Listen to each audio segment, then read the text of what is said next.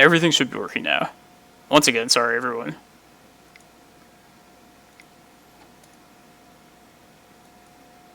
On the play here for round 3. I'll try it. It's a little risky, but got a Kozilek on deck. Looks like Rug Delver.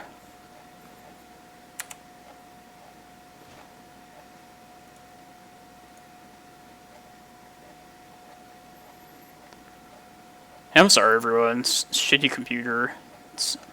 Last couple weeks it worked fine. I don't know what's up with it now.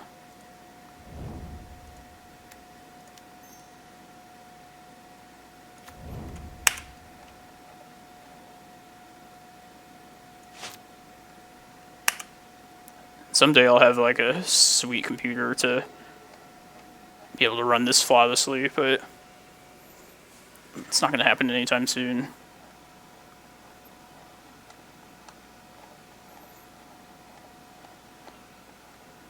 Alright, we're up against the best deck, so really being put to the test now. Let's see, round 1 we beat Death Shadow, which is a pleasant surprise. And then last round was a Snoko opponent, which we pretty much dominated.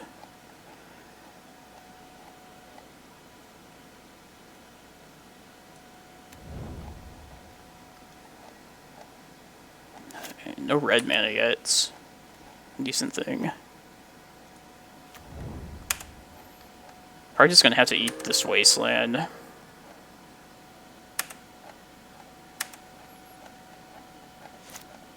I do want to become famous. I'm not gonna buy followers though. I don't need that.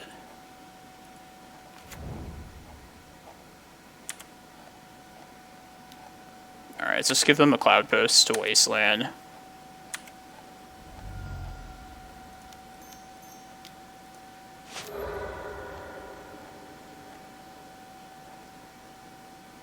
guess I could get like a basic still.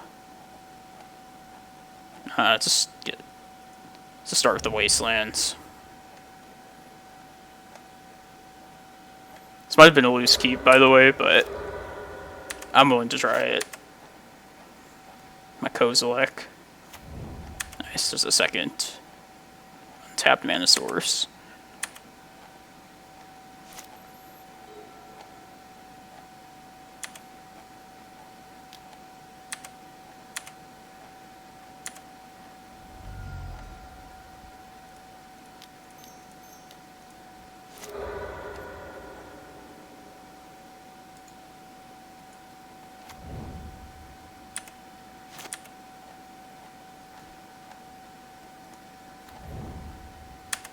I'll just make this say Cloudpost now.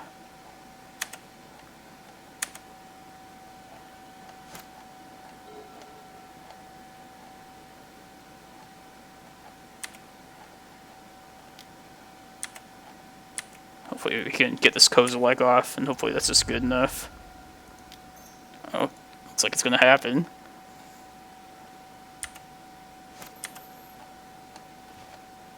Ooh, Ulamog. Even better.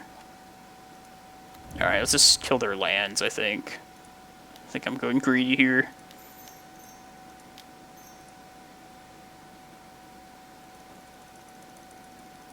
Yes, take the Delver player's lands. Give them a taste of their own medicine. Yeah, nice. Ah, you stuck around, Gifty. Appreciate it. I don't know why we lost sound there, though.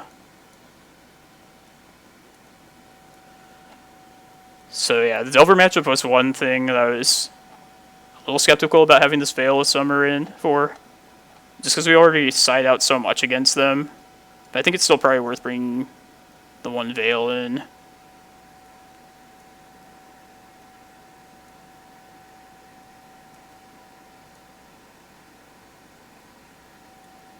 Could maybe just cut the Rec Sage. It'll suck if they land a Winter Orb, but it's possible like the carpets or the tabernacle will get us out of that spot anyway.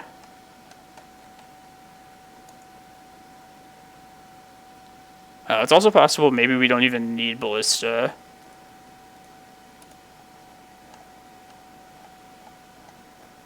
Yeah, this one Veil, this is like the one spot that I was kind of doubted having that card. I mean, against any blue deck, we're bringing in so many cards. Like, we're always bringing in like the carpets pretty much. Yeah, me too, Bladewing. If we're unfortunate enough to get a Winter Orb cast about against us, hopefully they have like a nice, like juicy board going wide with creatures, and we can get our Tabernacle out. I placed that like second to making a Merit Lage off of an opponent's Blood Moon. But that's like the top like thing that I strive to do. But the number 2 thing is definitely Tabernacle against Winter Orb. It's so nasty. And I've done it so much in the past too. I always remember like the Bug Delver when that was a thing. I feel like I did it against them all the time.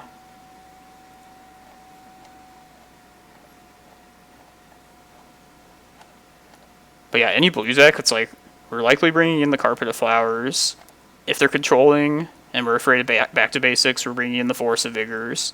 If they're a combo deck, we're also bringing in, like, the Surgicals and the Mind Breaks. And if they're aggro, we're bringing in, like, Tabernacle Ballista, so... maybe I should rethink the, sideboarding strategy. I don't know. Yeah, I think I'll keep this. Lots of lands is good against Delver.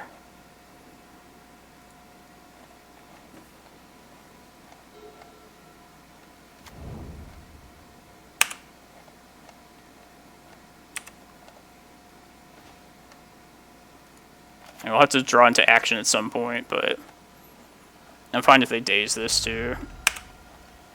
There's no threat out yet. Fine setting them back a turn.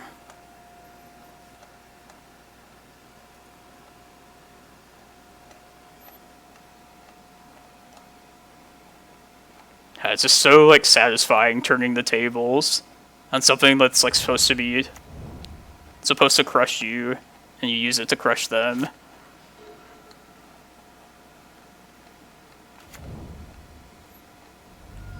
But this is Dreadhorde Arcanist. Yeah.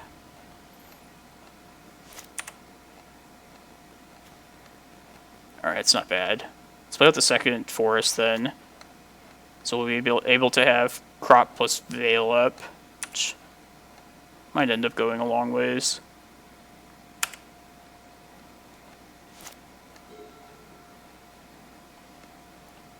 Since I have these 2 cards, before I drew that Crop, I was thinking of searching up a Thespian stage here. And playing Stage out turn 3, and then being able to activate Stage to a Cloudpost turn 4. But since I have these 2 cards, I'm just going to get another Cloudpost here.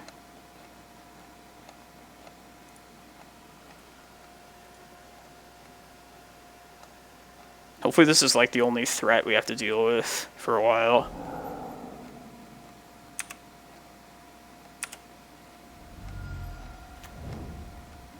Wasteland. And Zoko. It's very good here.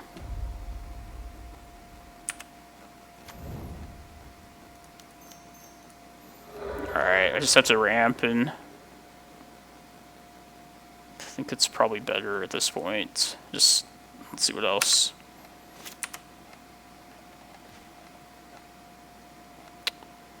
Alright, well they're definitely going to wasteland here, so might as well keep this up here. This also just isn't very good at this point in the face of Oko. It's a little late for that.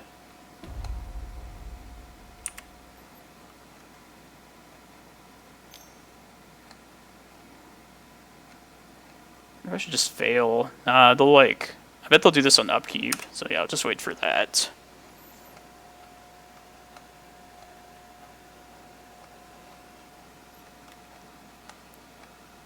I am happy this one single Veil of Summers come up a couple times already. This is probably a permanent change. Say if like Oko gets banned, I feel like the Delver matchup, or whatever becomes the best Delver deck, will be a lot more winnable. And if that happens, I probably am going to cut back on the Carpet of Flowers then. Might go back to like 2 Carpet, 2 Veil of Summer. And I don't know what becomes of that very last sideboard slot then, but yeah, there's a lot of times where I really miss Veil.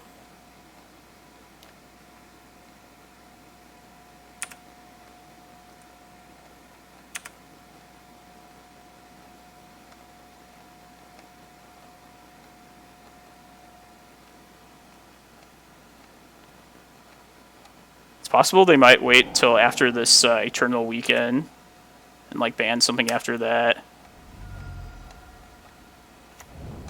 God.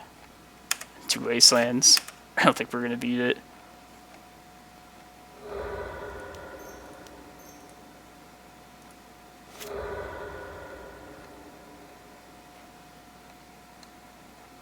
Spell Pierce, Force.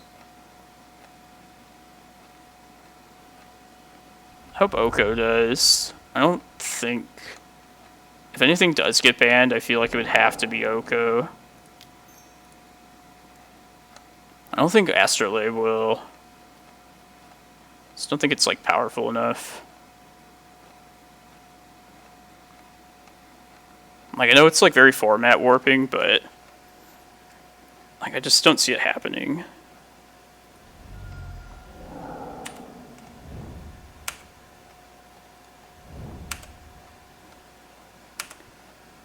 God, the Wastelands.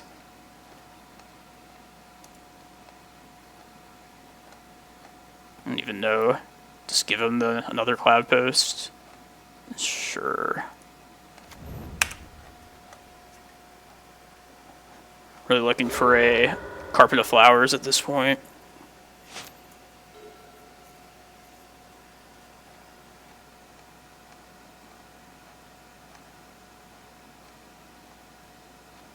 Probably just dead next turn if they find a bolt too, so. As good as this card is against us, I don't think Dreadhorde will get the ban either.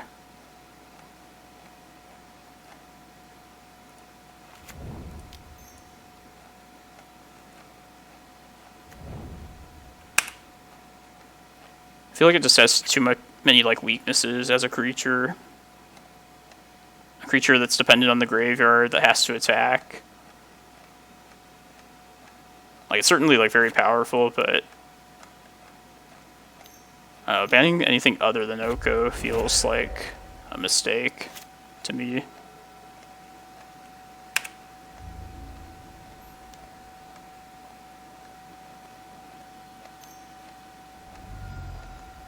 Wow. Alright, that was decisive. Alright, game 3.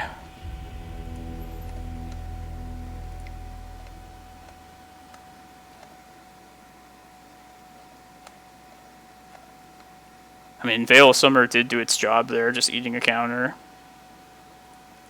Yeah, I agree, Bladewing. I think it just has too many weaknesses for it to... It's just dependent on, like, too many things. Even this matchup in particular, for, like, me, I remember, like, a game before where they had a Arcanist out for, like... They probably recast, like, 6 different things, like cantrips. They're seeing, like, all the cards in the world, but, they didn't, like, find any other, like, threats. And just, like, the 1 damage a turn, like... It didn't really matter to me. I mean, at least, like, threat-wise... Like, clockwise, it's not the worst.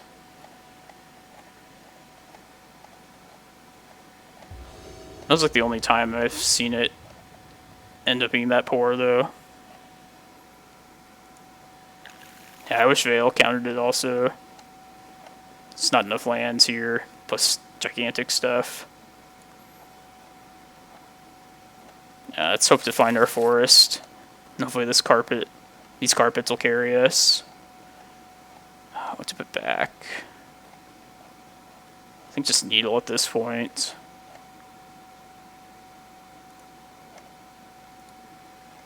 If this does end up working and we win, it's like Needle's not going to be super important. Alright, it's all up to this once upon a time. We need to find a forest.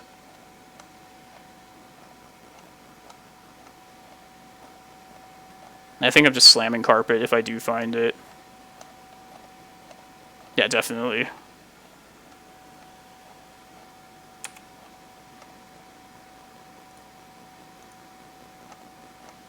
Forest.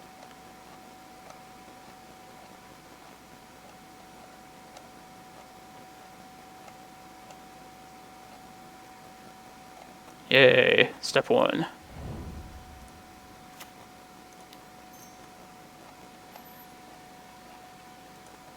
This probably will get countered. Let's try a second forest next turn. I can go Shepherd Carpet next turn. Definitely would do that.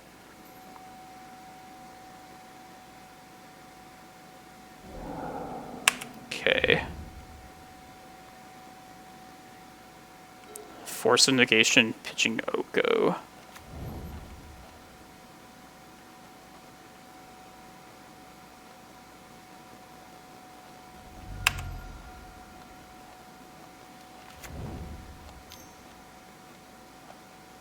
Preordain.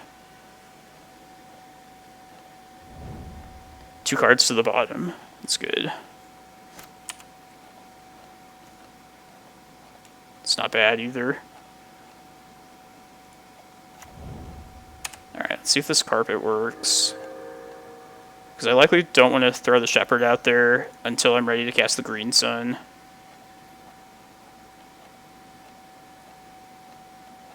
It's going to suck if this gets countered, but...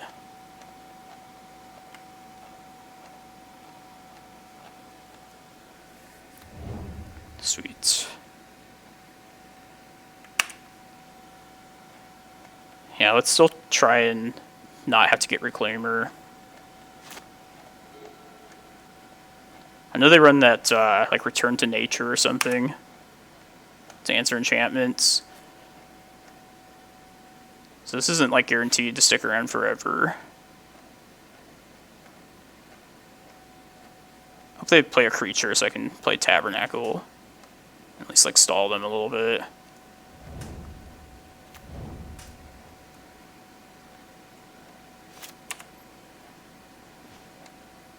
It's really bad.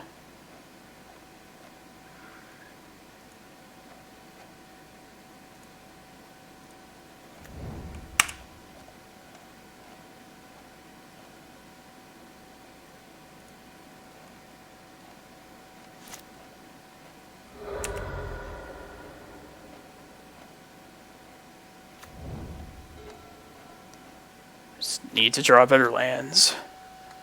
I really hope it's not Oko, also. Yeah, I want to just go for Titan. Shit. Engineered Explosives. Oh, we're so punished now.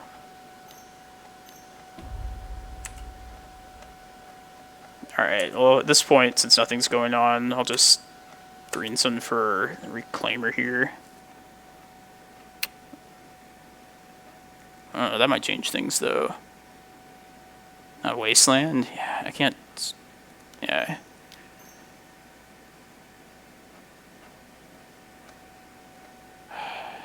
God, yeah. I think I just have to try and get this right now. Man, all these options just feel... Yeah, it feels so bad.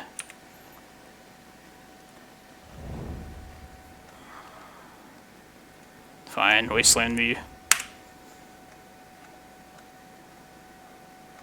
Just trying to prolong the all-powerful Oko for as long as possible.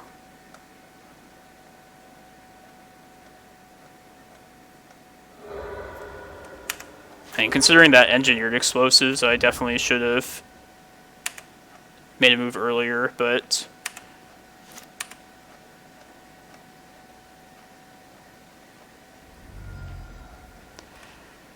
Alright.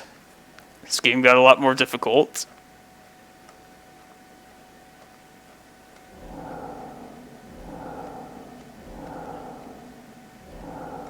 We're definitely not out of it yet, but... Hey, good morning, Dan. Hope you're doing well. We're 2-0 so far, so... do I want another 2 life or a second green source? I think I just want the 2 life. If I get to the point where I'm like slamming something big, I'll probably have like a second forest by then.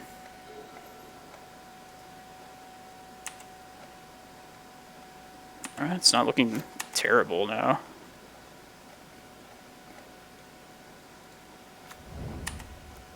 Yeah, I wish it wasn't legendary either. Oh, I'm sorry, Dan. Freaking skin, and it doesn't behave.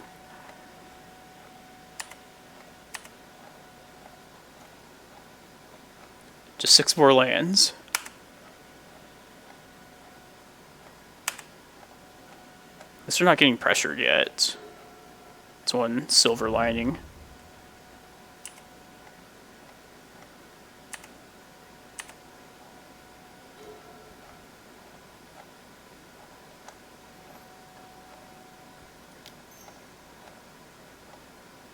Yeah, just throw this out here now.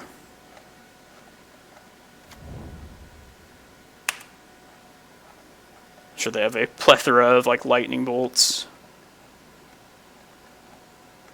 It's like, what else could they possibly have in hand?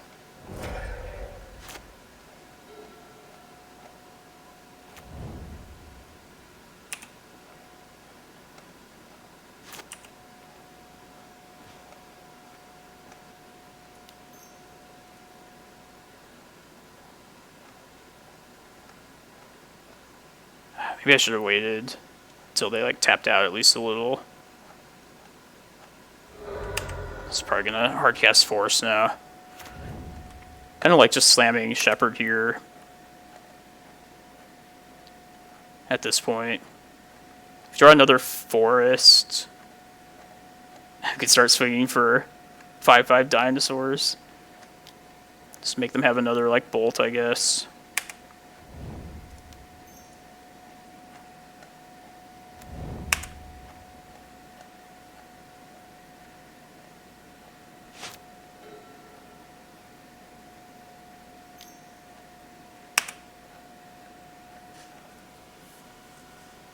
Yeah, that's true. It's gonna suck when they find a Arcanist too, because I really don't want them to replay that Surgical and take my carpets. Shouldn't have said anything.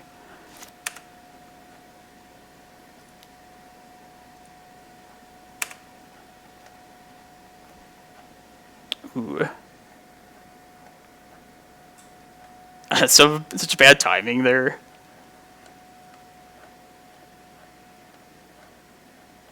Do I slam this now?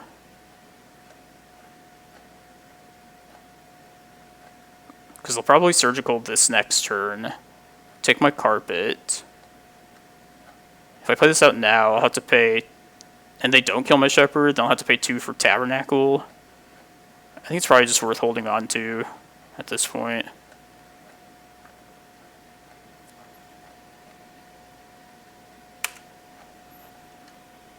Yeah, this is all going so terribly, despite us dodging a threat for like 10 turns.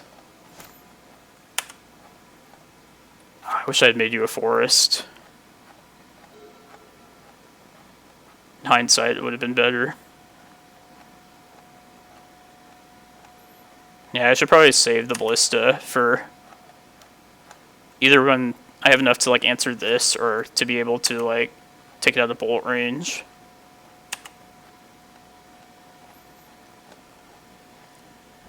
Hey, Tutode Armor. Do more. Sorry, I'm probably butchering your name. Hope it's going... Everything's going well. We're in a staring contest this third round against Rug Delver. 2-0 so far, but this is game 3. It's not looking good here.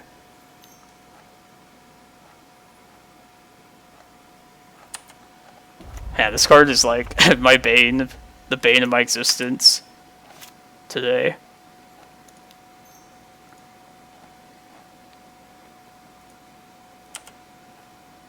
Just make him pop it now. It's a terrible draw.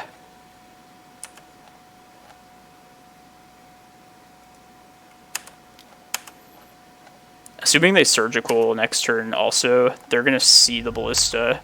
So it definitely loses some of its value when they know about it.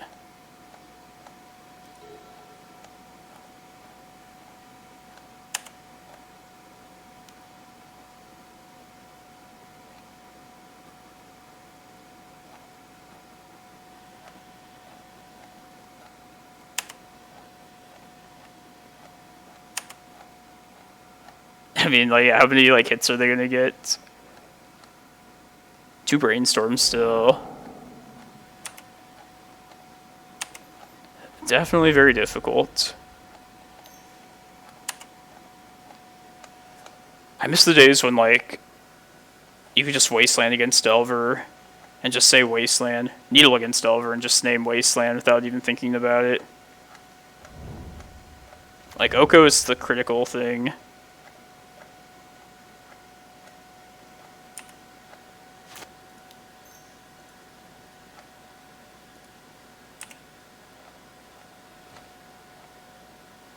Alright, let's not play that out yet to this.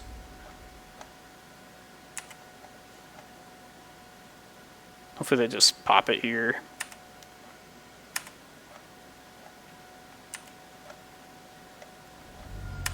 Yeah, they have 6 mana and we have 4. What a failure.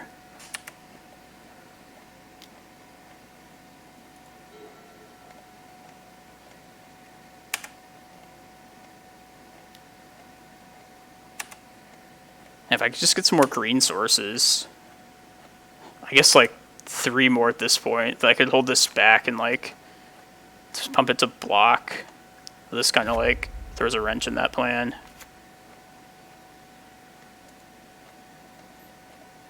I really hope they just keep avoiding surgical and we draw one of our 2 carpets that are still left. Ooh, maybe they'll like do enough damage to themselves.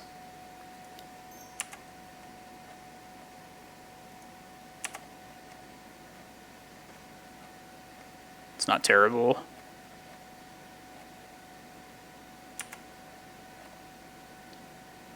Probably just getting rid of Tabernacle whenever they go to kill this.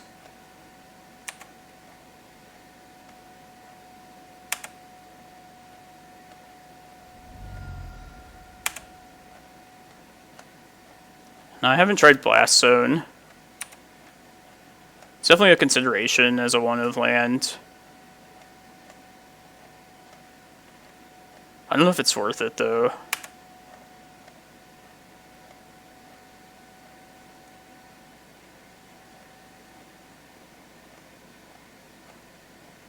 God, please go to like 4.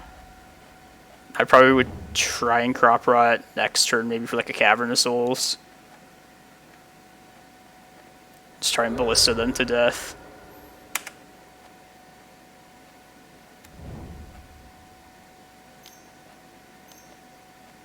But, you know, it's only a matter of time. Yeah, I was going to say for this. Food token. Alright. Doesn't bode well for our Ballista kill him plan. Surgical. I decided out Bog too, so I can't like mess around with this on either myself or them. I'm taking the Green Suns. Okay. Well, now they know about this, which is unfortunate.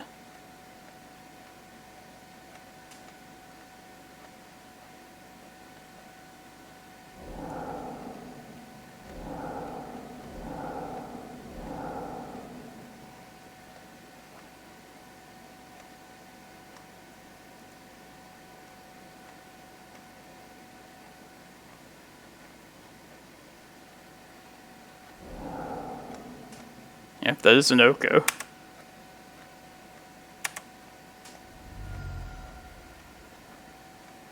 There's just like no way I could possibly race this Oko, right? I should probably just swing at Oko. Especially now that they know about Ballista.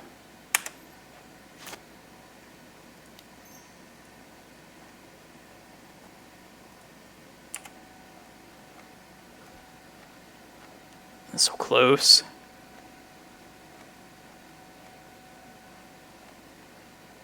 They also know about the crop rat, unfortunately.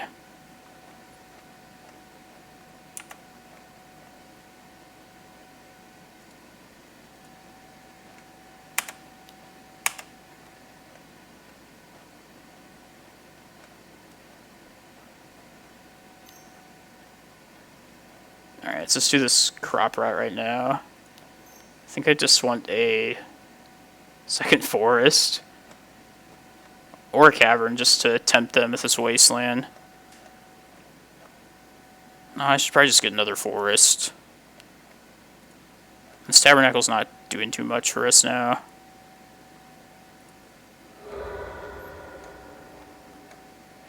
Plus, this way I can just cast a Reclaimer. At least, like, have something else to pressure him. Maybe I don't want to do that either, though, because then they could steal my Reclaimer. This is all very, very bad. I think just a forest is the best thing, though. And Reclaimer's also not out of bolt range yet, either.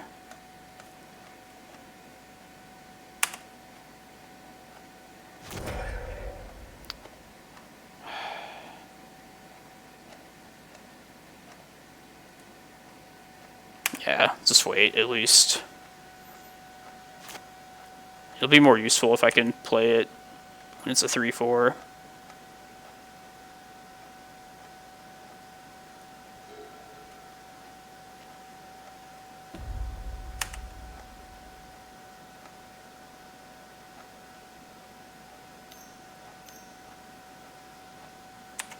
Oh, Cavern of Souls would be like the best draw for easily.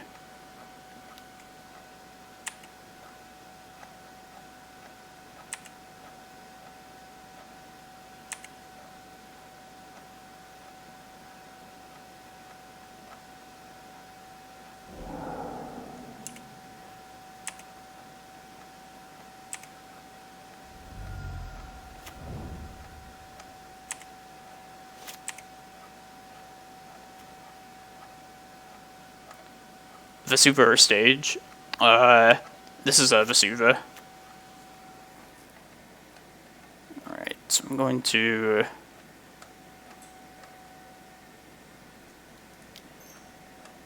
entice them to use Oko here.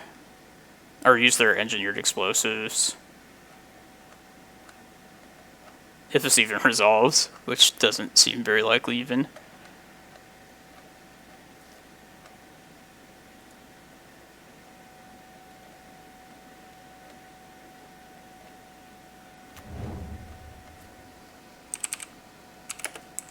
That's probably better than just a name to this, because then we'll just die to Oko.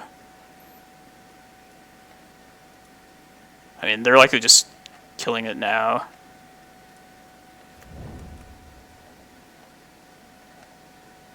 I think I need to play this out too.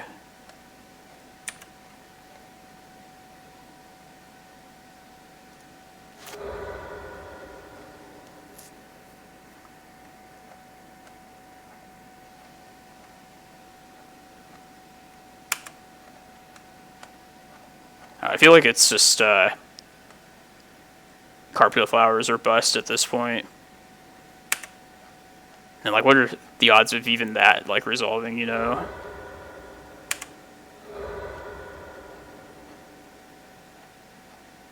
Might just be dead. Let's see. 4, 8, 9, 10, 11, 12, 13, 14. We're dead to like a bolt.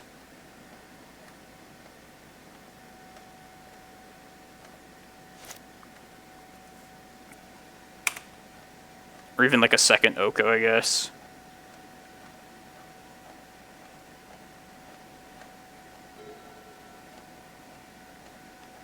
It's a tough one to lose.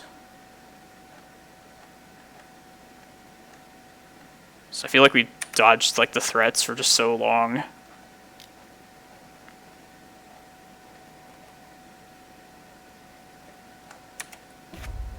This is a great inclusion for that deck, though. I mean, a lot of people are running Carpet of Flowers, so I imagine, like, this is for that.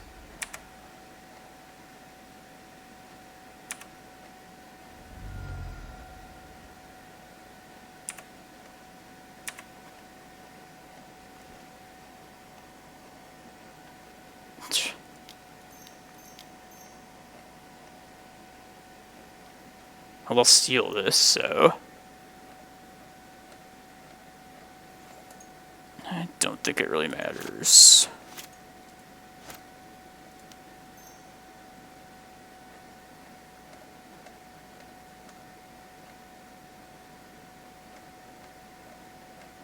Get Tabernacle, I guess. I don't know. Glacial Chasm. Alright, let's not think too hard about this.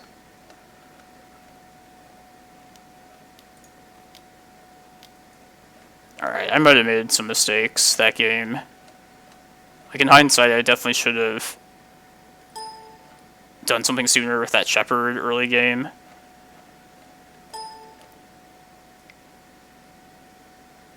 Yeah. Oh well. Not in the terrible spot, 2-1. But yeah, just losing that third game really sucks.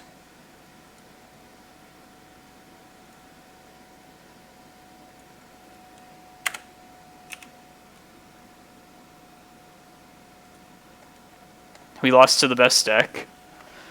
Oh, man, Rug Delver's so difficult. I feel like there was like a time period where I could beat him fairly consistently, but that was definitely a long time ago. That was even before I was running the 4 Carpet of Flowers.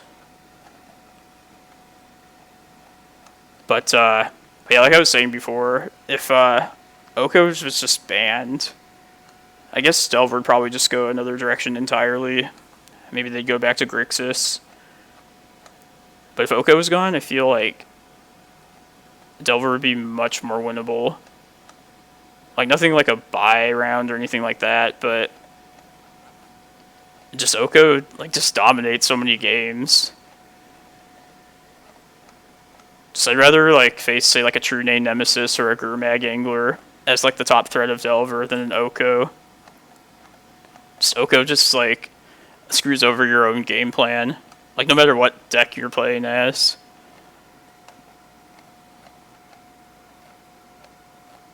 But yeah, like I said, could have done some things differently that entire game.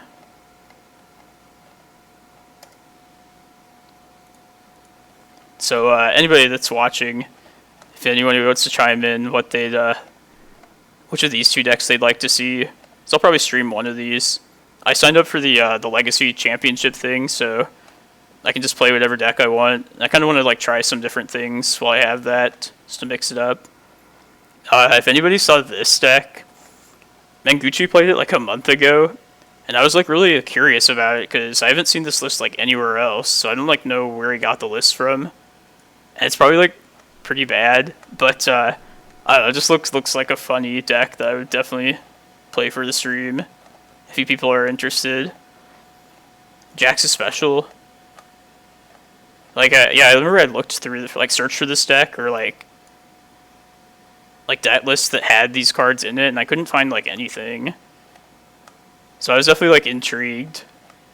Oh, white faces? That's awesome. It's either that, or, it's the much more typical blue Urza deck. And don't play Card Echo. Yeah, the blue one's definitely, like, gonna be a better choice as far as winning. But this one, like, is pretty, like, unusual. Yeah, the Menguchi got like a turn 1 win, like the first game he played, I remember too. Yeah, just dying to Force. It's definitely one of those decks. And you have like no disruption of your own other than like these defense grids. So yeah, I don't know. We only play monocolored decks on this stream, so... But I figure like, this deck is probably seen a lot less by everyone watching. I'm kind of leaning towards this, actually. Seems like a good way to throw away 10 tickets, but...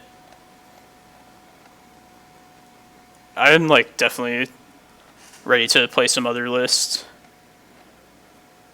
Maybe I'll brew some things I've been thinking of too, while I have the this kind of access to everything. Been wanting to play the Primetime Stompy deck for a while, so I might try mixing my own spice to that. And then I'll probably play in the Vintage next week. Like, I'm not, I don't know too much about Vintage, so it's definitely not my forte. I know everybody's coming to the stream to watch the 12 post, but just to mix it up, be fine streaming like a little bit of Vintage even. If not, I'll just like record it for my YouTube channel, but probably playing a workshop deck for Vintage. I've never played the Colorless Post before. It's a good deck, but it's a completely different deck than the green version that I've been playing.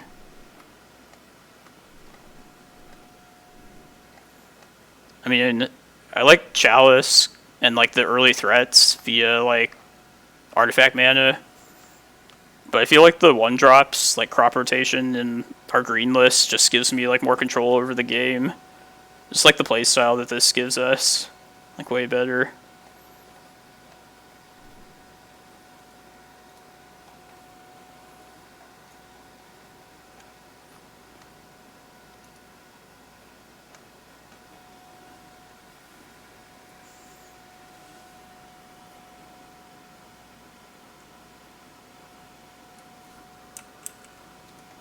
Yeah, like the colorless one feels more like a stompy deck to me. Which I know I just like talked about stompy decks, how I like those, but it feels like you always get to a point where you're at the mercy of your top deck, and you're just like hoping to draw what you need. But with this deck, like the green list, I feel like you just have control over your fate. Kind of like a blue cantrip deck. And the green, like, card filtering is, like, in my opinion, like, it can hang with blue now. Like, filtering-wise. Disruption just counters are just way, way better. And green has, like, no disruption. But as far as, like, Green Sun, crop rotation, and Once Upon a Time, which is, like, seeing a lot more play in general in Legacy, I feel like green just finds what it needs fairly easily. I mean, you have to be able to utilize Green Sun or crop rotation if you're playing one of those cards, but if you can, it's like, it's a tutor. I think that's almost better than blue cantrips, if you can work it right. Yeah, that's true. Golos and... I mean, your Karn is just incredible in general. It's the... I was playing a green list with Karn like over a year ago, before I started playing like Green Sun and Reclaimer. And I loved Karn in like 12 posts, but this current list I'm just like way more happy with. And Golos, of course, is great. And the Vintage, like for the workshop deck I choose to play, I know like the more typical workshop deck is like this Golos control deck. Seems pretty cool. I've the only other deck I've really played in Vintage is like the Ravager aggro shops. But I guess the Golos control one is probably just the better deck.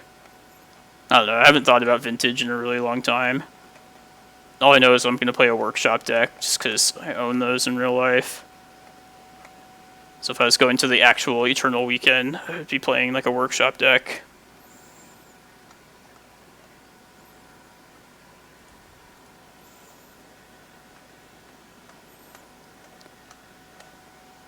I appreciate everybody watching. We're 2-1, so we're still in this thing.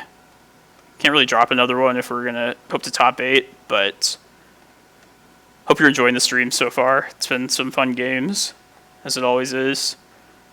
Round 1, we got paired against Death Shadow, which it's a difficult matchup, but we pulled it out 2-0. And then round 2 was Snoko, one of our best matchups. And then last round we just lost to Rug Delver. So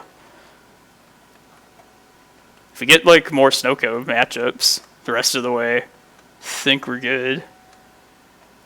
You know there's going to be like a Doomsday or something, or an Omni in the rest of this tournament somewhere.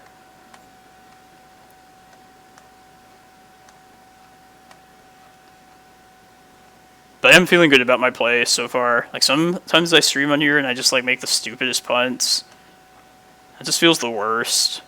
I feel like I haven't like had any epic screw ups today yet. So we're good on that end.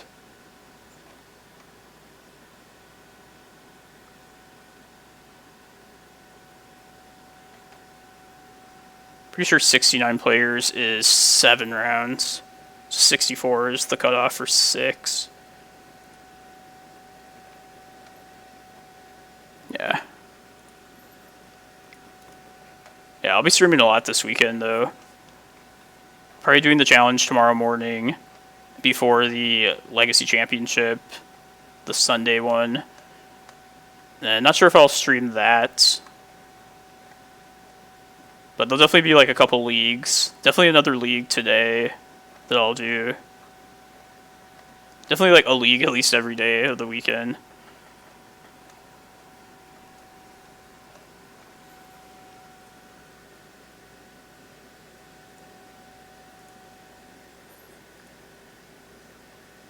But yeah, these two, Mono Blue Storm or Mono Black Storm or Mono Blue Urza. I don't know. Do I want to play like a solid deck or like a meme deck? I could go either way.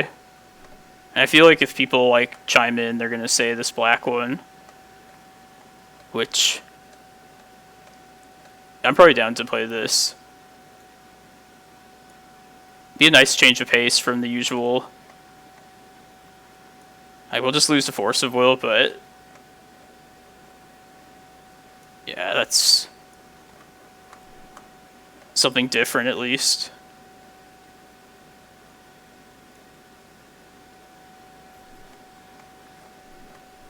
Yeah, I have been like burning like play points and tickets because I've been losing a lot these last few weeks, last few streams. Need a good solid like top 8 to restock the coffers. It's been a while. Yeah, and then we run into Rug Delvers. They take our money.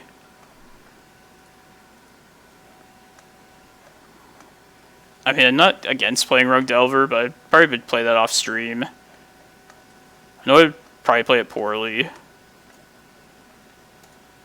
Plus, like, nobody wants to see me play that. See, like, anybody play Rug Delver.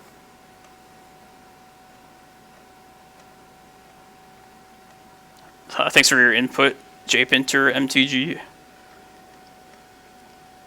Another thing I'm down to do, too, is if we play, like, the blue one, if there's any, like, spice we can put in the sideboard, I'd have to try, like, something like that, too. Like, I was thinking Wishclaw Talisman. I saw that in one of the blue-white, like, Bomberman decks. I thought that was pretty cool. I mean, maybe it's just not worth having that as an option, but yeah, I like the idea in theory of having, like, a demonic tutor. Go find, like, your Echo or your Urza.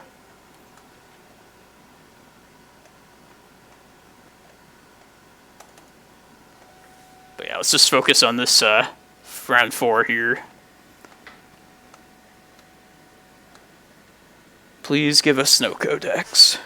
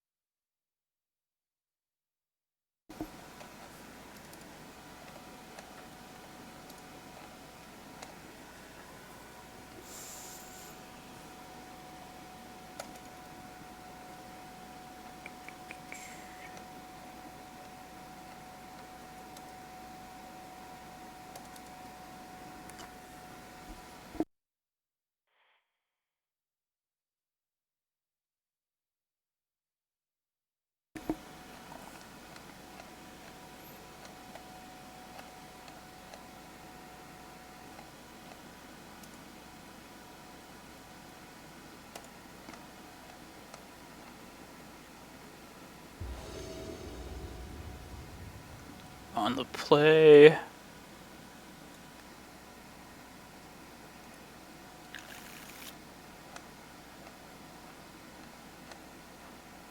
this gets us a second land, is that good enough? I think it might be, actually. Because if this was a 6-card hand, the 6 on the left I think would be worth it. Yeah, let's try it.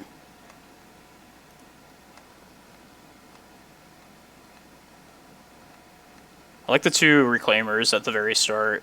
Just have redundancy with that.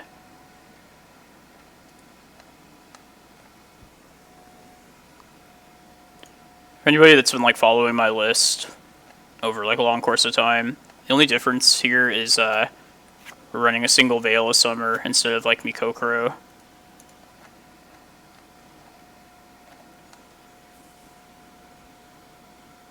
Yeah, it's kind of risky, but like I was saying, as a 6-card hand, I would definitely keep this. We're gonna have to hit more lands, but I'm assuming this will get us a second land. It's iffy, but I think it's sufficient. This is also like effectively a land if it... Like if we find like a 3rd land, this will easily be a 4th one.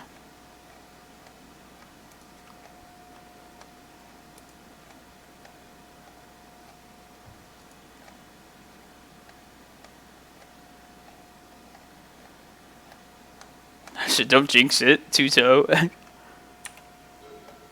I mean, we have had some pretty epically bad Once Upon a Times on this stream, but... Alright, we got a second land now. It's good.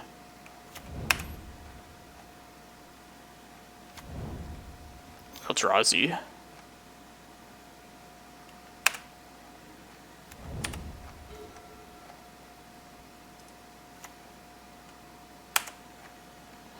Not having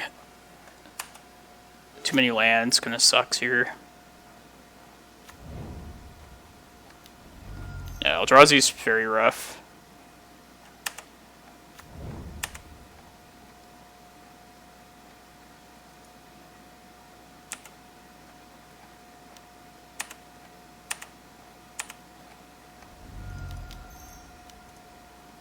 Come on, please give us a land turn 3.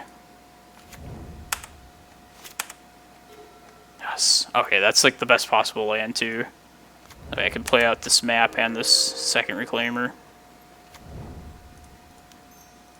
Yeah, we're likely gonna be relying on Glacial Chasm at some point in this game if we're gonna win. So I'll make this Glimmerpost a Cloudpost. If we draw another forest, we can cast Prime Time. Or a Soul Land, a Locust Land next turn. We can Green Sun for Prime Time. This is a lot of damage, though.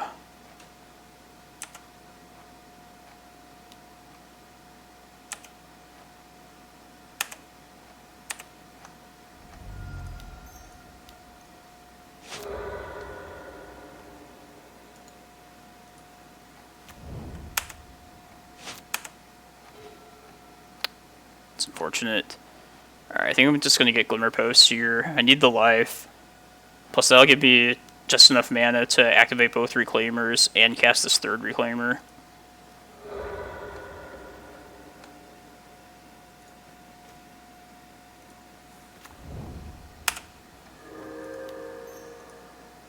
I can jump with like one or multiple of these if I need to.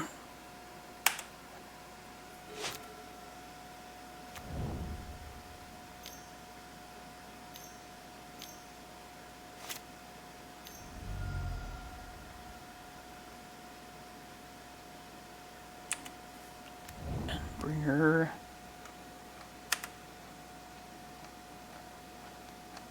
I mean, you hate to see Endbringer, but it's not as bad as Smasher, I guess. I think I'm going to plan to just cast the Primetime in hand. I'd rather keep the Green Sun for some versatility to get, like, Excavator, in case the Eye of Ugin that I plan to search up gets wastelanded. I'm gonna jump one of these things. Oh yeah, I can make one of these a 3/4, so I can kill the Reshaper. We get punished if they find like a wasteland off of that, but it's fine.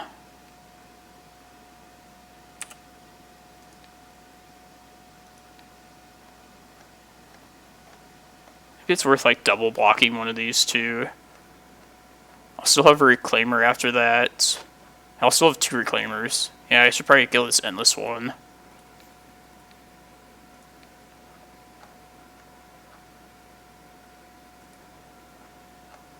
Yeah, just remember it would be so punishing. Seems like they might have it too.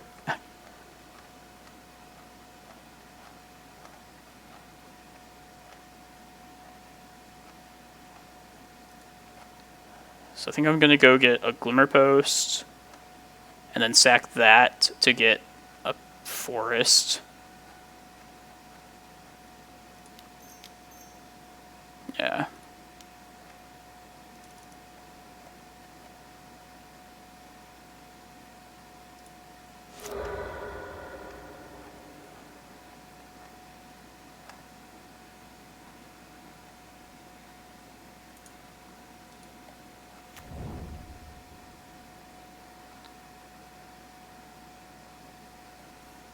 I have to do this now, just to use my mana.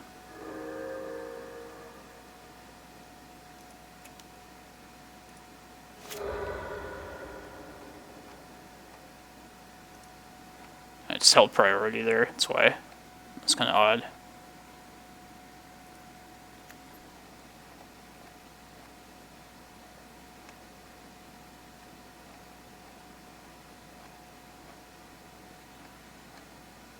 We're so fucked if their last card is Dismember. I mean, I guess we have like a second. We'll still have a Reclaimer around.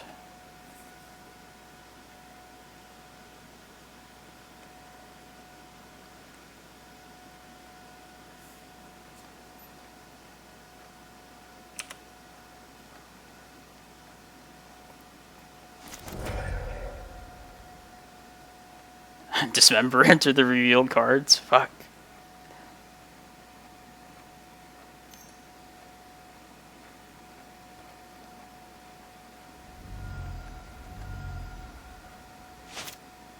At least they're pretty low themselves. Let's play this out. Can I afford to get Eye plus Cloudpost? I think I can. Yeah.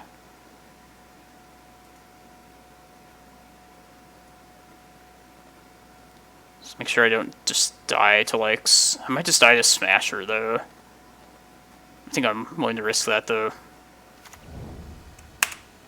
Need to make some headway. I don't know, I didn't figure out the math. Just, I know Smasher would be awful.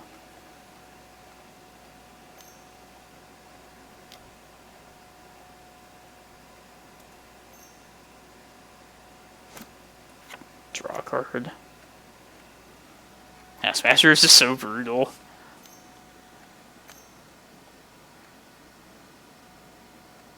I mean, they're definitely going to stop our prime time from attacking. Most likely.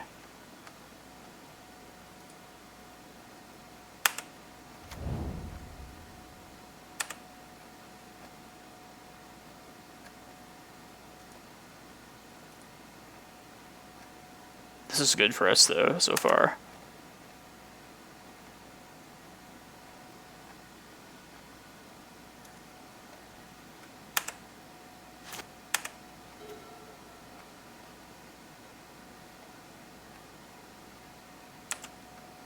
Alright, they're definitely going to Endbringer this. Ooh, maybe not. Get our attack triggers.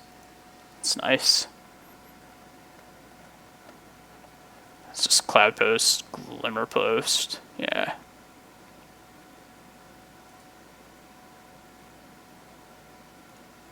Then I'm going to go get Ulamog. And also hold up Reclaimer. I think they should have probably stopped this from attacking. Not should have, like, they definitely should have. So those 2 lands are just so valuable to us.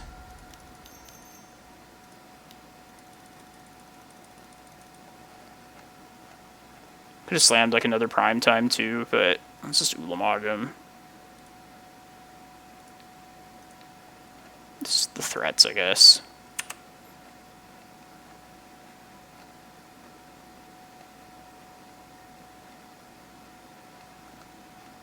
Nice. It's another good one to steal game 1. Alright, Tabernacle. Probably just either 3 or 4 Force of Vigors. I question, like, how many forces we actually want. I mean, there's 4 of them for a reason, just to, like, maximize our chances of hitting them for Chalice matchups, but Chalice of the Void is, like, the only thing it's really going to hit in this matchup. Like, they're likely not going to play their GTAs against us. And maybe it'll hit that too, but it's mostly there as a Chalice answer.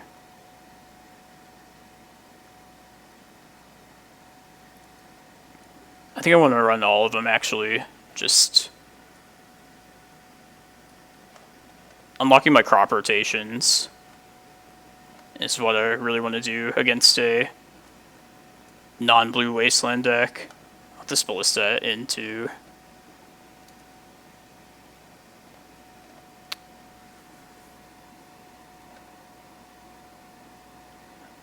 maybe Shepherd is just overkill against Chalice. Yeah, let's take the Shepherd out.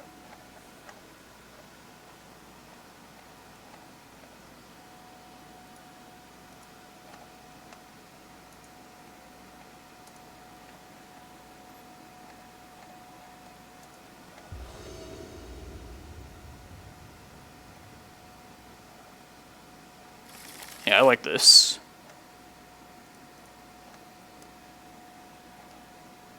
Pretty good mix of, like, everything.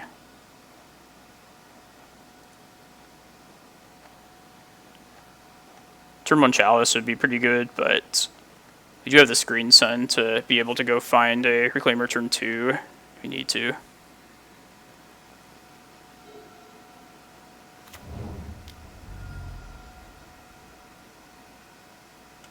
There's the Chalice. Lotus Petal. That's pretty surprising.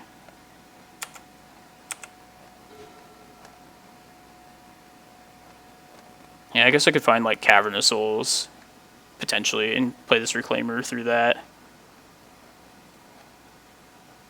Yeah, let's take life gain.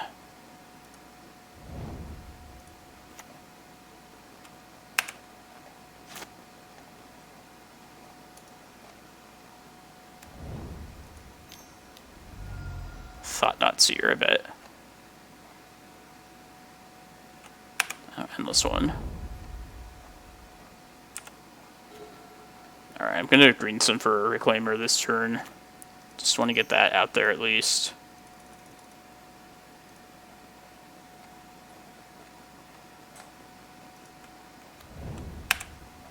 The Maze of Ith will be nice, but I'll get this out at some point.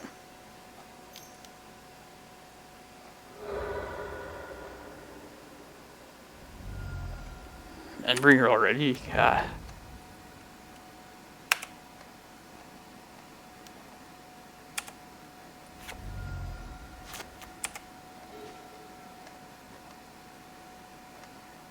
It's definitely a problem.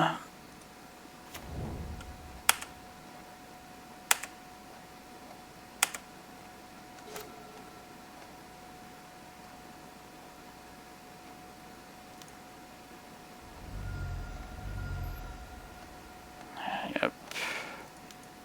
Let's get a Cloudpost here.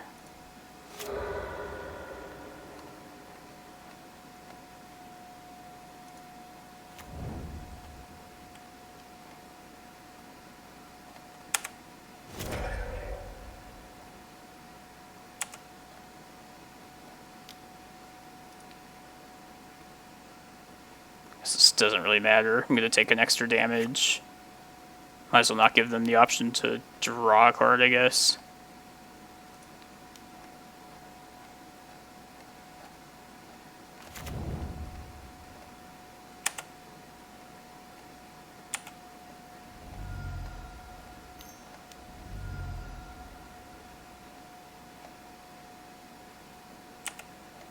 God.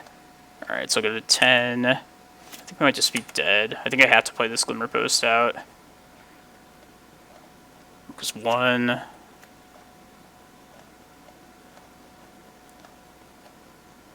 We'll go to 10.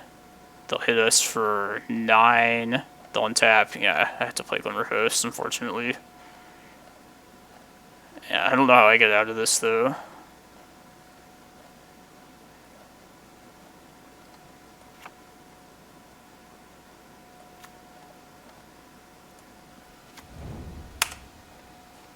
I was thinking with Chasm, it's like possible Chasm might have been better in hindsight. I kind of liked working towards this prime time and just hoping they don't have enough pressure though, because Chasm's not going to get us to winning all that quickly.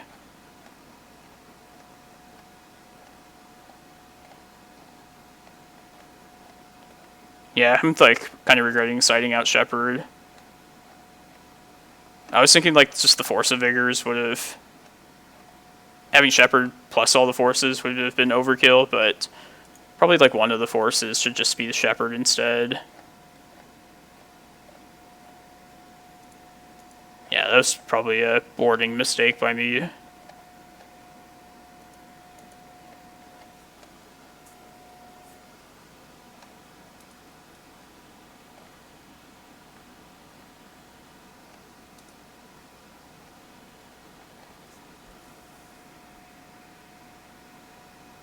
Yeah, I mean, I had the 4 forces for like that specific start, but that's how it goes.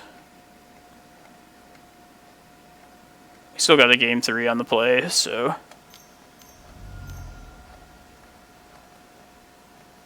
this is a Reality Smasher. Yeah, we're super dead. Oops, I want to reveal the hand. Goddamn Modo lag. Yeah, let's actually cut one of the forces and put Shepherd to be able to, like you were saying, that spot when there's a Chalice out, have it to Green Sun for. And fire off like those crop ruts.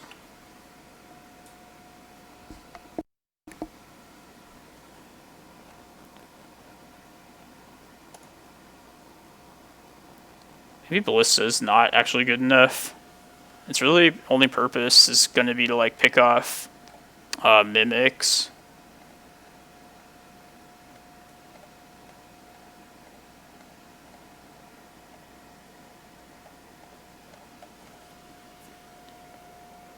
But yeah, I think I'd rather just cut one of the forces.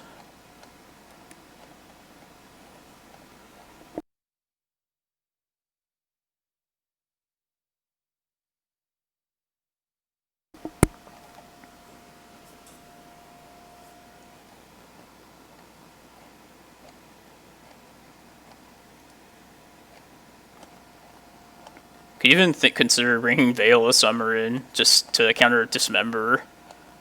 That's probably too narrow, though.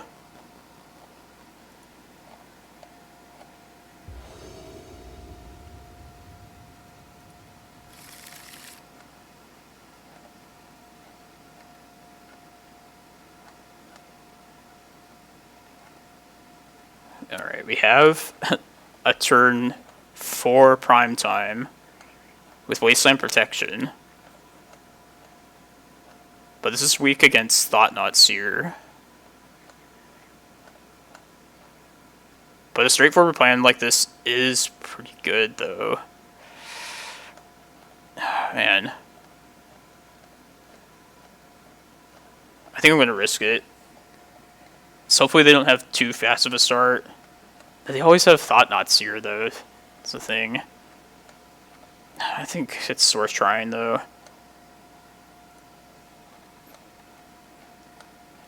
So they don't always have Chalice, but they always have a turn 2 Thought-Knot Seer. That's like been my experience against the Eldrazi deck. Always turn 2 Thought-Knot. Hey, Matt. Nice to see you this Saturday morning. 2-1 in Game 3 of this Round 4 against Eldrazi. Hoping this turn 4 prime time can be fast enough. And hopefully we can dodge a Thought-Knot Seer as well. Which might be asking too much, but I feel like our mana should be pretty good this game, regardless.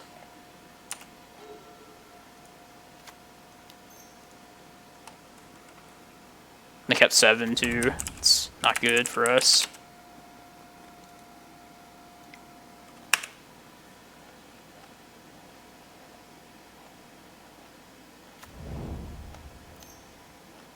It's probably the Displacer version.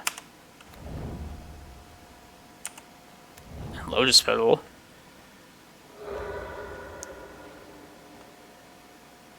Either I'm just like out of the loop with Eldrazi, or I don't know if this is like a typical thing. I feel like I've never seen Lotus Petal in this deck before.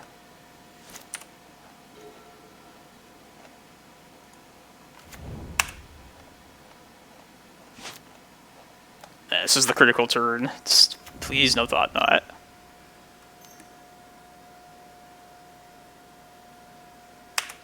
It's good so far. Alright. Come on. No Thought-Knot. One turn.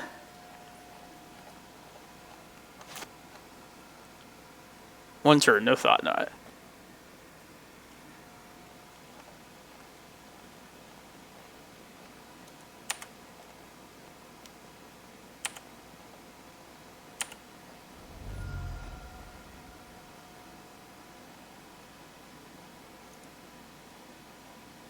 Yeah, I know Simian Spirit Guide's pretty typical.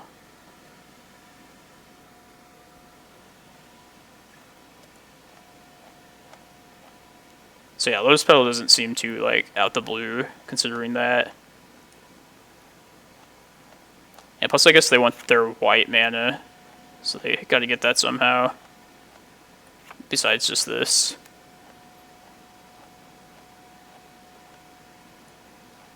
Yes! Alright, this paid off, actually. Let's get Cloudpost Tabernacle. Let's do everything we can to hinder their mana at this point.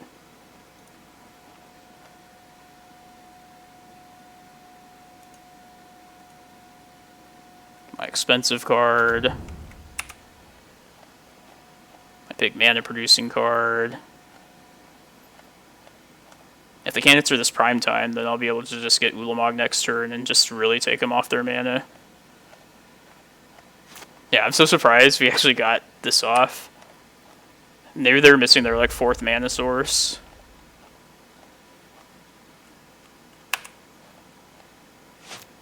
Oh, hell yeah. This is gonna be so nasty.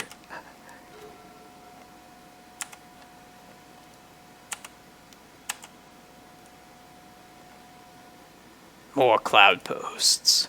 Yes.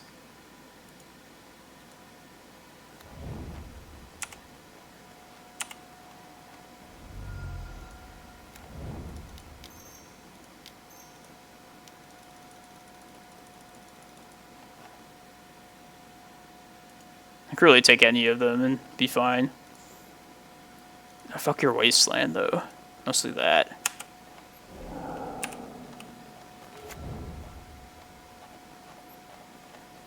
Alright, that was a gamble, but it paid off. Whew.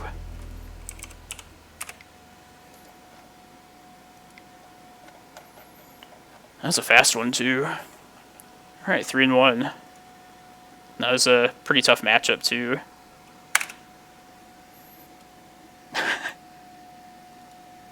Yeah, I knew I was going to hit their wasteland. Wasn't sure what else, but yeah, the lands make the most sense. But yeah, fuck wasteland. Yeah, it was needled, but it was more so that I wanted to take them off mana more than anything.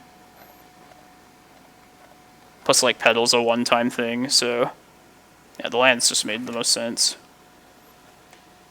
Or if they, like, had, like, Blast Zone and, like, kill my Needle, then I would have regretted not hitting Wasteland.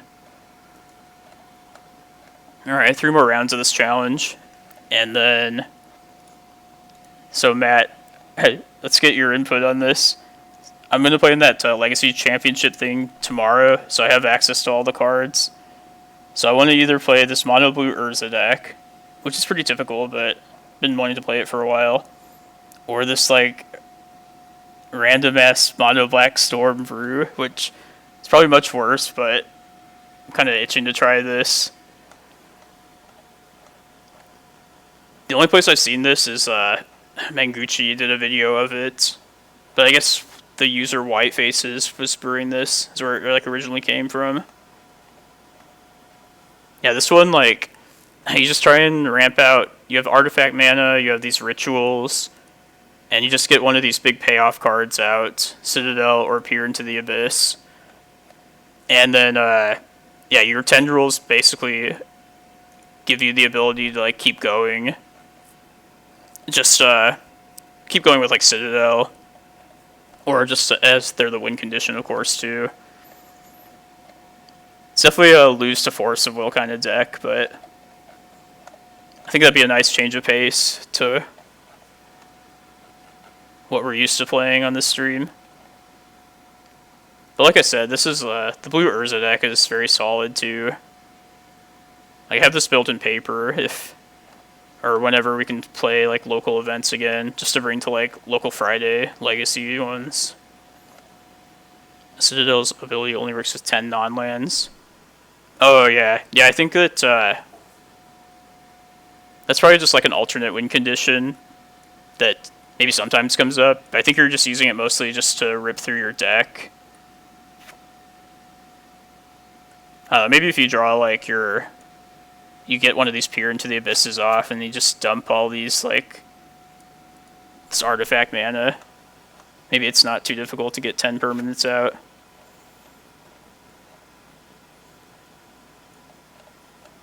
But yeah, I'll probably play one of those two decks for a league today. I kind of want to play, like, just the usual as well, but yeah, I don't know, I should play one of these while I have the ability to. Yeah, grid's like the only disruption. It's 3 grids, and then like 1 in the sideboard. Ooh, who followed? Dom HRV. Thank you for the follow. Appreciate it. Oh, that was another thing I wanted to get set up for this. Just the ability for me to see when someone follows. Like, I hear that chime, but at least I have the follow thing up now. Yeah, there's got to be some simple solution for that. Yeah, there's a decent number of permanents. Yeah, like once you draw 30 cards, I guess like 20, you probably just can dump a whole bunch of artifact mana.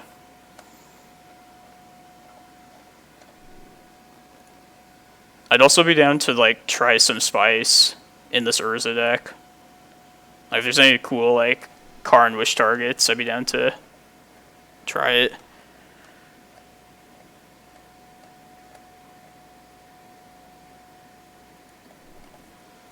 I wonder if like Wish Claw is worth having in there.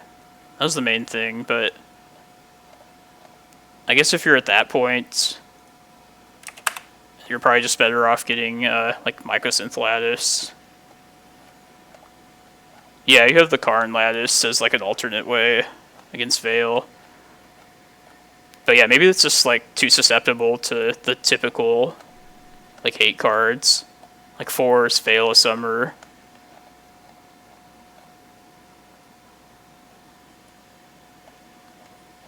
Yeah, Believing. I saw it in the sideboard of one of the blue-white Bomberman lists.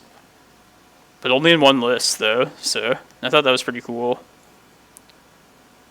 You wouldn't really have any problem getting the black mana, just because you have Petals, Opal, or LEDs. And then, I don't know, just being able to find like an Echo, or Urza, or Narset. Literally any non-artifact thing. Seems like it could be cool. Oh yeah, Wishclaw in this deck too. Yeah, that's like not a bad idea as well. Just get like what I need directly.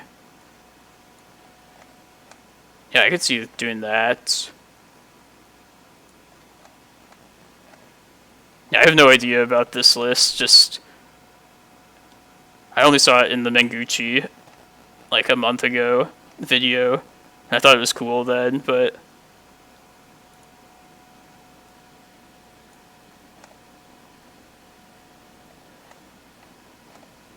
you want to see the blue one, Gifty?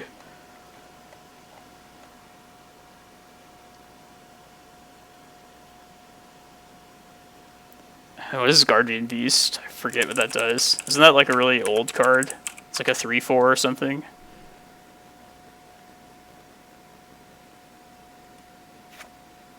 Oh, I was thinking of like the artifact one.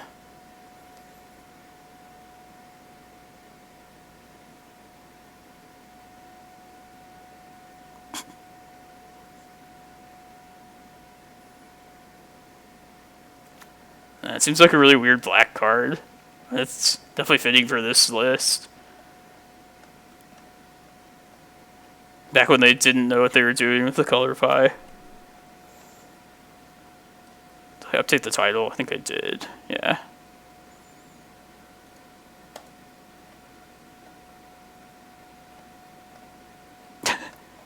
Yeah, we've seen me get dumpstered by Rug Delver enough.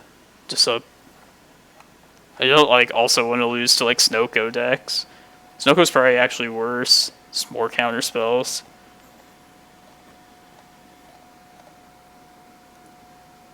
Like this deck is definitely legit.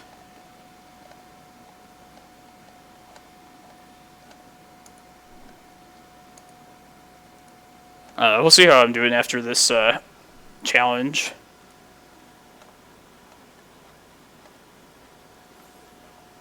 Yeah, I don't think there's anything that really like hates out both of those decks.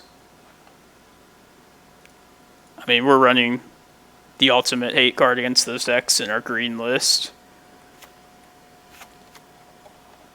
But apparently, like, we can't beat, like, engineered explosives. Running so many 1-drops. Oh, a jank deck. Just an entire deck that beats them. I don't know. I know the Hogak deck, like, supposedly shits on Delver. Nothing really, like, shits on Delver completely. Like, Delver could always just potentially get there against anything.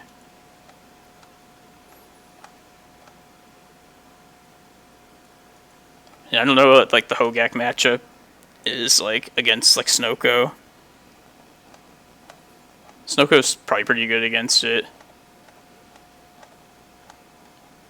But I say that with, like, 0 experience with any of those decks, so I might be completely wrong.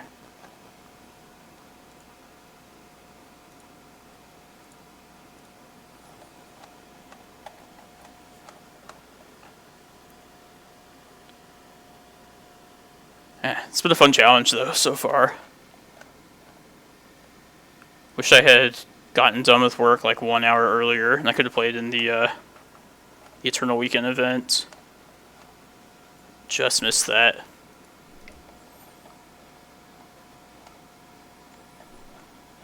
Blue-green root maze. That sounds spicy. Like some sort of blue-green root maze prison deck. Yeah, there's one more event, Matt. A Sunday one.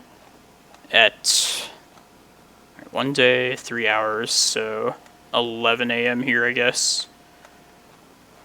Oh, it's such a nice start time for us in AZ. So yeah, I'll definitely play in that one. I know some of the other AZ friends are gonna play in that one too.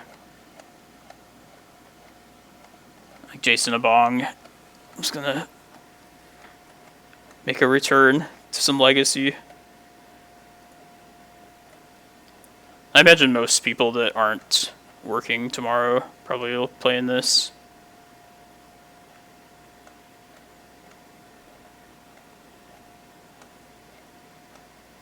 Let's see, 3 hours, so that's 10, and then 54 minutes. Should be 11.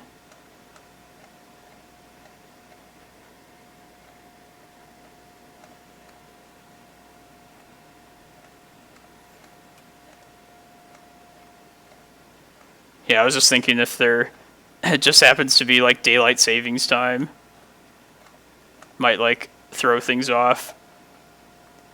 Just being in Arizona, you never have to worry about that. But there's definitely like trips I made for like Magic tournaments where like daylight savings times changed. Just being an Arizona native, was not used to that. I guess our phones just like automatically fix that now though anyways, so you don't even have to like really worry about that. Okay, November 1st. Thanks. I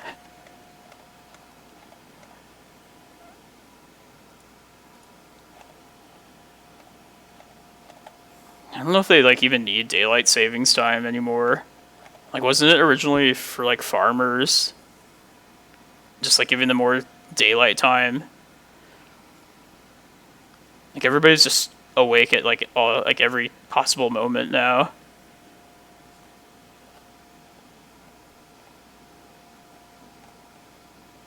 Oh, seriously? I never knew.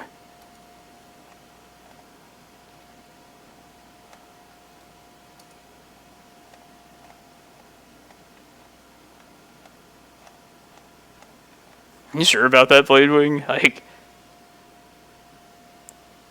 seems like they would have had daylight savings time before, like, the Nazis.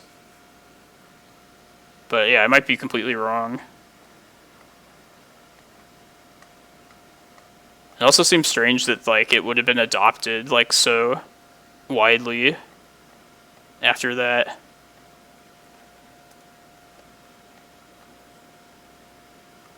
Yeah, that's what I thought, Matt. I thought it was, like, from, like, hundreds of years ago.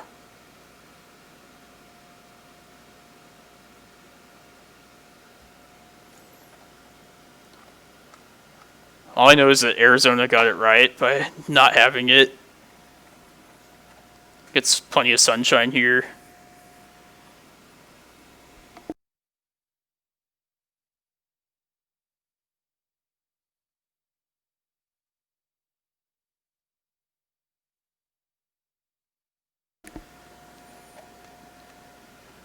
Man, losing that Rug Delver round 3, that was a rough one. But we have won against 2 difficult matchups, though. Like, Death Shadow and Eldrazi are both really tough, so definitely can't complain about that.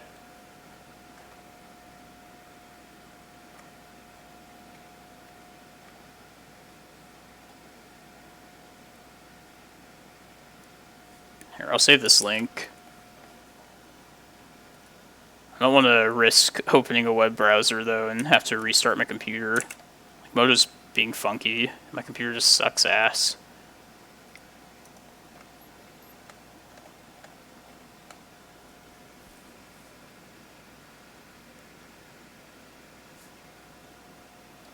I just copied the purple stuff it highlighted.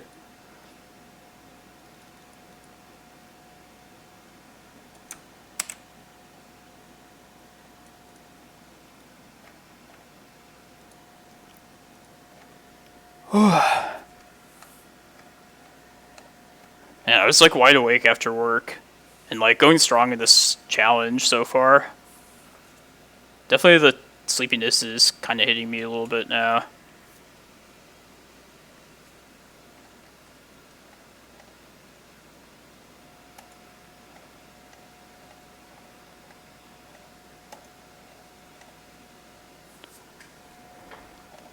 But yeah, we're in a good spot so far, and it's just been a while since I've even like cashed one of these challenges, so yeah, it's definitely the best it's been in a few weeks.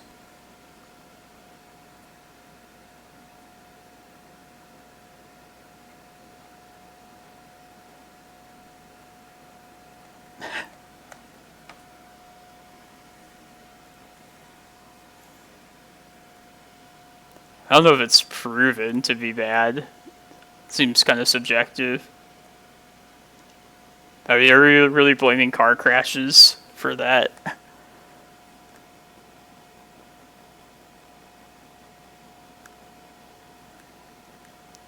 I never get how like friends in college that came from a place that had daylight savings time, they were always like super happy when they had that extra hour of sleep that one day.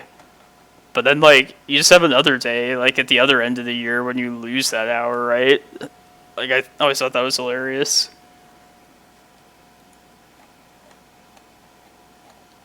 It seems like something not worth getting excited about. Unless you're just like super tired that one day you got the extra hour.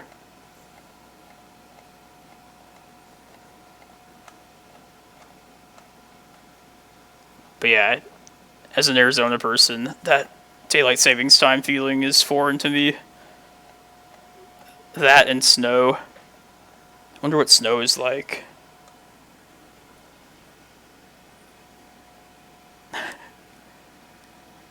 Yeah, Indiana too. It's kind of weird. I think like one of the countries, I think Iran is like has it like off by like 30 minutes or so too. It's kind of weird.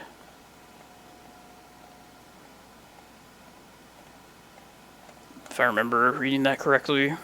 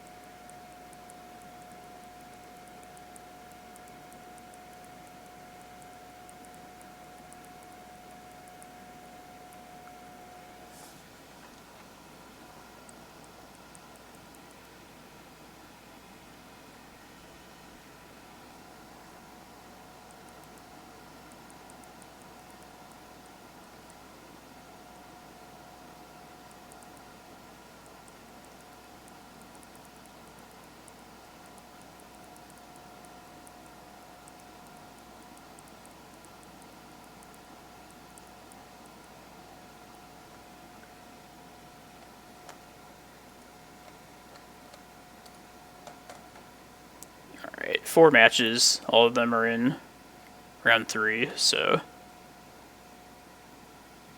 should have our round 5 pretty soon here. 10 minutes at the very most.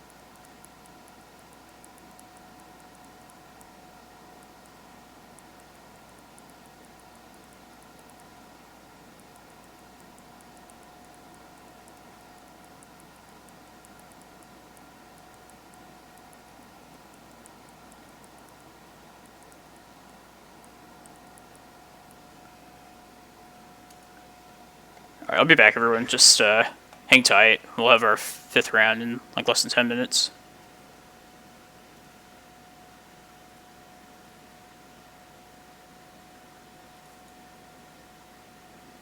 I thought I changed this too.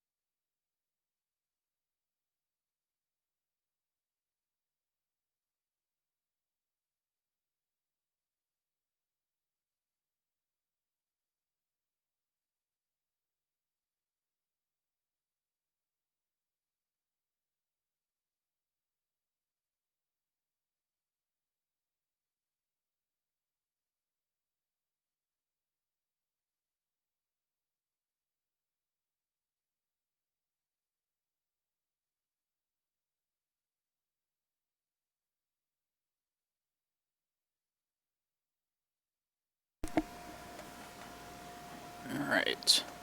It's definitely the one match that's like going down, where each player is like down to their last like minute.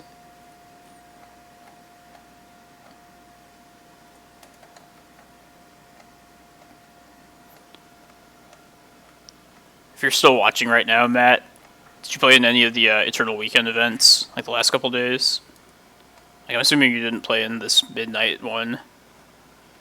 But I know there was one in the day yesterday. I know you work on the weekends too, so...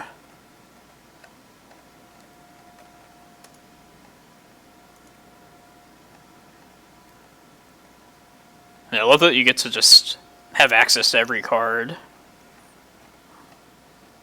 Oh, nice. I think tomorrow it's at 11. Maybe sneak it in.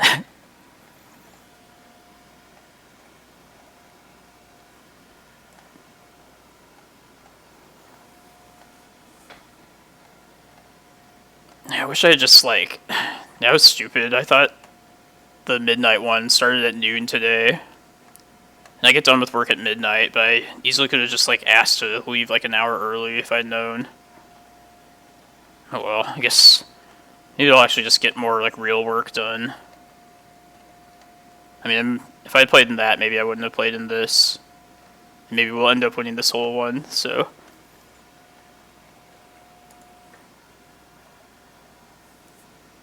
Alright, we're in 8th place, as it is right now, with 3 more rounds. So 4 undefeateds.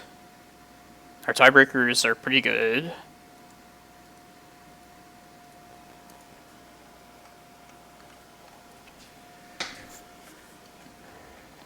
Haven't made too many stupid punts today, so... There's always that.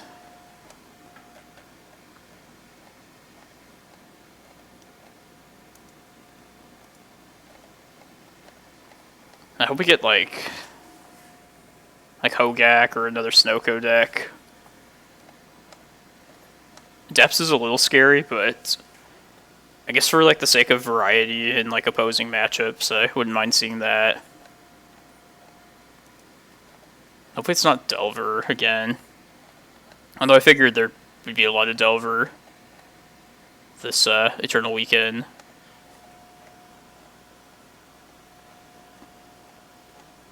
So to everybody watching, this is the first event I'm streaming this weekend of what will likely be a lot of streamed Magic.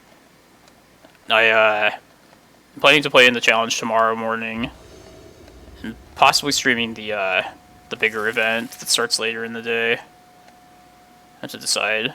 And definitely some leagues each of today and tomorrow. That's mulligan. Not enough lands.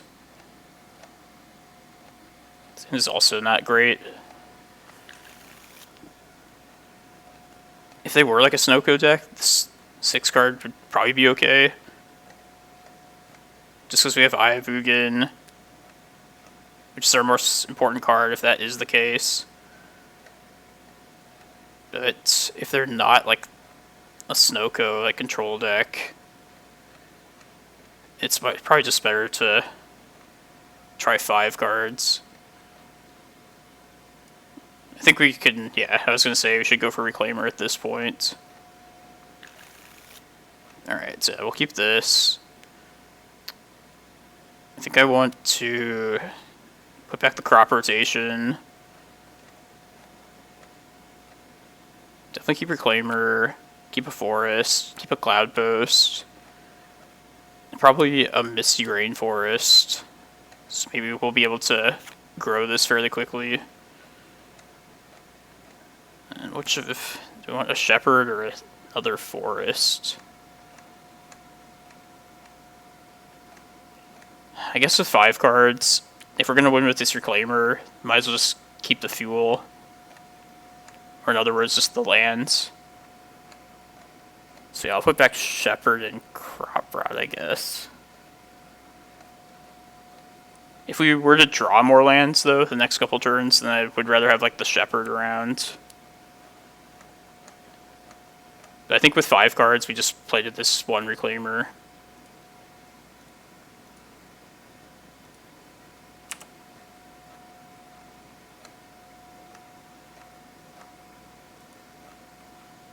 Like, if this is like a Hogak deck, this 5 is amazing.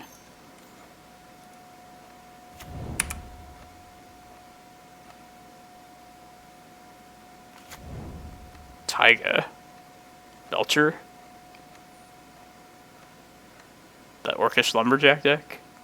Oh, lands. Okay, that makes a lot more sense. It's a lot more likely than the things I said.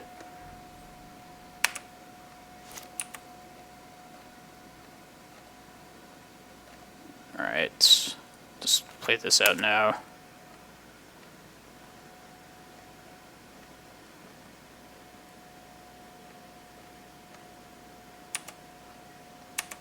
Maybe I should have just played the fetch there, because I probably want to deploy the Cloudpost next turn. It might have been a mistake.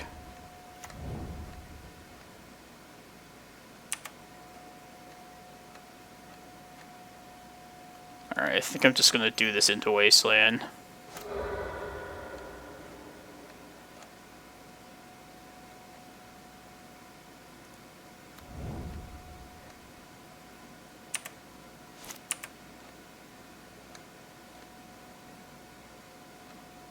Alright. It's kind of awkward having that in hand.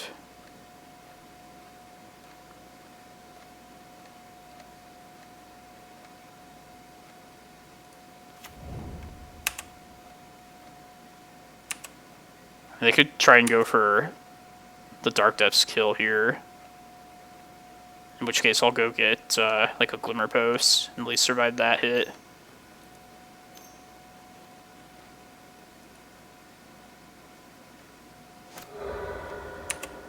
Alright, yeah, they're gonna try and kill us, so... Alright.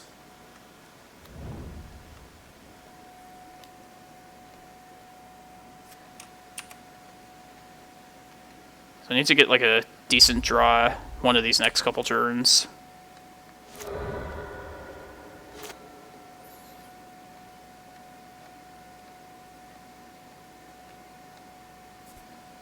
Yeah, I'm just gonna get Glimmerpost here.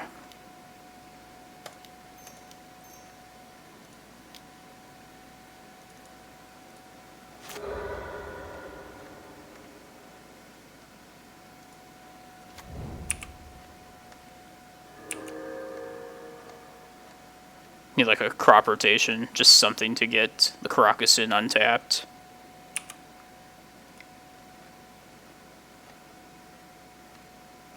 Maybe if I draw a Thespian stage, I can search up Chasm and also protect the Chasm. Huh, that's good. It's good to just draw the card you need.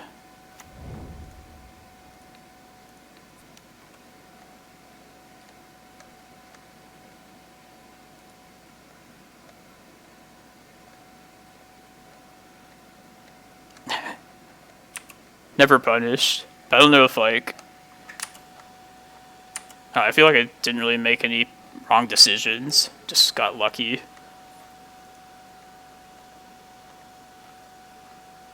Not having the ability to bog right here, though.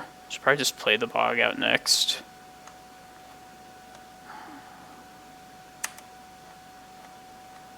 Let's go get another Cloudpost.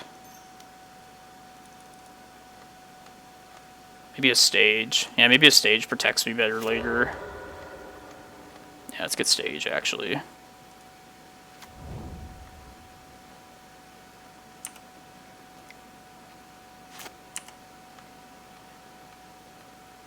God, that's another one I don't want to have in hand.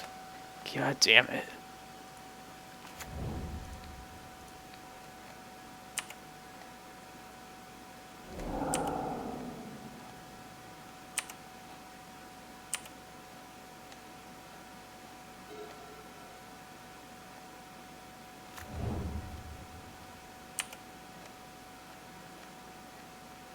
Let's just keep the stage up to protect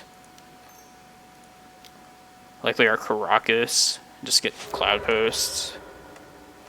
It's kind of tempting to try and make this another Cloudpost, but I mean, that would give us more potential if we like draw Eye of Ugin. Yeah, they have 3 cards. Let's see what this does for us.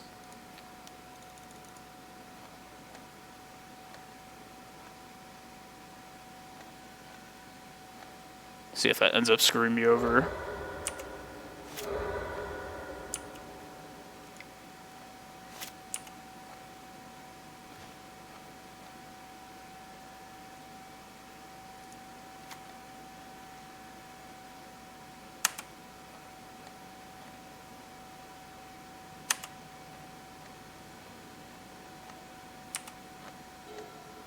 Yeah. They're really holding back with it.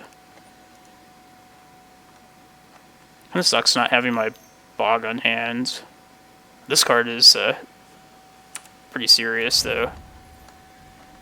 Definitely lost to this card against this deck in particular.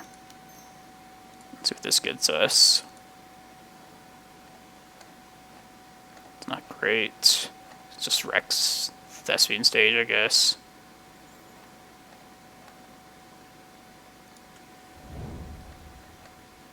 Let's go get Eye of Ugin here. Yeah, it's also just very scary, the life total we're at here. I might want to go get a Glimmerpost this next turn.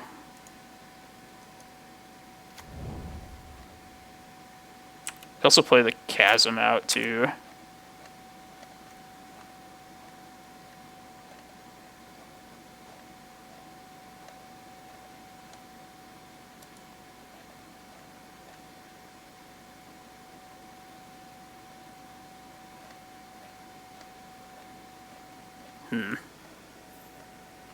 Does playing the second Reclaimer do anything for me?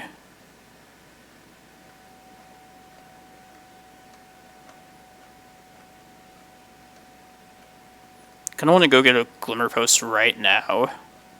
Just before while they're tapped out.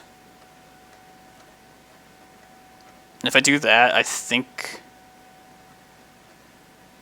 I'd like to get rid of this Misty Rainforest. And I'll probably do so without even sacking it, just because the life is just so important. I don't know if that one life is worth it, though. In order to get a second Reclaimer out, they can play 2 lands a turn.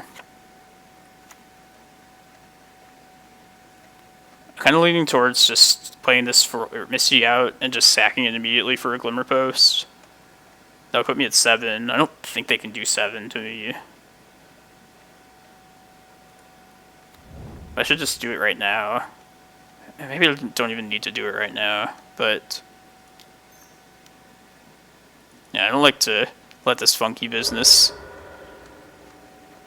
just not give them any opening for something weird like that.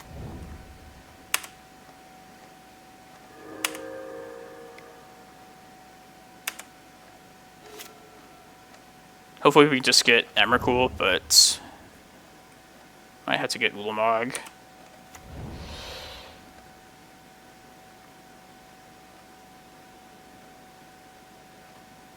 Right, Ulamog is just good enough here.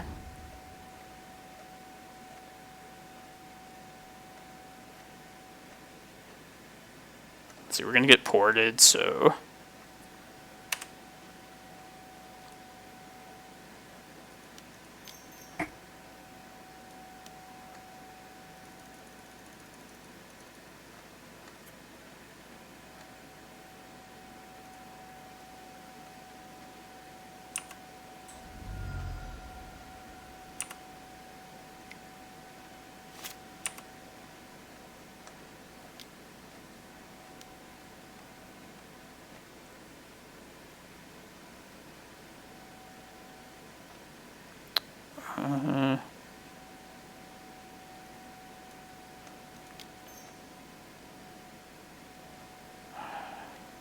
let's just get another Glimmerpost right now. Let's see. I can wait on that.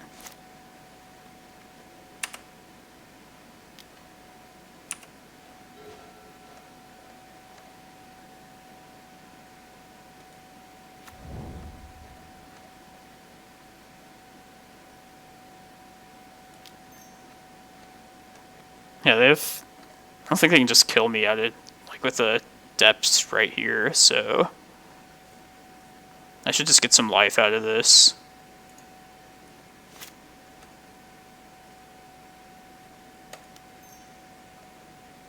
And I'll keep Karakas up just to be like extra safe.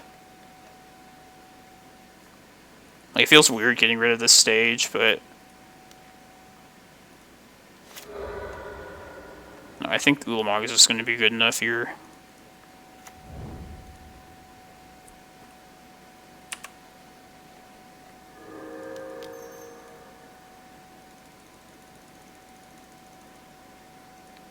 This just exploration, I guess.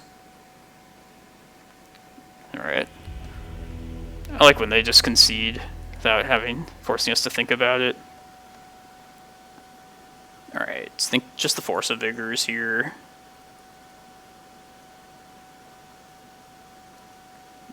Oh yeah, and the Surgicals, of course. What am I thinking?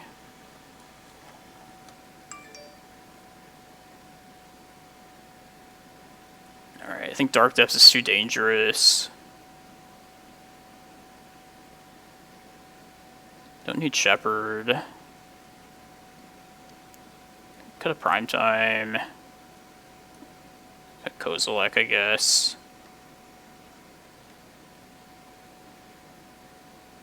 I guess 2 maps.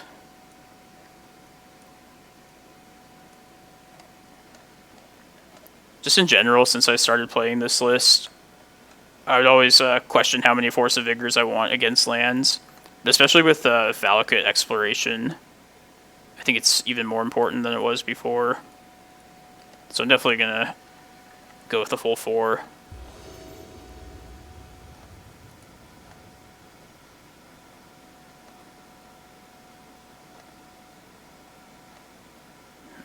Chasm sucks in hand. But if this finds a Reclaimer, this is pretty great. And Crop Rotation's also very good against it, this deck, so I think I'm going to keep this.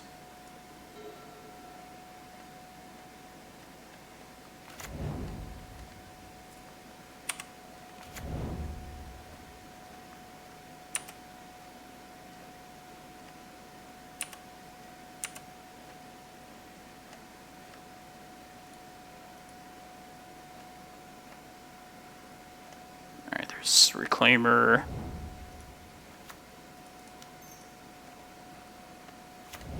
Hopefully this doesn't get Punishing Fired.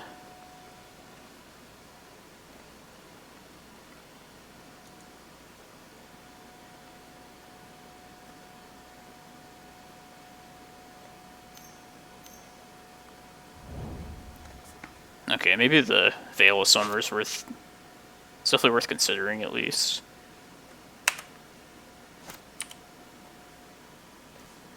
Ooh. Is it worth giving up one of these cards for?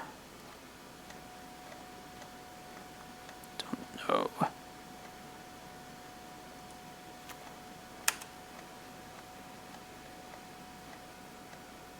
Can maybe wait till they play like one other thing out.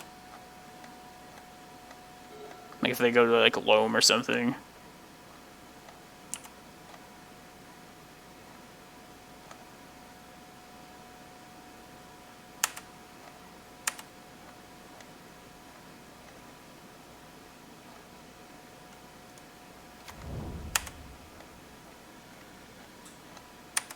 Feels like I'm like walking on eggshells anytime there's like Dark Depths involved.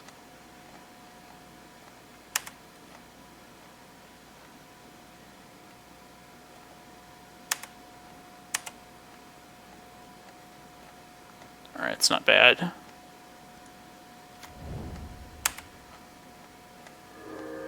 I think I should just kill their Mox at this point. I feel like I could still hold up until they like Loam or something. And then I can like force it. Or if they play like a Sylvan Library.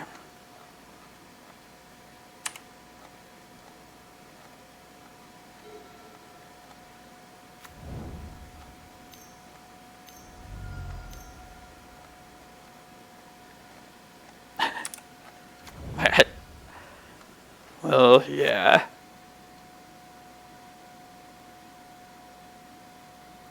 kind of annoying for shrinking my Reclaimers. I don't think I need to fire this crop right off just yet.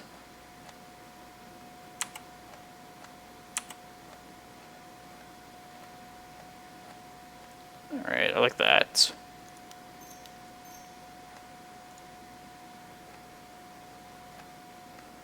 It's pretty annoying.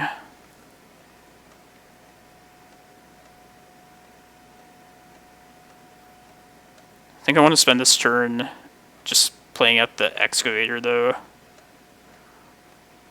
I should take the Bog. Yeah, I think Bog is worth having around.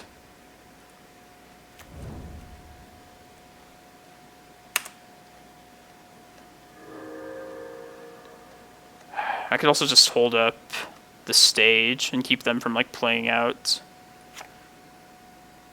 to opponent. Let's get this out here right now.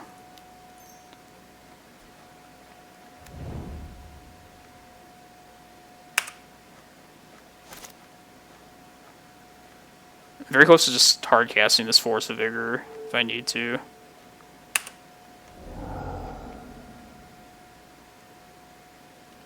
Just via mana, not pitching a card.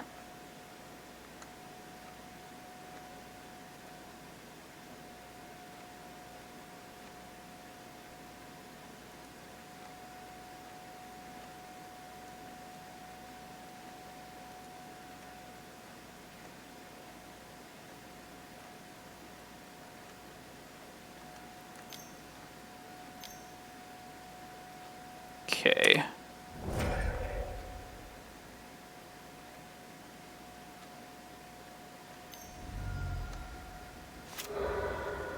Crop rotation, okay. It's really good. I think I'll probably surgical the Wastelands. I could do it now just in case they have like another crop rotation. I think I'd rather just try and... No, they probably don't have it in hand. They would have played it out a long time ago. Let's see what we draw.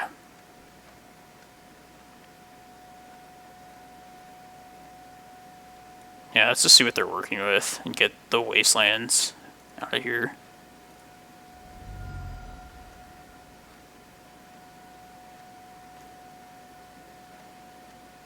Crop rotation, exploration, loam.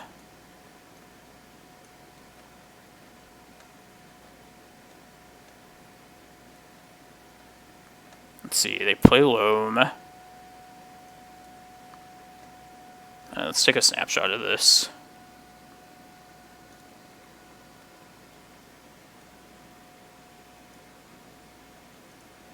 I feel like we're just in a very good spot here, so...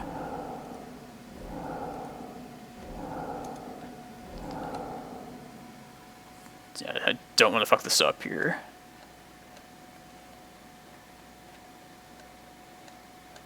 I kind of want to entice them into loaming just to bog it next turn. Maybe they'll play out like a exploration too, and also hit that with the Force of Vigor.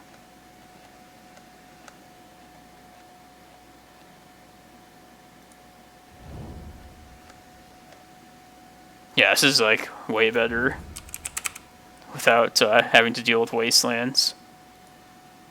What else is in here? Like one Ghost Quarter. That's something we have to watch out for. Blast Zone. One more Decay. A Lightning Bolt. Okay. Hopefully they play out that Exploration, and then I'll hit that with this Force.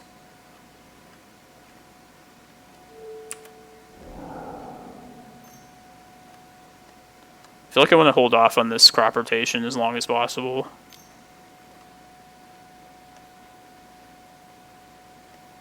I do get peatland back, unfortunately. Alright. Okay.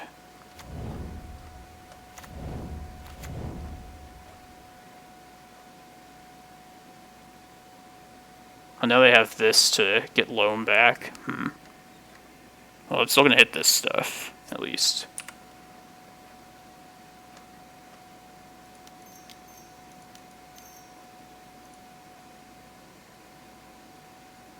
Let's cast.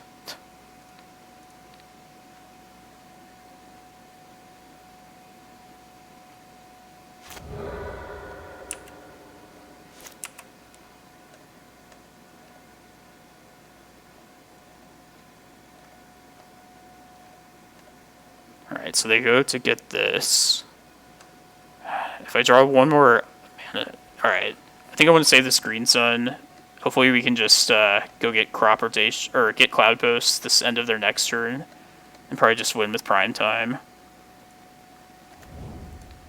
was waiting for some, like, something to just finish the game. Yeah, I think I'm okay with this. They'll get their loam back.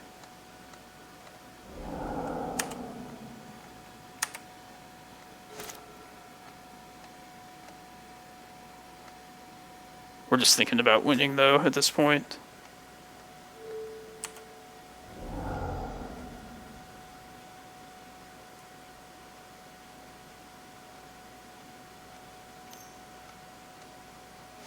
Crop rotation. Ghost Quarter.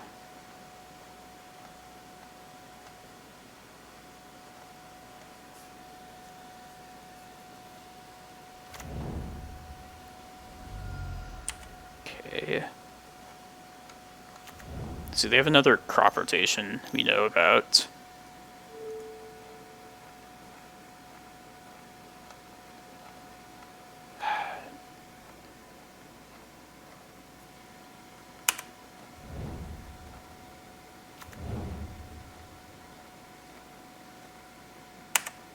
It's probably just not worth getting that Cloudpost here. And if we draw one more untapped source, we can just prime time that way. Oh, okay.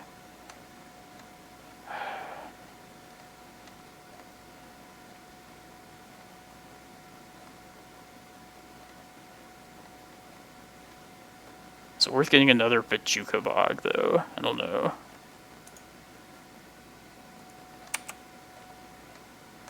Or even just getting a Reclaimer here. And just say screw the prime time at this point.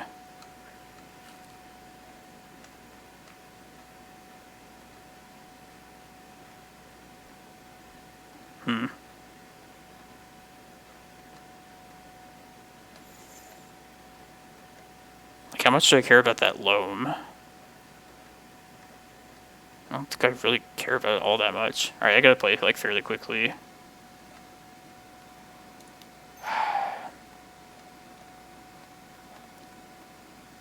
Yeah, it's just that the... whatchamacallit, the, yeah, I should probably just deal with this loam right now. I hate giving up the crop rot, but... Reclaimer might be enough here.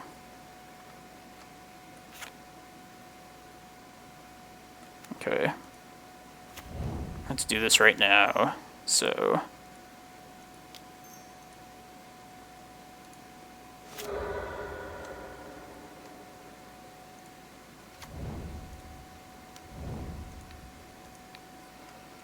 Mostly I don't want them to get recurring ghost quarters, which will be possible when they, with their crop rotation in hand. So just taking the loam out now, I think is worth it.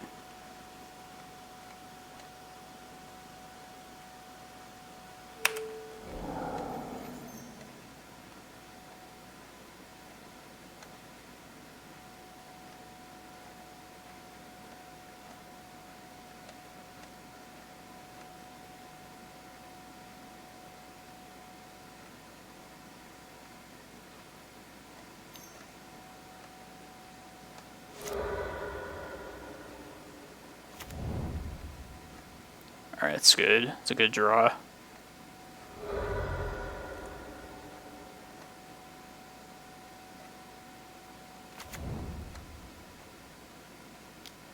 So I can answer this.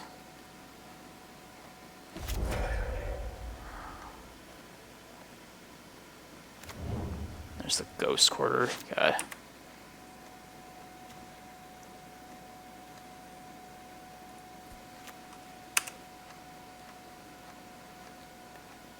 Should I be pressuring them now? I think this is just better waiting for to hit like an exploration or the Valakut one.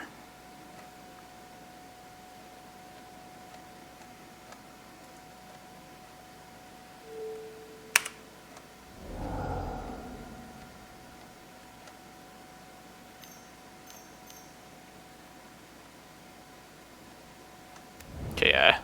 I'm glad we kept this then.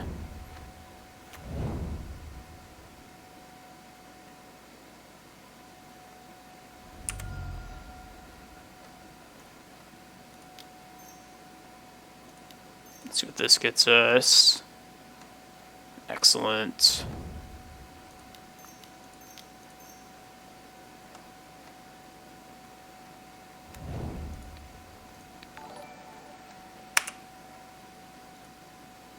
Thank you, fam. Bomb. Sorry. Gotta play quickly.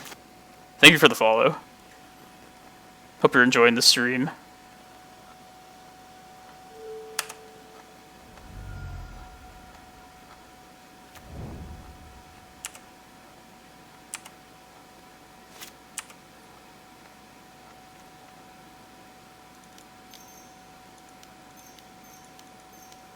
Let's play this out.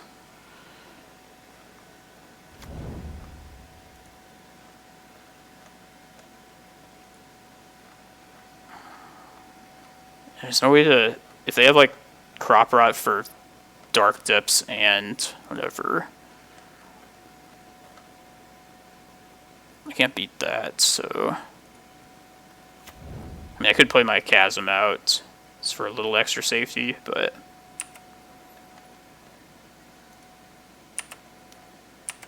Yeah, I guess that takes them off that route then.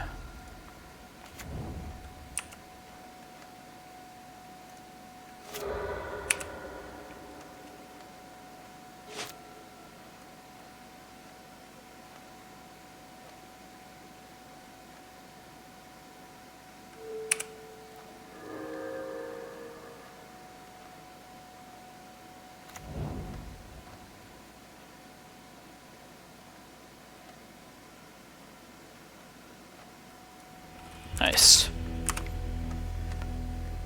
Yeah, maybe I waited too long with that Green Sun. Just trying to go like for the home run for prime time. Like considering I eventually searched for Reclaimer. Yeah, I guess in hindsight I should have searched for Reclaimer earlier. Oh hey Sir Jordan. Good games. Yeah. Yeah, lands is has some really interesting interactions with this deck. I actually kind of enjoy the matchup. Yeah, I had like a slow start. I had a Force of Vigor and was considering hitting your Mox Diamond for the longest time. But I don't know if like I figured like that would only just didn't think you could develop from that point. Like without playing like another enchantment out like a Sylvan Library. But maybe it would have been better for me to just get rid of your Mox Diamond early. I don't know. But yeah, that's, man, this card is so good for you. I bet you, how are you loving this card? Like, I've definitely lost to lands with this card before. And it's, like, worded so, like, you just, like, always have them available, like, in exile, too. Which I didn't realize at first. But it's really cool.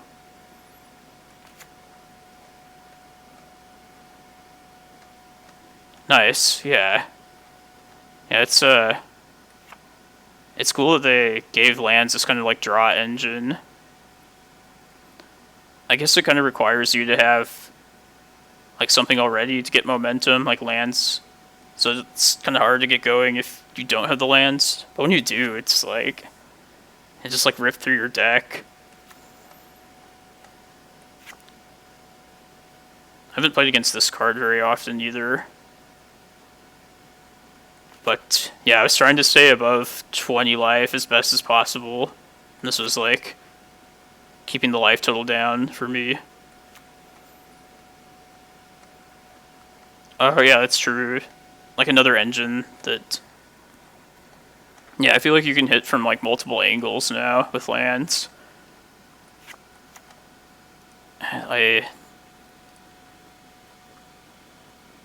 Yeah, my surgical due, just seeing what was up here.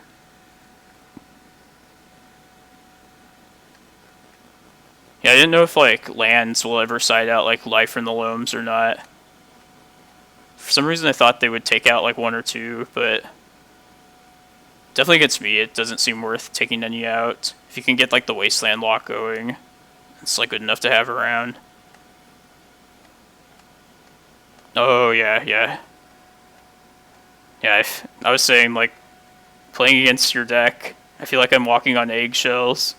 Anytime a Merit Lage is involved, it's just like one misstep and I'm dead. But yeah, I know crop rotation is... Just good old-fashioned crop rotation is pretty critical in this matchup. And yeah, I just got totally lucky that first game. I top-decked a Karakas. So that was... just luck from me, but... Oh, yeah. Yeah, colorless post.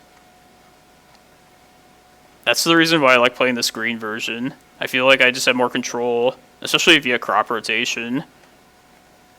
Just, and it's, like, scarier for me also playing, like, a 12-post mirror match against another green version.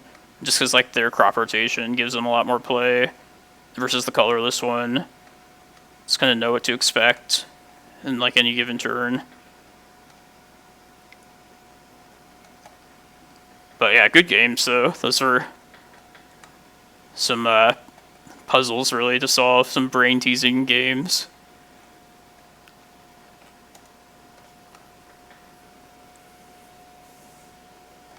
Oh, 7th? You still got a good shot at this. Yeah, I was in 8th place going into this round. So, I'm pretty sure I have to... Say I win the next round. I don't know if I'm able to just, like, concede the last round or not. Probably not. Yeah, there's 7 rounds. So, 2 more rounds with this.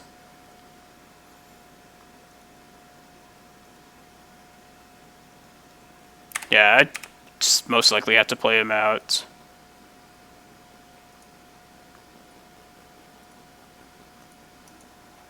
Well, happy Saturday, everyone. It's been a good challenge so far.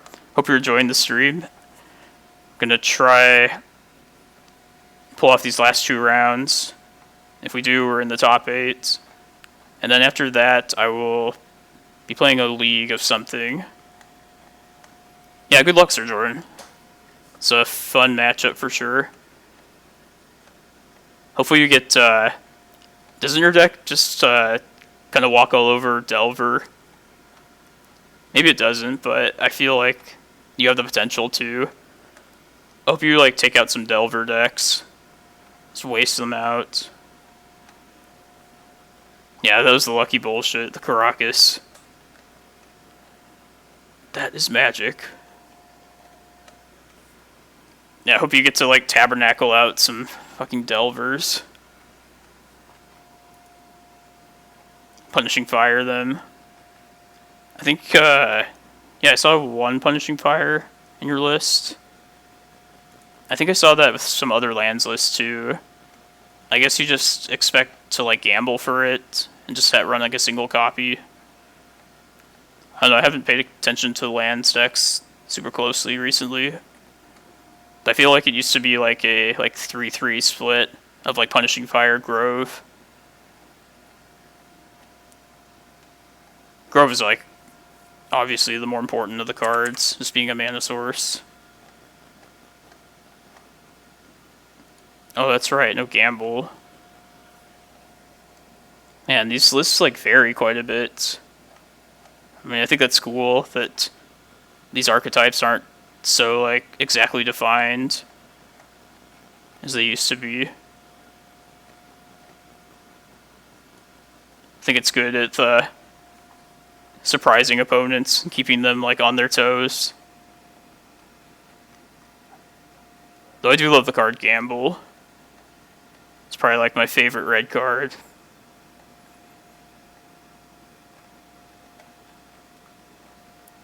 Yeah, there's definitely no like.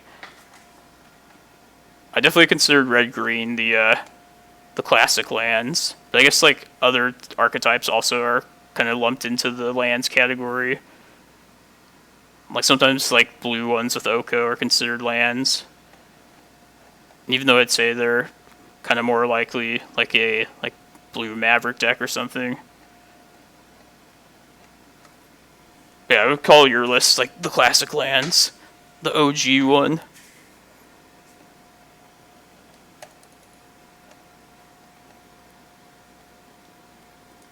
Alright, 2 undefeateds. 1, 2, 3, 4.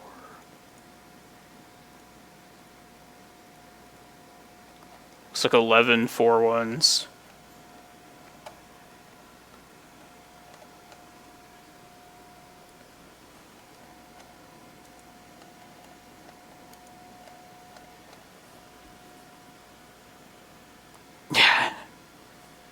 Yeah, Decay is like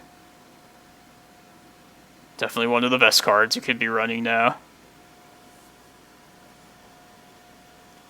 I was running a Bug 12 postless a couple years ago, and the black was only for Decay. Oh, it was so good as like spot removal, though.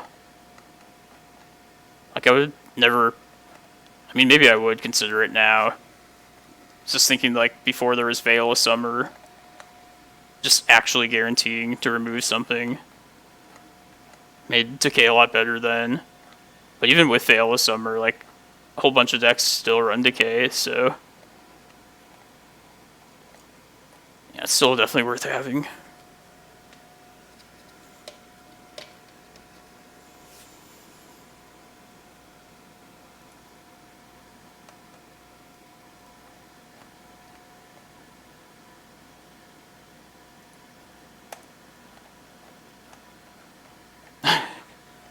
Get your Tabernacle from him. I mean, if one of you's not playing, it's a good thing to share.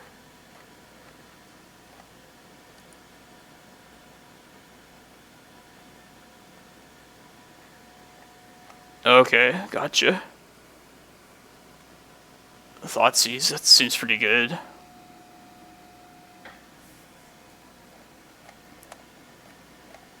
Yeah, Coach Loco wants your Tabernacle, so it's the one expensive reserve list card that I'm running. Yeah, land says, I see 2 Taigas, a Bayou, I know. I mean, reserve list wise, it's not too expensive, but a lot of the other stuff seems pretty costly. Oh, and Mox Diamond too, of course. I don't even know what Mox Diamond costs now. Probably something absurd.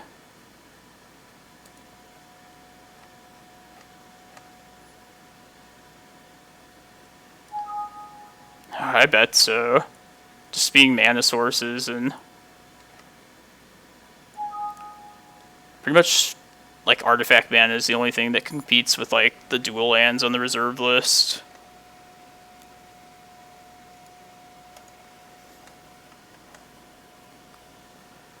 Plus, just they go in like a variety of decks. Like any Loam kind of deck. Yeah, EDH is probably like always involved. Anytime something increases in price.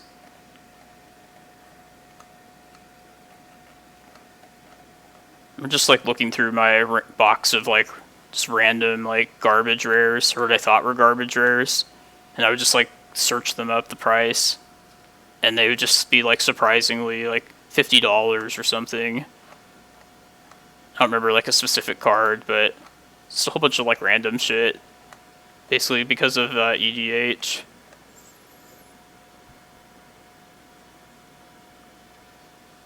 Yeah, you're probably right. Probably at EDH. I know it's like super fringe, but like I've seen some like stacks decks and stuff like that that would like sometimes run Mox Diamond.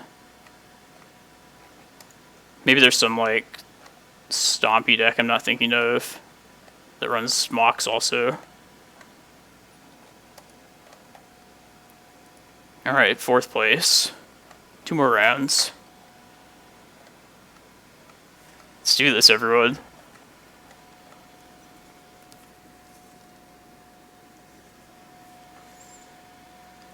Yeah, good luck, Sir Jordan. Definitely, still have a shot at it. I'm guessing there's going to be some number of X2s that get in. Sorry, Matt. Let's see.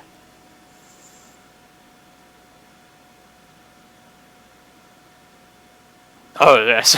Sorry, Matt. No, I got distracted by this conversation about lands. How'd you get the Doomsdays? I know you collect the German cards. Yeah, sorry, Matt. It's not even much chat, and I'd like still get distracted by that. Oh, David. That's awesome. He told me that he got him signed, and I guess the artist of the original Doomsday is like hard to reach. He went to like a comic convention in London, I think it was, and I guess he went to the artist to sign him, and he said like, "Oh, you're not here for the comics, are you?" So, no. But German is like sweet though. Love some foreign cards. Yeah, I didn't know if David collected signed ones. No, it's like SB's thing. I know like you're German. Yeah, everybody has like their collecting niche. Just mulligan this. I think the Emrakul just is a bad 7th card. Could get a better 6th than this.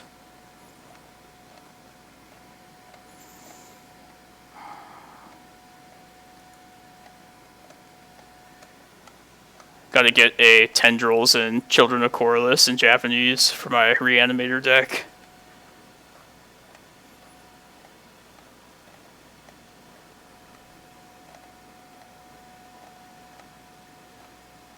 Is this worth trying?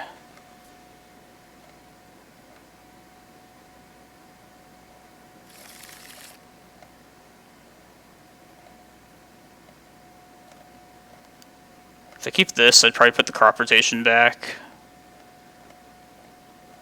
And I think this is probably a good enough 6. It's a little slow, but it has early game plays, and I don't really want to go much lower than this.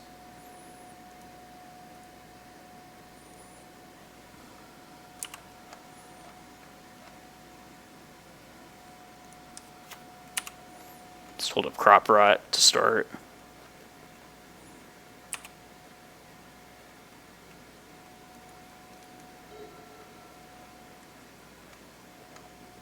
And since we have 2 green sources, we also have the option of searching up Shepherd as well and firing off the Crop Rot that way. It's probably Rug Delver, but yeah, I think I want to get the Reclaimer out there now.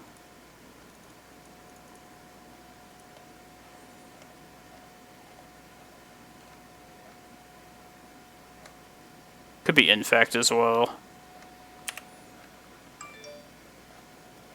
I guess it could be a number of things. Maybe like Snoko even. I never really paid close enough attention to their mana base, but I assume they run like 1 tropical island. And they don't have their Astrolabe out.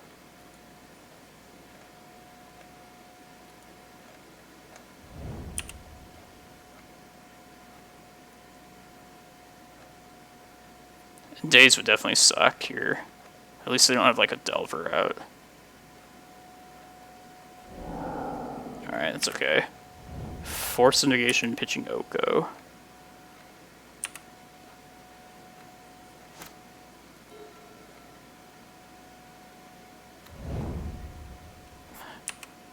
I mean, this is Snoko.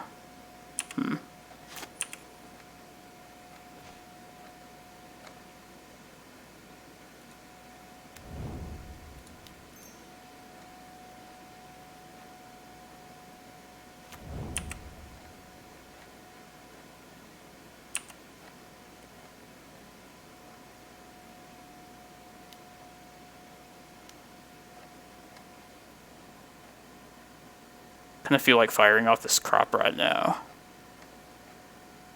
Seems like a good time for it.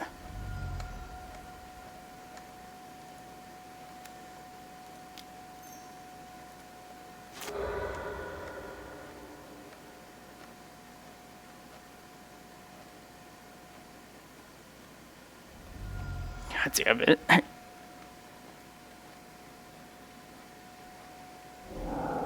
Force of Will, pitching Force of Will.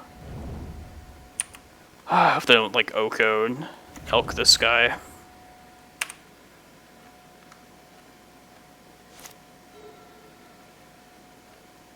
I guess we had to fight through the forces at some point anyway.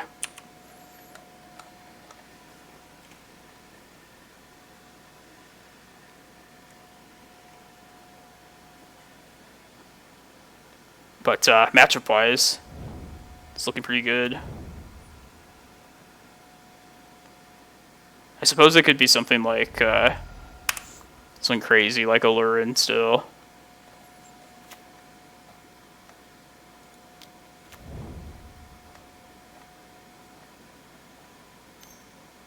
God damn it. Oh, okay. Yes. Means we get to get a Cloudpost out of this.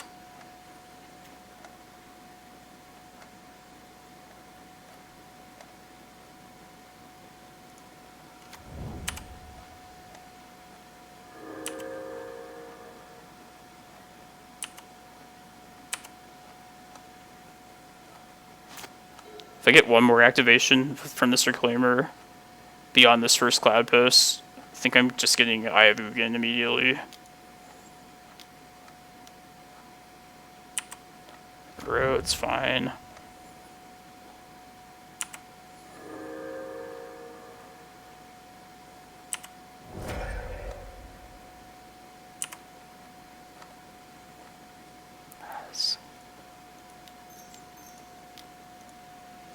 It's looking good. Looking very good.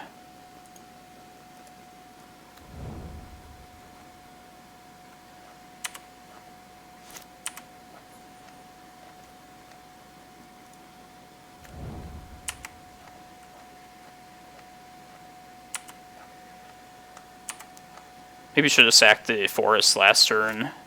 Would have had 4 mana then to activate stage and also Reclaimer another time.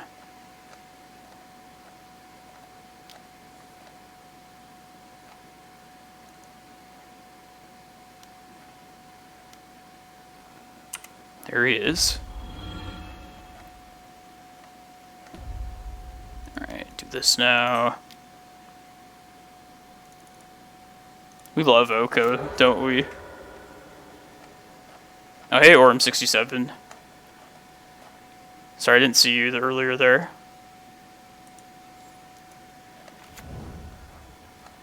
Yeah, 69 players.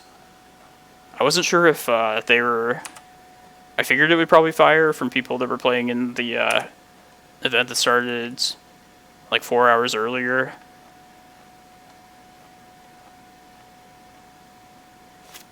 But, what was I gonna say?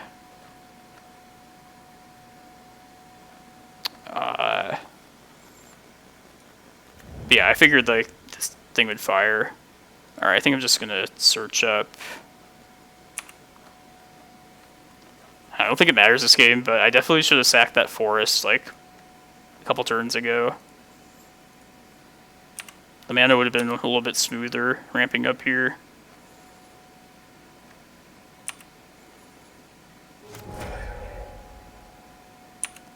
guess I'll just plan to make stage a Cloudpost, and I'll have the 20 next turn.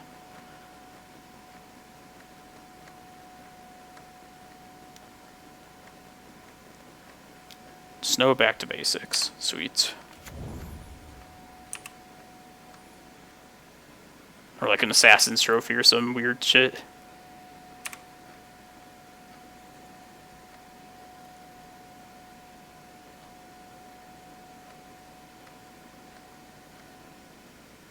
I don't know what they... Opponent said wow. I don't know what they were referring to specifically.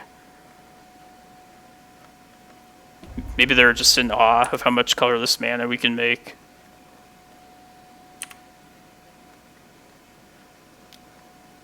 Oh yeah, Brainstorm locked.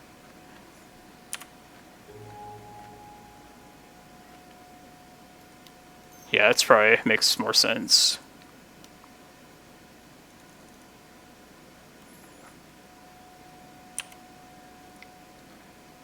Been Brainstorm locked myself way back when I was playing blue. It's been a while though since that's been the case. Even got our Karakas to go infinite here.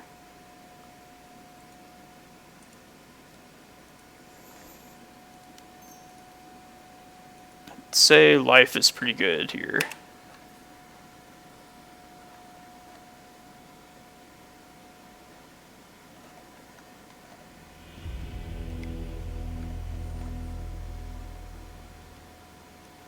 Alright, all the green cards plus Ballista.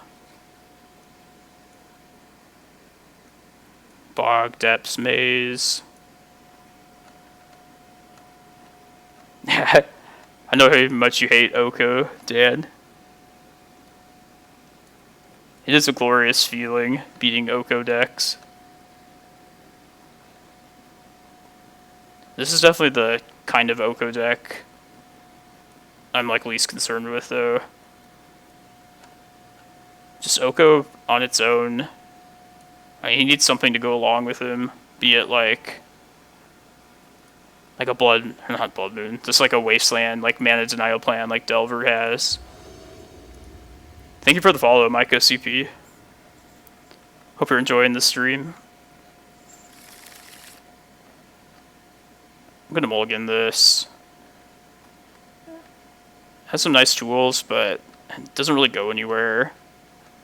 And I think we just... Like, Cloudpost is super valuable to have from the start in this matchup. It's pretty bad. Alright, I'll take this. Put it back. Kozilek. I want to keep the Once Upon a Time and the map and the carpet. Probably just these two colorless creatures.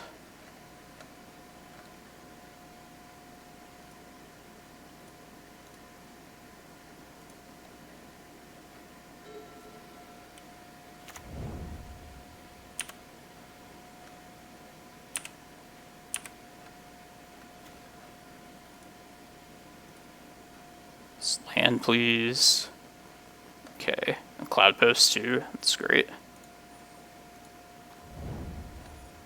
Yeah, I'll start with Cloudpost here. Wait for them to like fetch an island before I deploy it like a carpet.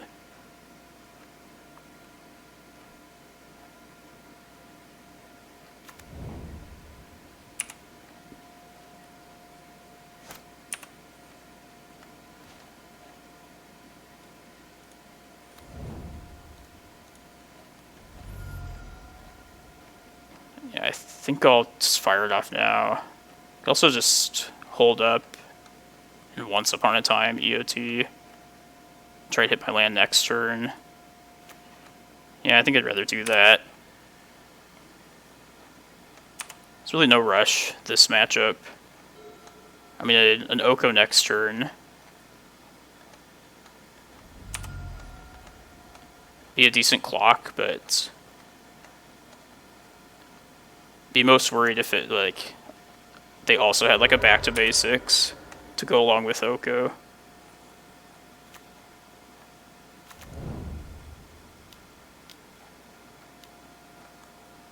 Alright, there he is.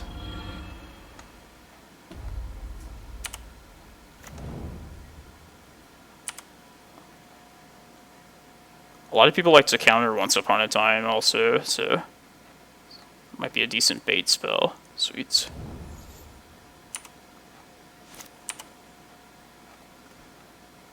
Ooh. One of these should stick.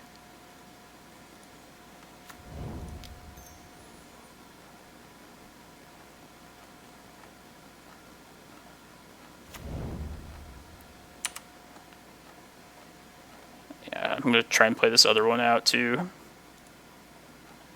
Seems like the shields are down.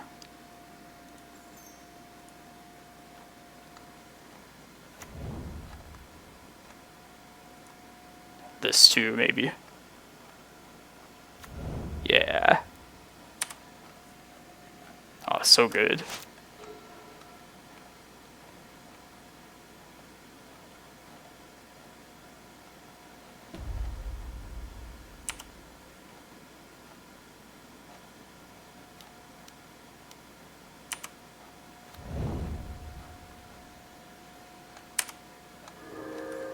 I think another Oko player is going to lose, Dan. We saved the children.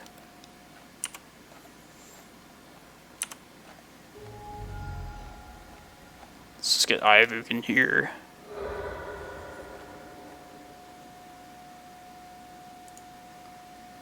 So we have 9 mana as it is now. Let's kill Oko and their forest, because we want our carpets to help us.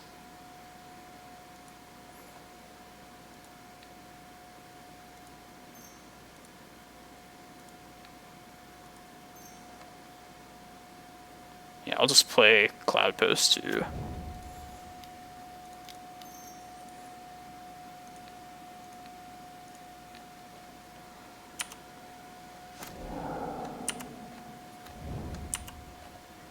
Guess I could see an argument for taking their white source too, but there's not a whole lot they can do with just 3 mana max. Yeah, I won't miss him. Fuck that guy.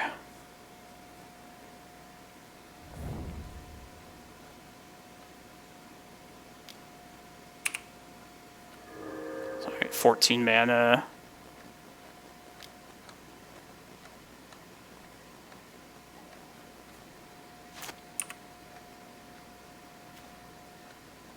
Ooh.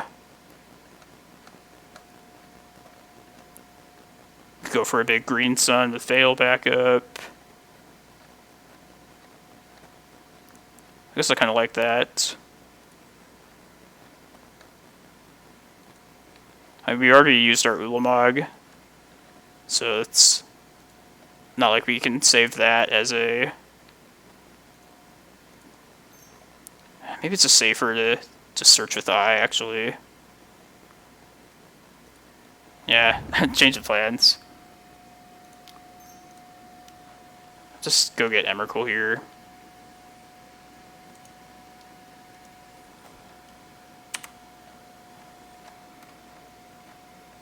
If they like do back to basics next turn, I can green sun for Reclamation Sage with Veil backup for that. No, Kozilek's in there. I'm just going for the throat here for the kill.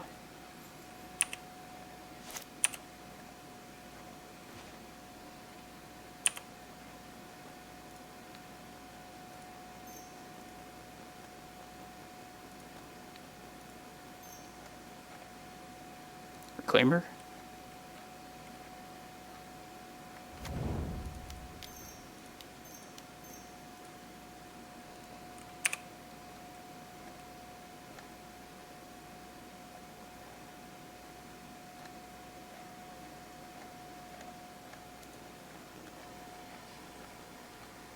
I think that's all she wrote.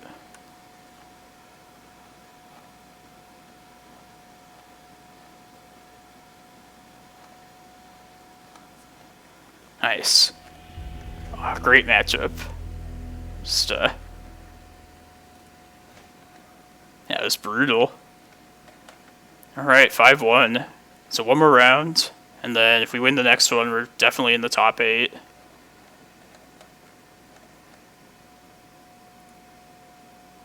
Possibly we can even afford to lose, but I'm going for the W, so... Oh, Slasher. Oh, good games. And that's a pretty rough matchup for you. But, yeah, it's the land. I know you missed the land drops, both those. Hey Dan, I'll be streaming quite a bit this weekend, so definitely thanks for checking by. Yeah, it's, what was I gonna say? Yeah, like I saw you cast the Uro and then, not having the land drop off of that, it's kind of surprising to see. I think you still have a chance, Slasher, for sure.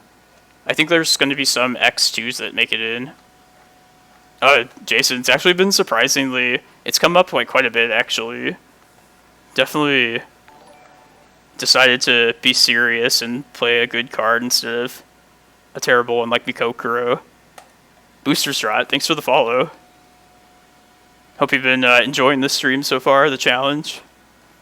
But yeah, like, surprisingly, it's come up like against Delver. It came... I feel like we've seen it quite a bit for just, singleton card that we can't like actually search for. I do miss Veil a lot. Like, just playing this one copy kind of makes me long to have more of them. I mean, if, the one round we lost earlier was to Rug Delver, and we kind of got blown out by Engineered Explosives, which I imagine is just, like, for an answer for Carpet of Flowers, among other things, because I know a lot of different people have been playing Carpet to fight against Delver. So if the Carpet plan ends up being, like, weakened significantly, I don't hate going back to, like, 2 Carpets, 2 Veils. But yeah, Veil's just been... Hey, everybody knows Veil of Summer's a good card. I was just a little skeptical of just being like a random good card to without any like specific purpose, but yeah, it's been good so far. We're on the cusp, Jason. One more win and we're in the top 8.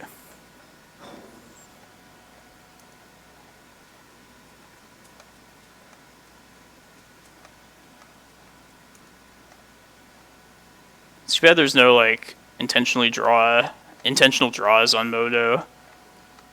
I saw the Reddit posts about people complaining about that. I didn't realize like people were that upset about like IDs. I feel like if you're in the position to ID, like you've earned it at that point.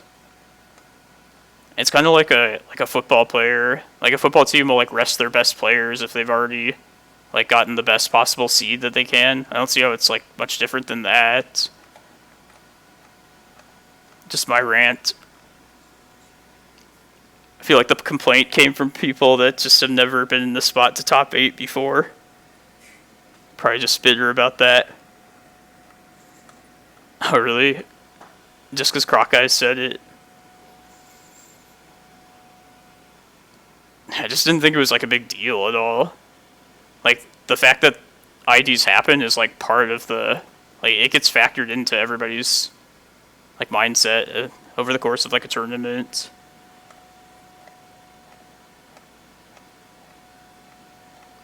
That's true, Supply. But you're taking away from the competitive spirit, though, if you don't have, like, all the stars playing. That was, like, one of the arguments for being against draws.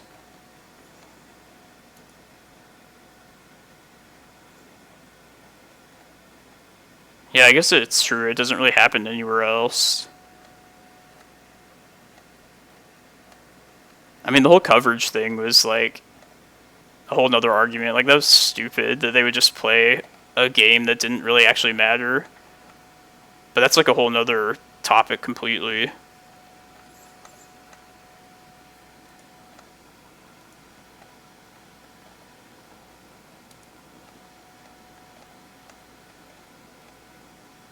It also seems like just very difficult to enforce it. Like, people are gonna be like, have like speakeasies, like, oh, I wanna just play this out. But then we actually draw. Maybe it won't be. I don't know. I don't know if like paper tournaments are even coming back anyways, so people might have just gotten all like worked up for nothing.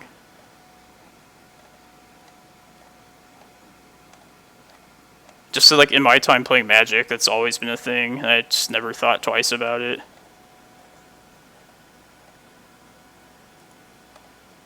Yeah, clocks online makes it so you don't have to. I kind of like the chess clock, honestly. Forces you to, like, play and think quickly.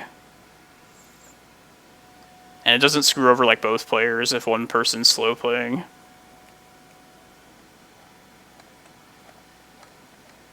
Yeah, that's true. It'd be, like, impossible to have, like, priority timers. Yeah, that's completely stupid.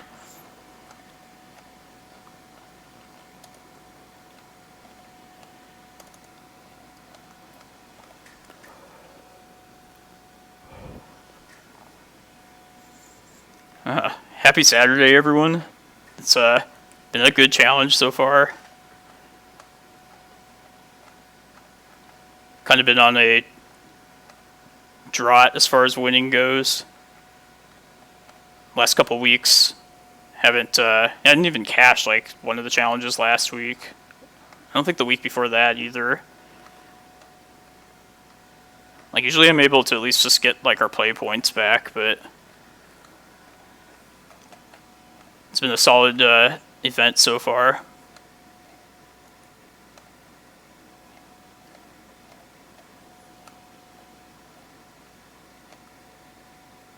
I remember Achilles is usually a Maverick player, so hopefully we don't get paired up against him.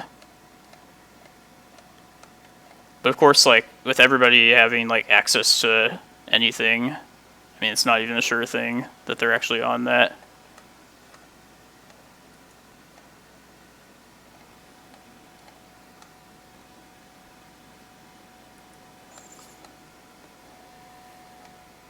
Well, it's pretty early in the round, so I'm gonna go take a quick break and try and get some chores done. Been neglecting it all morning. But, yeah, I appreciate everybody watching the stream. You should definitely check back in about like 20 minutes, and we'll try and see if we can make it to the stop 8. Yeah, you can just get, once you sign up for one of those Eternal Weekend events, it just lets you use any cards you want for like any events. So, Jason, I'm going to play either this Mono Blue Urza deck on stream or this weird-ass Mono Black Storm one. So, if you have any input about what I should play, I'm open to play either one. The blue one's like the better overall deck, I think. But this one looks pretty sweet too, though.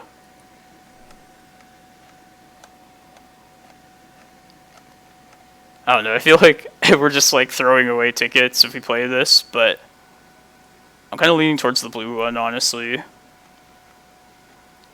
But if people want to be vocal and shout like one way or another, I'm open to like playing either one. Gotta like mix it up and play some different stuff while I can do this. I kind of want to sign up just for the Vintage next week, just to like play Legacy with these other cards. Yeah, this deck is definitely legit. It's either won or it like got to the finals of like the last Energy event. It just like feels powerful too. It almost like, it looks like kind of like a Vintage deck to me. It just like drop a bunch of artifacts, make a bunch of mana. You have Time Twister. And I want to play a deck that's like not green. I play so much green, like my usual. You don't drink cloak. You have your 3 defense grids, but you likely just lose to like a force of will. Oh, this is, yeah. Oh, this looks like fun if you don't run into blue decks, but like, what are the chances of that, you know? Like, I feel like this will be more like of a rewarding deck to play. It's more like interesting interactions. But I imagine like most people that are watching have seen this deck before, so this mono black one's more fresh, I guess.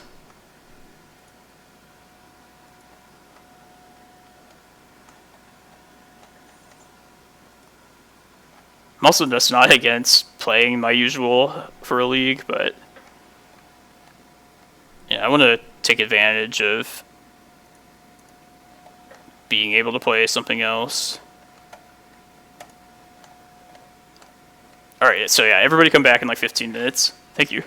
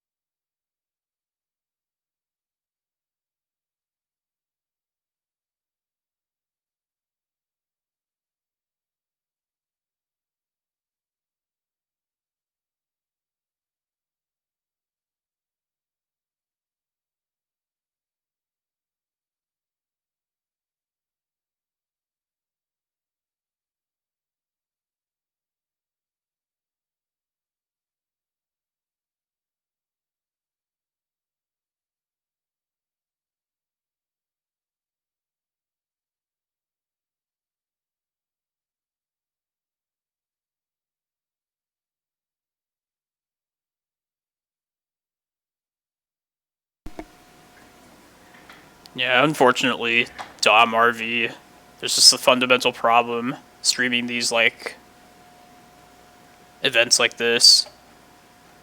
Where, yeah, I don't have anything to do in between rounds. I mean, if I try and, like, squeeze a game in or two, I feel like I'm just going to end up double queuing when this round starts. And I just, like, despise that. I mean, I could, like, have, like, a really fast deck maybe ready to go. I was thinking, like, maybe this, like, Mono Black Storm deck. I feel like it's, like, one way or another, we're just gonna win or lose quickly. So it doesn't seem like a terrible idea to just, like, fire off games in between rounds with something like this.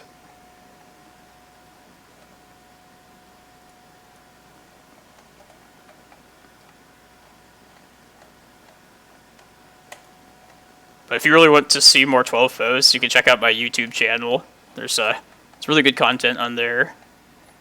I encourage everybody to go look that up if you haven't already. Also, follow me on Twitter so you can get updates and help me build my base, my followers. Appreciate everybody that's been watching so far. That's followed me already on here on Twitch. Oh yeah, the screen. Gotta take that down. We can look at the standings together.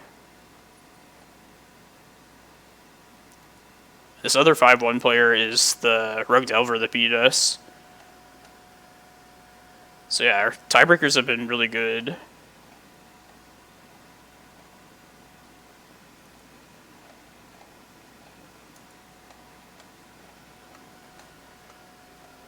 We could, like, watch another stream. We're together on here. You could watch me play Solitaire. I think that's kind of lame.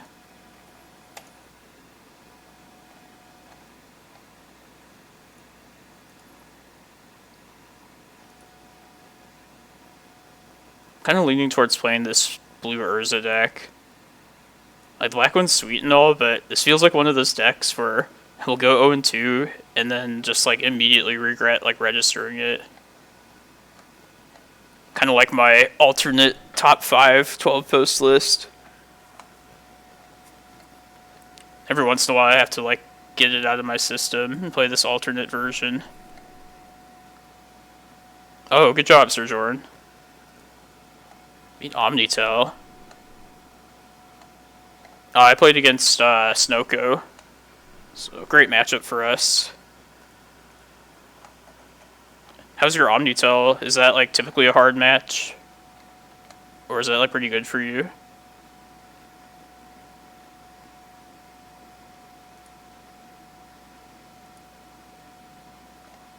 Oh, nice.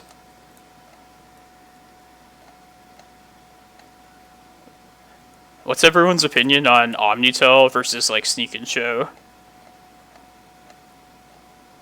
Because, I feel like they're both pretty powerful, but I feel like Sneak is, like, the better deck. I think it's nice just, like, not having to rely only on Show and Tell.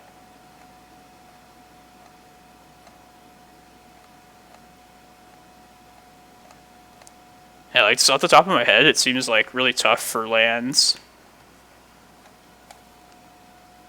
But yeah, I know from, like, running Sphere Resistance myself in, like, past 12 post versions that it's still pretty relevant. Sphere of Resistance was pretty relevant against Omni and, like, Sneak and Show decks.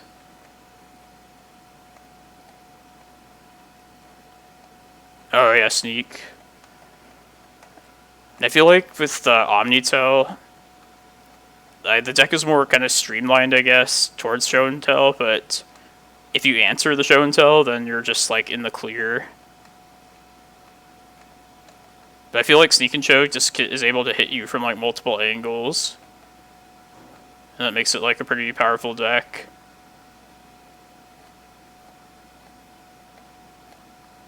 Sphere plus Choke. Choke.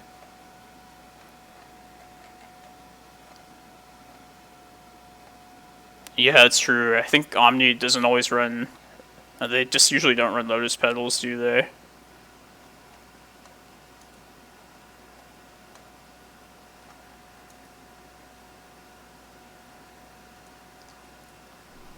As far as choke, for 12 posts, I know Leviathan is a friend of the stream, and he's also been playing this green 12 post deck to good success. He was basically running a single choke in the sideboard in place of this Veil of Summer. Which, yeah, I like the idea of that. I feel like it's kind of the same as Veil. And we're attacking blue decks either way. No Uro and the Quaddles. Plus, probably just having Oko. I'm assuming they have Oko if they're already in blue-green. Oko will just, like, improve any deck.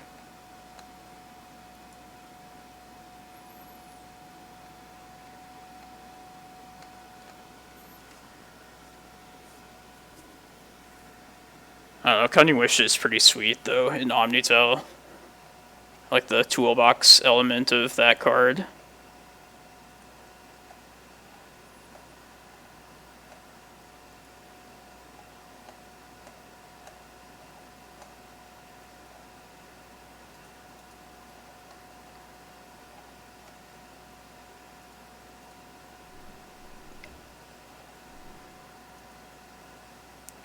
Alright, so this is the big Eternal Weekend event tomorrow.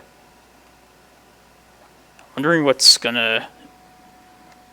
I feel like there's probably a lot of players that don't typically play Legacy, which makes me think that a lot of people are probably going to pick up like Rug Delver and try and spike this with that. I guess I feel like there's going to be a lot of the like top tier decks essentially in this tournament. Probably lots of Rug, lots of Snowco, Depths, maybe the Hogak deck. But especially like Rug Delver. I feel like that deck has like the reputation of like being the best. And maybe people that aren't super familiar with Legacy would probably lean towards that deck over anything else.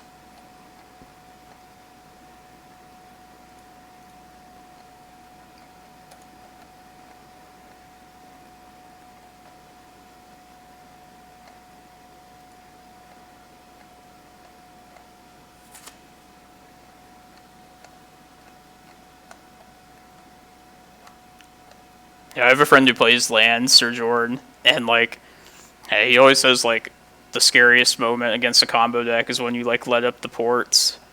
Like sometimes you just have to like not port them for a turn and try and turn the corner. But that seems like the exact kind of like scary combo deck that's just gonna like drop a bomb on you when you let it up.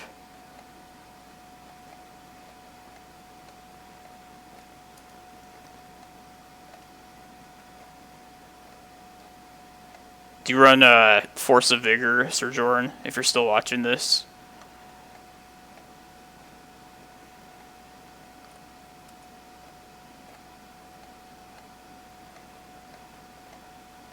I feel like your forces would be pretty good alongside spheres. Nice.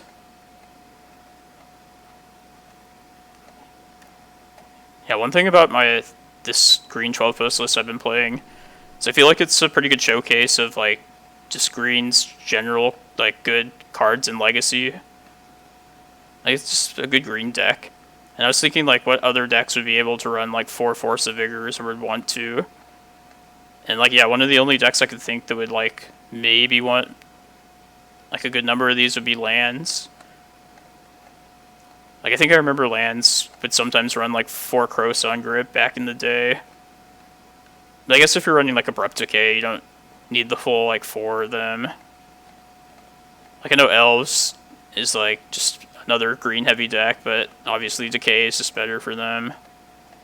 Killing, like, Plague Engineer. But I love having the whole set of these, though. Like, I need to answer especially enchantments. Also, like, some of the best artifacts, or the best hate against me is in the form of artifacts. And this just gives me some, like, very fast, like, disruption. Yeah, if you play a green deck in Legacy, I recommend trying out a bunch of Force of Vigors. I think it's one of the staples of our color now. Just be swimming in, like, naturalize effects. Yeah, agreed, Sir Jordan. And, like, I used to struggle against Omnitel as well. And, like, Crowstone Group would be, like, the best card against him. But sometimes, like, you couldn't even have the 3 mana to cast Grip. So it's not like Grip would be even, like, strictly better than Force in a matchup like that. Or, like, against Back to Basics in a control deck, for example. Like, the same thing. Sometimes I'd love the split second, but sometimes, like, not costing any mana is just as good, or if not better, despite being, like, counterable.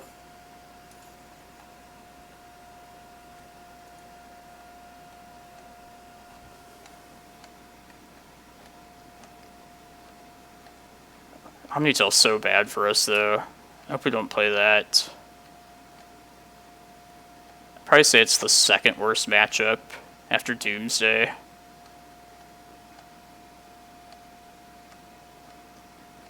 Yeah, agreed. This, yeah, those, like, fast, like, artifact decks that just drop a bunch of, just poop their hands out. I love Force of Vigor for those. Also Mindbreak Trap, if you happen to be running those. I feel like Mindbreak is pretty versatile. Like, more than you might think just looking at it. Yeah, like the Urza deck, I'd always bring these 6 in. Just have 0 mana interaction. Also gives you some free casting cards to draw off of Echo of Aeons if you're drawing a new 7. Yeah, and test as well. Just sometimes, like, you wait for them to, like, Echoing Truth or Decay, something that's, like, holding them back. Like a Pithing Needle for me. And then you get rid of some of their stuff with, like, a Force of Vigor. Or, like, an exposed Lion's Eye Diamond. It's always good.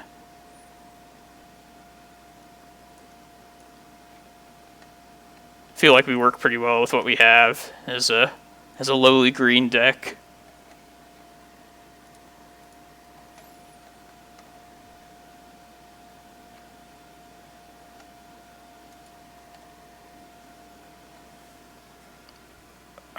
Yeah, let's get to this last round.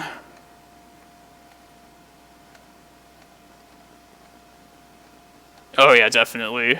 Like, Tessa's way more winnable than Ant. Still a bad matchup, but at least, like, some of my disruption lines up against them. Whereas Ant, there's like almost nothing I can actually do against him. Pithing Needle more than anything, since Tess is dependent on Wishclaw. I'd say Pithing Needle's, like, the most important part. Oh yeah. That sounds terrible. And they always know to, like, not go past In Flames. It's like that's Bojuka Bog is one of our few, like, ways to potentially interact with them. Always ad nauseam. However you pronounce it. Probably butchering that.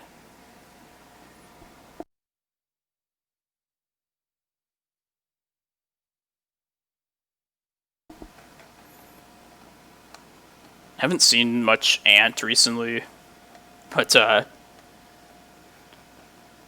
would have been a nice reason to have the Mikokoro in the sideboard.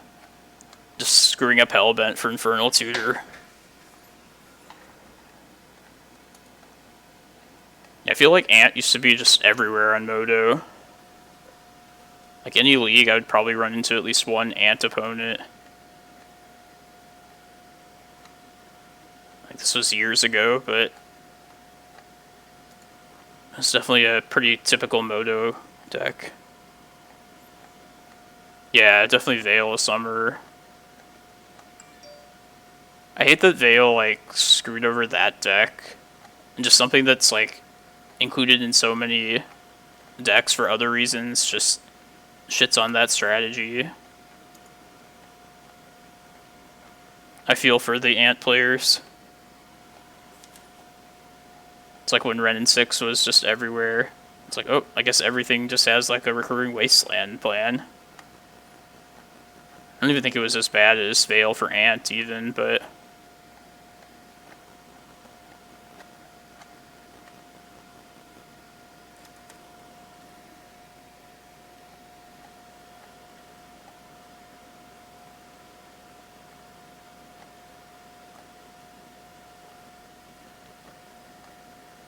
yeah, I used to run more copies of Veil of Summer in my sideboard than I'm currently doing. I feel like most of the time I would just use it to like counter an Oko activation, which was still like really good for that. Or I'd try and counter like a Thoughtseize and they would respond by countering my Veil, which at that point still seemed like a win for me. But I've liked Carpet of Flowers more than Veil for the most part. Just more, does more for my game plan. Although this challenge has made me definitely miss having Veil. I try and find a way to squeeze a second one back in. Alright, so third place. If this were an in-person tournament, we'd all just get into the top 8. But alas, we must play it out. Even if we do lose, knock on wood, our tiebreakers are very good, so we might even have a chance to get in, even with a loss, but let's just crush them. Hopefully it's just like Snowco again. Good luck, Sir Jordan. Yeah, 14. 13, that's good. You got this. Sneak in with one more win here.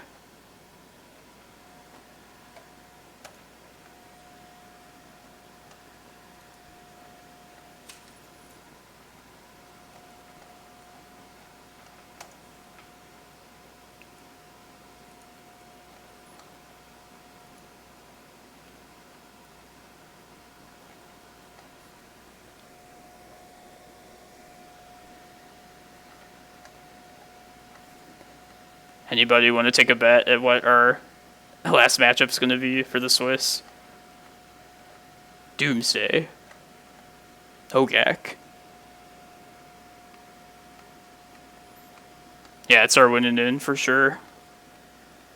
We win this and we're in the top 8, so. Alright, let's get it.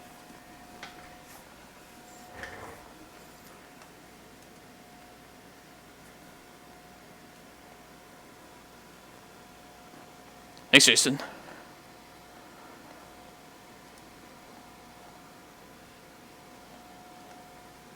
I feel like we've been winning a lot of die rolls too. It's going first.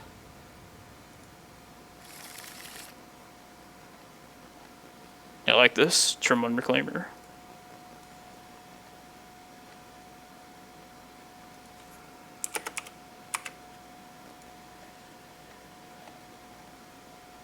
Yeah, this is a really good hand. Just against a blind opponent.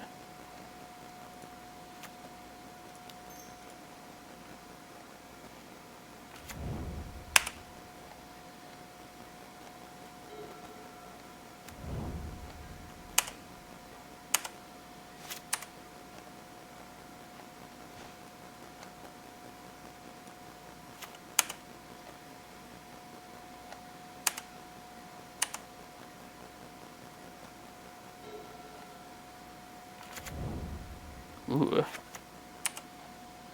Guess it could be like Omni still, so.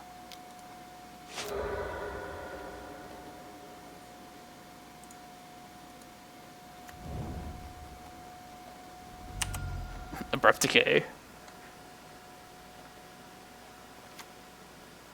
Looks like it. We got our Cloudpost at least. Basic Forest, Basic Swamp.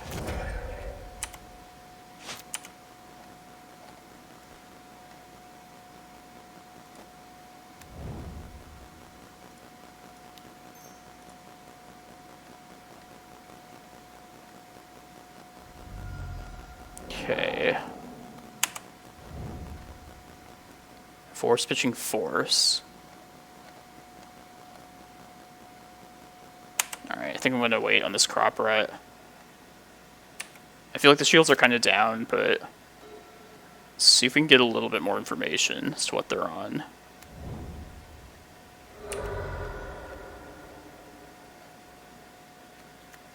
If this was Nick Fit, that would make me so happy.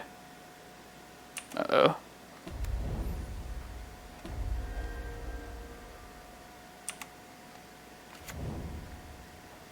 Should probably fire off this Crop Rat now.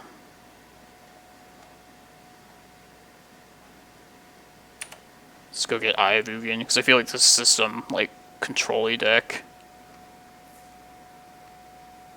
I guess I can take my draw still.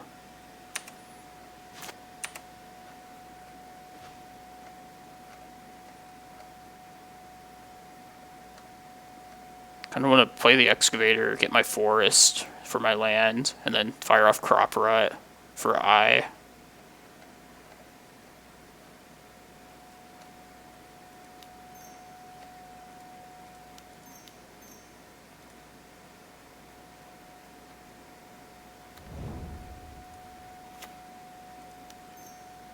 Let's do this now.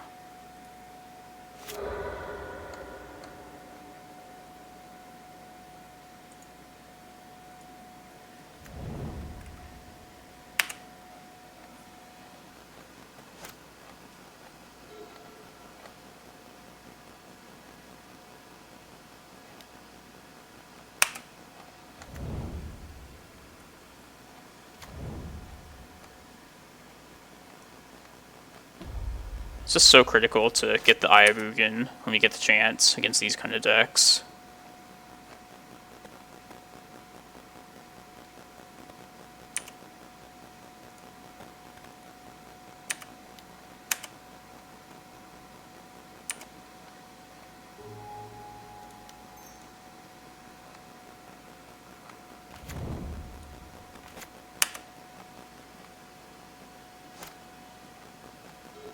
Yeah, I was thinking we get super punished if they take Ramunap and they have like Wasteland.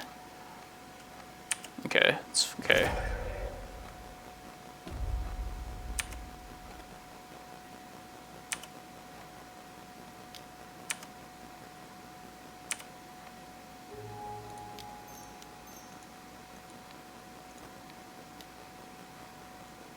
Seven mana next turn.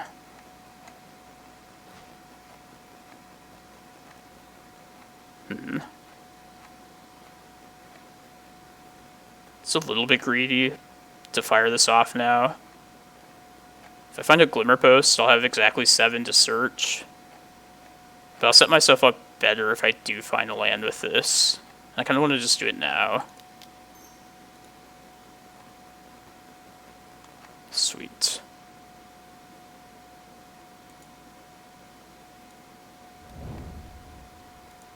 We don't have the 7 exactly this turn, but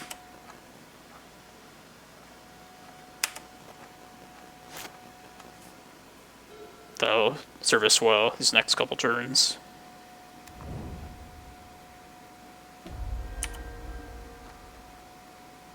I could also play this Maze of Ith out and stem the bleeding.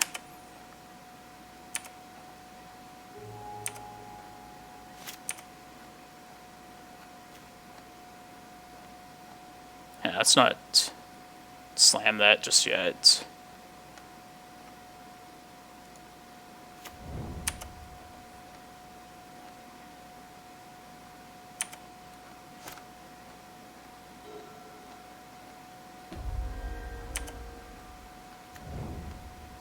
just gonna get Ulamog here.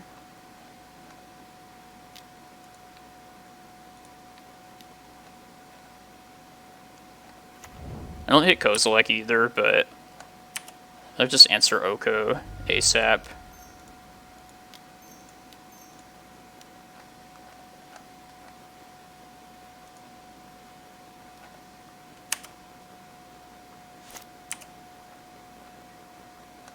Ooh.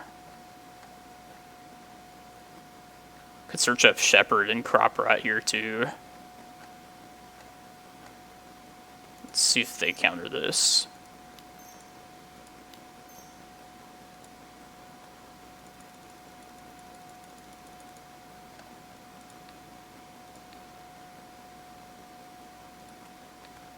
Just attack their threats here.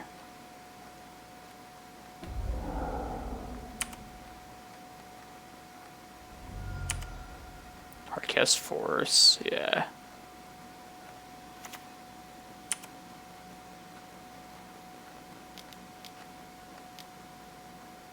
I'm gonna go for the Shepherd Crop Rot line here too. This little extra mana. Probably just get a Glimmerpost in exchange for a Forest here.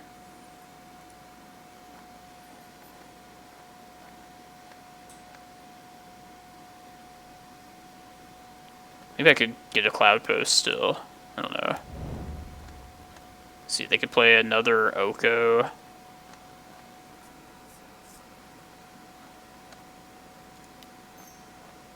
I have Maze of Ith too. I feel safe getting a Cloudpost actually.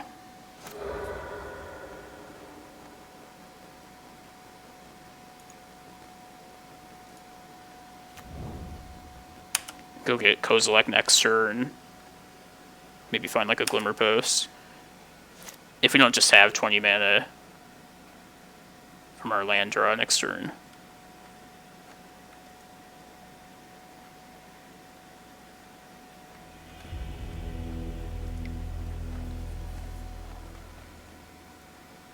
Man, getting some great matchups today. Love it.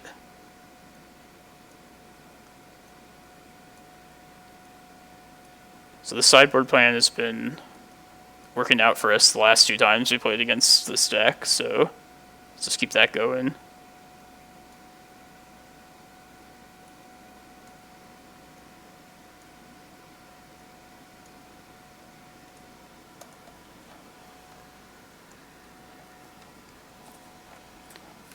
It's not impossible for them to have Assassin's Trophy. I have seen that every once in a while out of these control decks, which would give me a reason to keep Excavator around. But not super concerned about that though.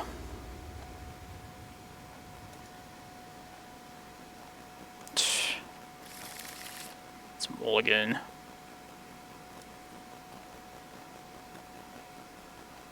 Wow. I don't think I could have asked for a better hand than this. I think I'm just putting the map back, really. Got all the ramping we need, just with... yeah.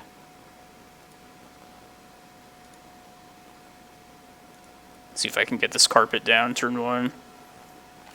Could also just attempt to go straight colorless as well, but... yeah, it's good.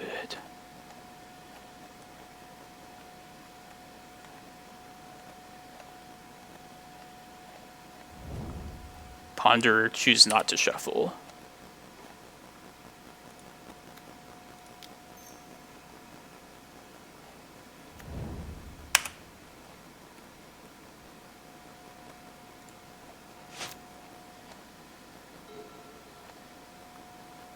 Start ramping next turn.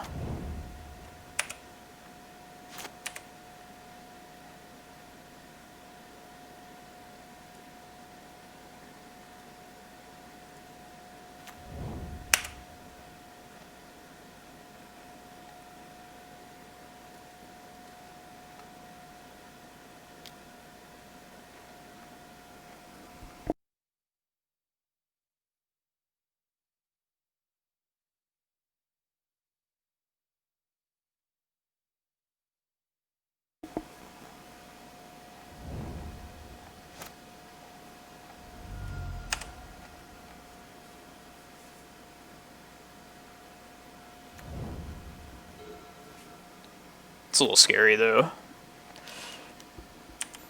Alright, it's going to be interesting. Make this interesting for us. Hold on to this until we draw like a Force of Vigor or something.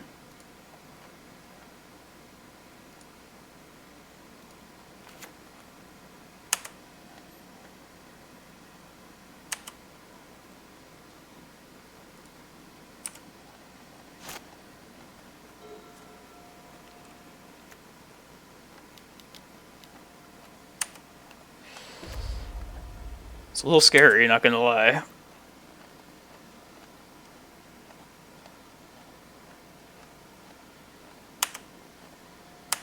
I still don't think I dropped Shepherd, though.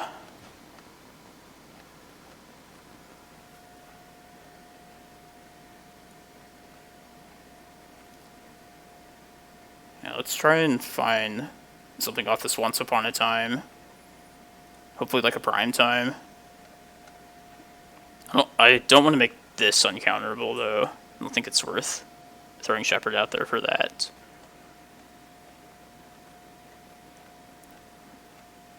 It might be worthwhile just getting some pressure out here now, so...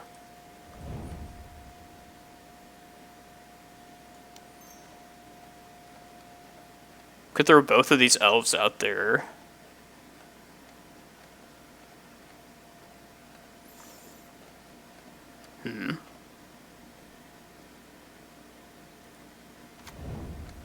Yeah, maybe it's worth, like, trying to pressure them. Put them on the back foot, maybe. I am giving up my Shepherd to do this, but... if they don't answer these, I could deal 10 damage to them next turn.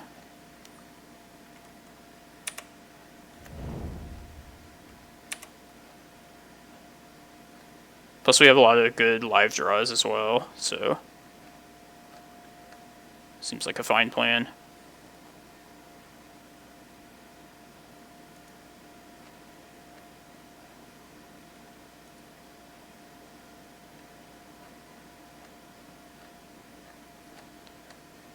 So say we get to attack with both of these next turn. Do we hit them for 10? Do we send both at Jace? Do we do one at Jace, one at them? I don't know, combat math's not like my strong suit, so... if I hit them for 10, I have lethal next turn. Just thinking, like, hypothetically, if it came to that.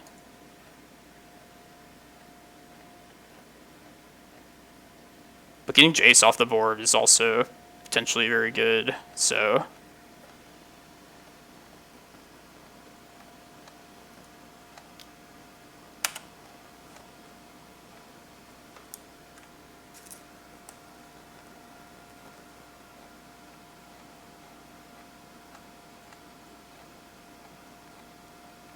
trying to aggro them out seems like the entertaining play.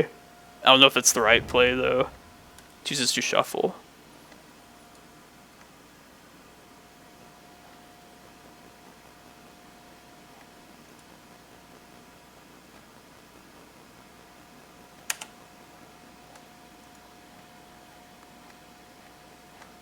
Yeah, they can bounce at sorcery speed. But if they're bouncing, they're not making much headway with their Jace then.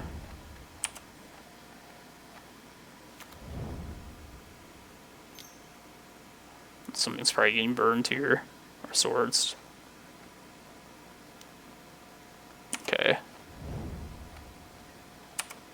Well, now I'm just definitely going to hit Jace.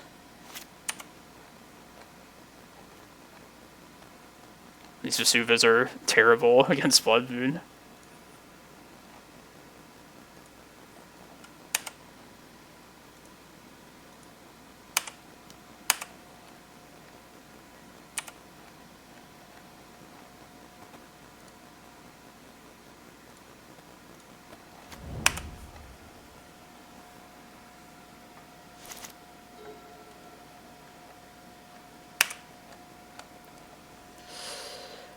Not in a great spot here. That's for sure.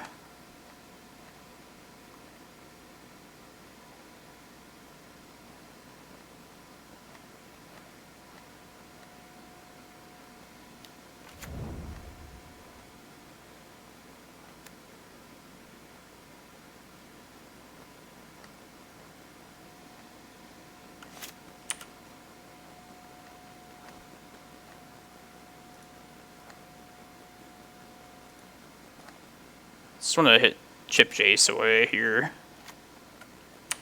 Still so far from making this like a 3-4.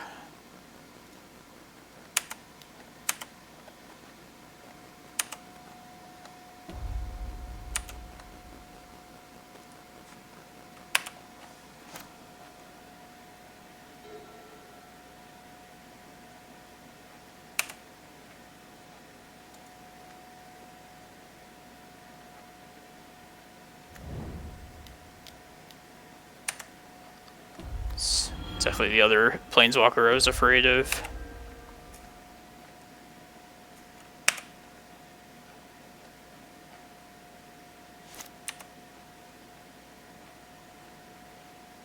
Okay.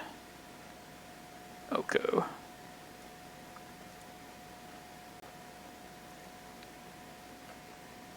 Or I could wait like a turn. They have 4 mana. Let's just do it now.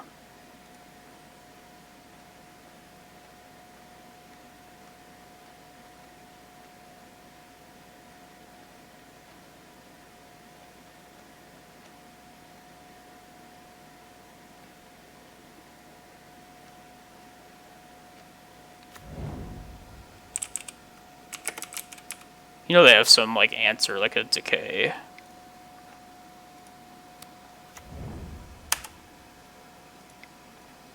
Just play this out here just to sack to Reclaimer.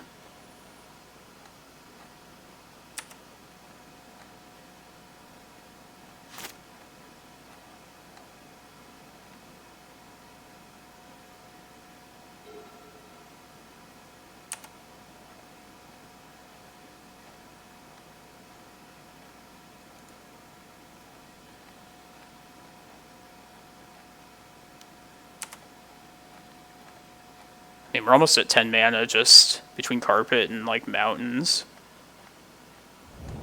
So, one of the little brother Eldrazi would be great here.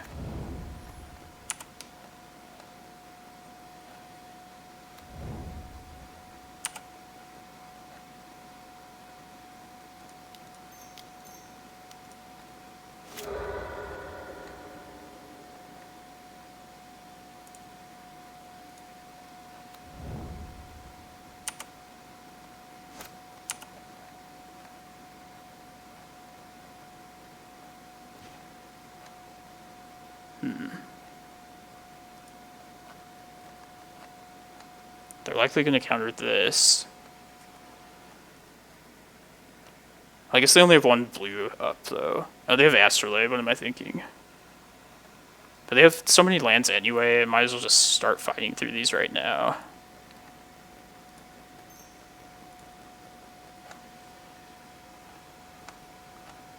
Prime time.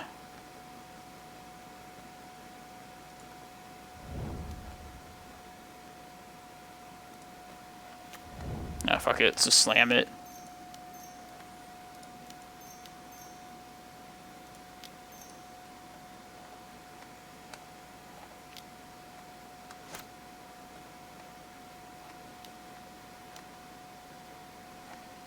The only other thing I was considering waiting for would be like the 1 Veil of Summer, but it's kind of a long shot at this point to hit that.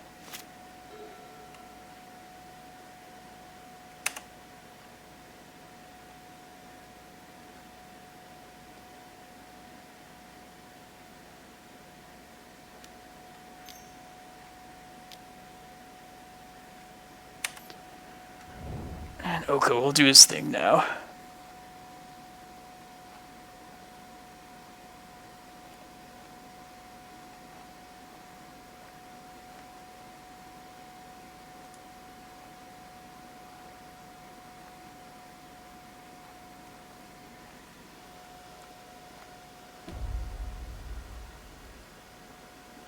exchange control. That's pretty scary.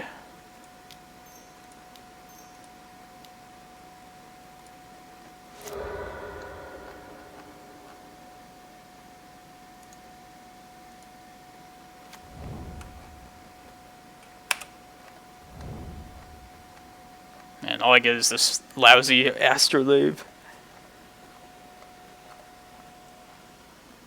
Get one extra green mana, I guess.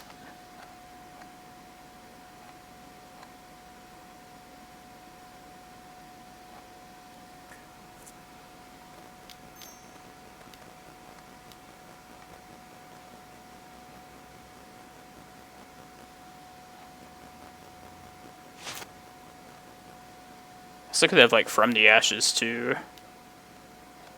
So we still have a decent number of forests in deck. They are running Assassin's Trophy. Interesting. It's good to know.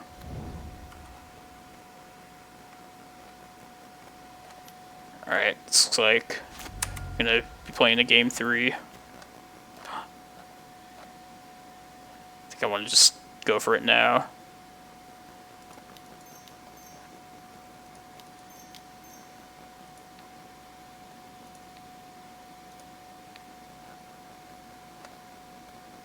There's no way it's gonna resolve.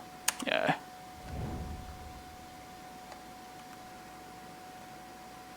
Two, three, 4. 2, 3. Yeah, I'll just hold on to this. One extra land at this point is not gonna matter. Like we'll have 10 if we need it next turn.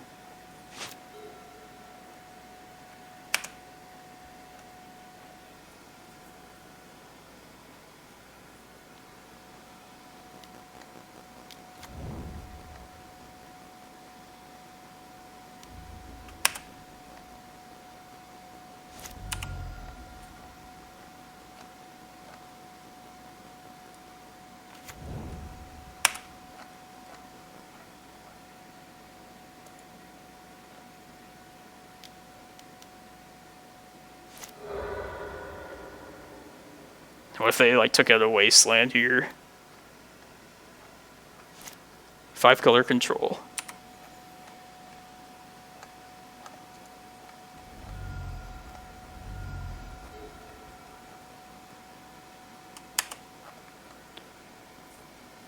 Still have some live draws, but time's running out. Alright, this is our last draw then.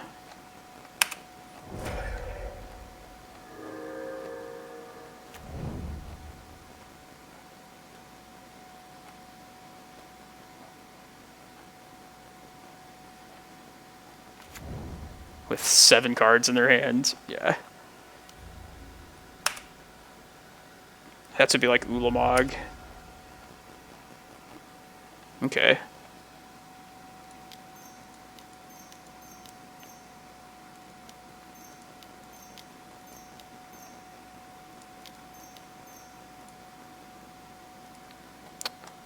Jace or Sylvan? I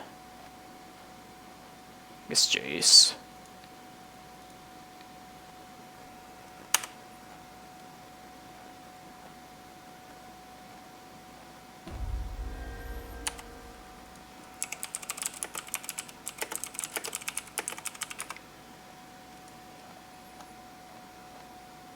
I'm going to copy a Glimmerpost, get it a little more life to work with. Just got to dodge the another back to basics or Blood Moon here.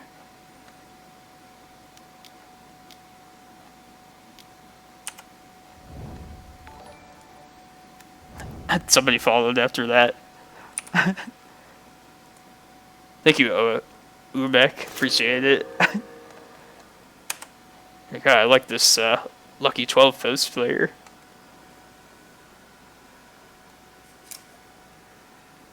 Come on, no Blood Moon, no Blood Moon.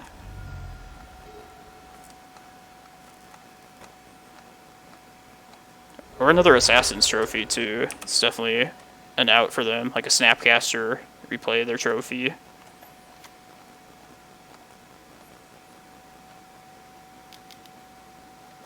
Grow, probably.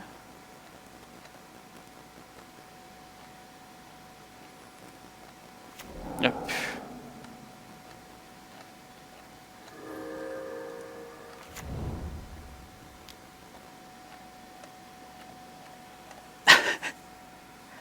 Oh my god, it's Ulamog.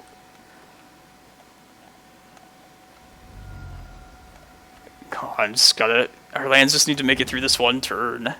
Come on. No Snapcaster. No Ass Trophy. No other Blood Moon.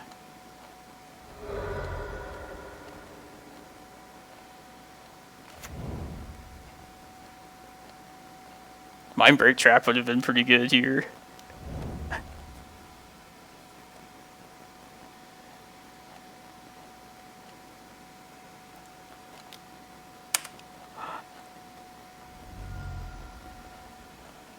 We did it.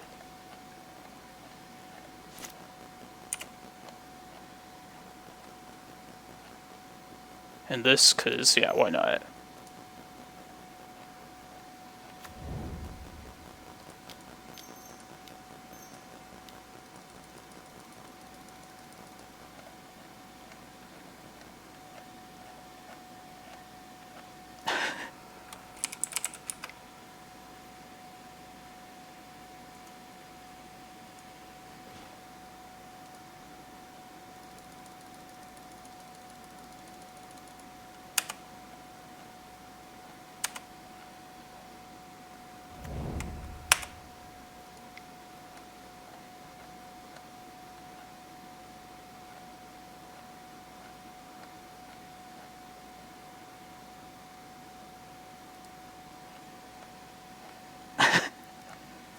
Man, gotten some lucky draws this challenge, for sure. Let me see if this... I'm going to use the carpet right now, because they're likely going to sack some of their islands to this Annihilator. I'm also going to search up Kozilek if this doesn't resolve.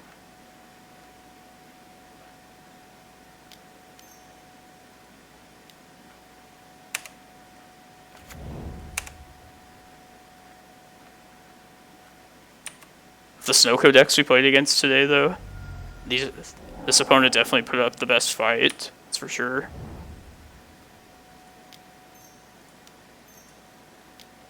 Just use this mana now.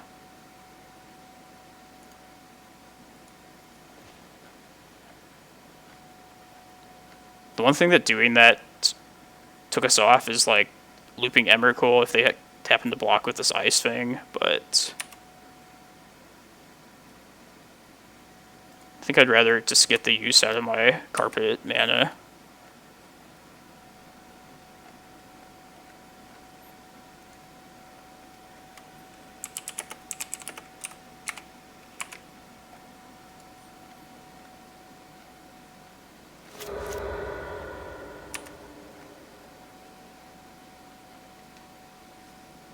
Yeah, I could have looped, in hindsight, Emrakul.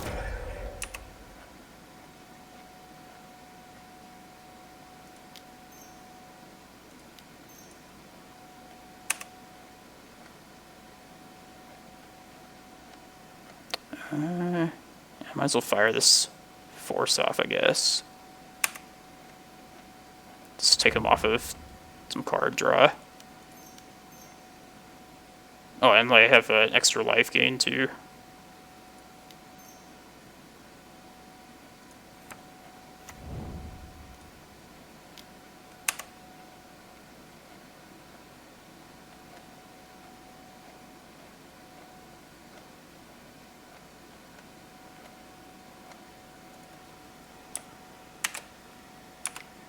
If I killed the Astrolabe, I could take him off red, as it is now.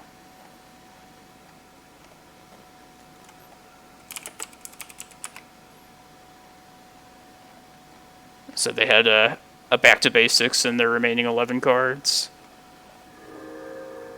Pretty nuts.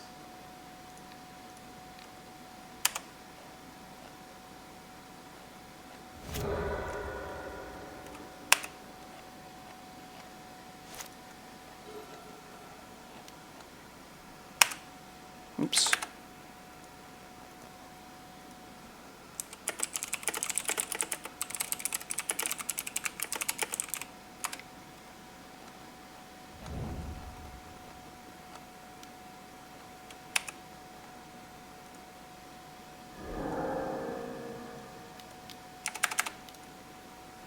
There it is.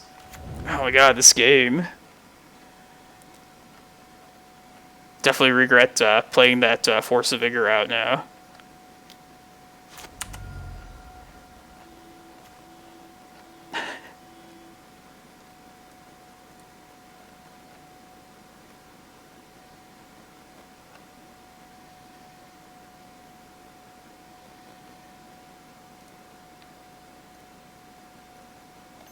Gotta run out of these counters someday.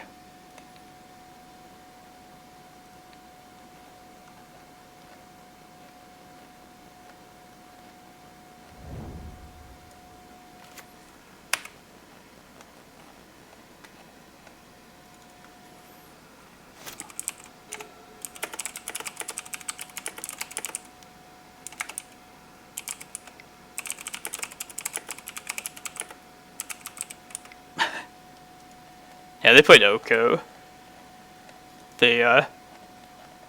Anybody that plays Oko deserves to lose. Just kidding.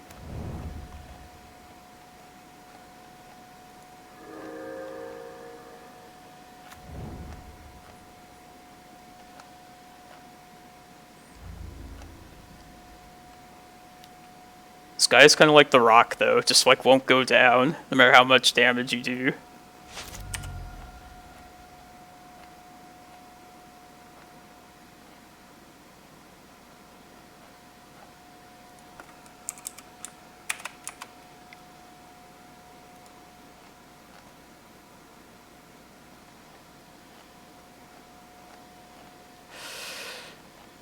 Wow.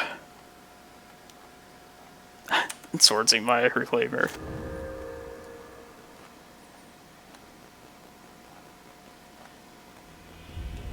Top 8. Ooh. Yeah, we had the Cavern for the Ballista if we wanted to finish them that way too. We did it.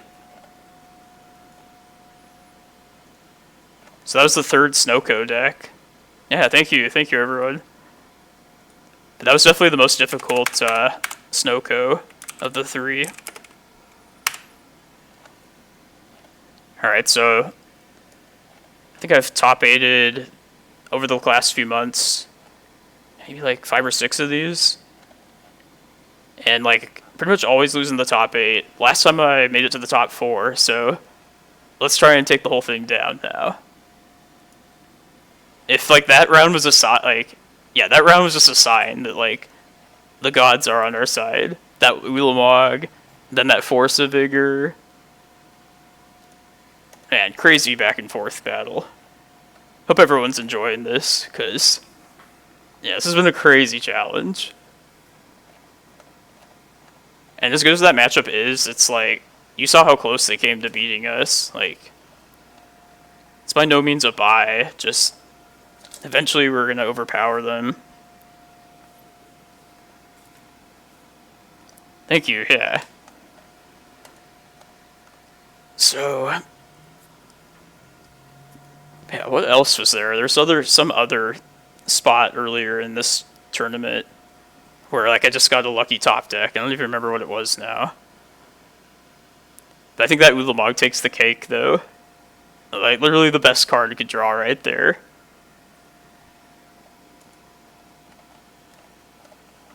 Yeah, something else crazy happened. I don't even remember now. But yeah, to everybody that hasn't watched my stream before, my name is Tony. I always stream this deck on the weekends.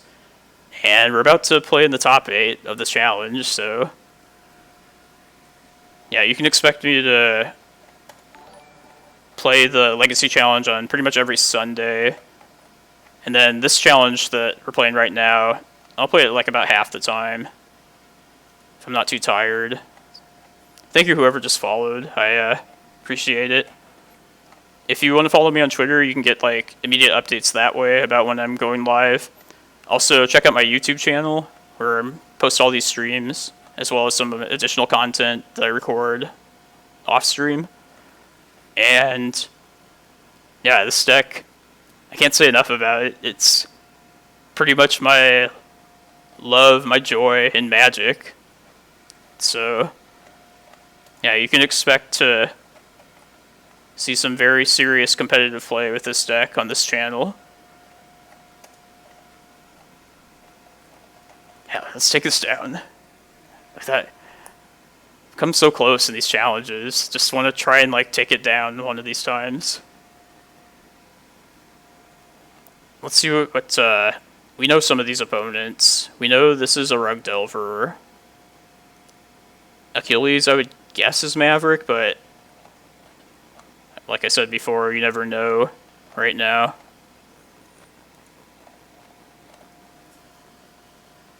I pretty much would never like keep a starting hand just assuming somebody was on a particular deck. I mean, we know like people mix it up every once in a while, like Bryant Cook playing Rug Delver. Like somebody that tournament probably kept a bad hand thinking they were playing against Tess. And that's like another reason why I need to like play one of these other random decks. Need to try and keep people guessing, at least a little bit. I also play Black Red Reanimator in real life, which is just a nice departure from this mono green deck. So, yeah, a good palette cleanser. Change the Veil in the side. It's served us well so far. Just despite being like a single copy, I feel like we've drawn it quite a bit. Against Delver, against the Snoko decks. Even just eating like a Force of Will, this still is like a worthwhile one to get forced. Like it's still valuable just eating a counter. But yeah, I really miss having Veil of Summer. Wish I could get a second one in here. I was previously running 2 Carpet of Flowers, 2 Veil of Summers. But I'm kind of sold on 4 carpets. I still like having a full set of these. But I definitely wouldn't mind trying to squeeze in a second Veil of Summer somewhere here.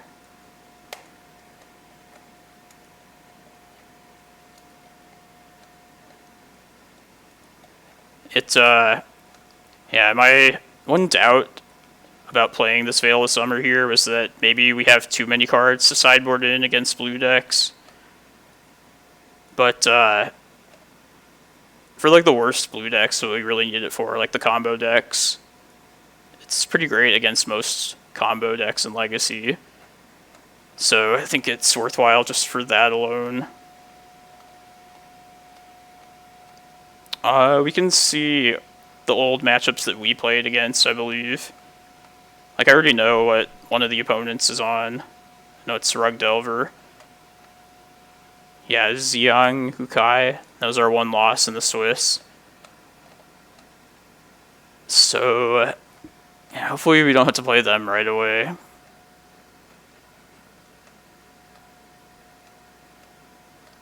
No, I don't like Beseiju.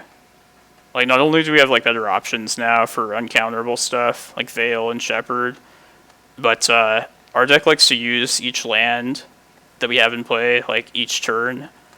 And so, like, Beseiju just getting tapped every turn. The life loss is just too much of a drawback.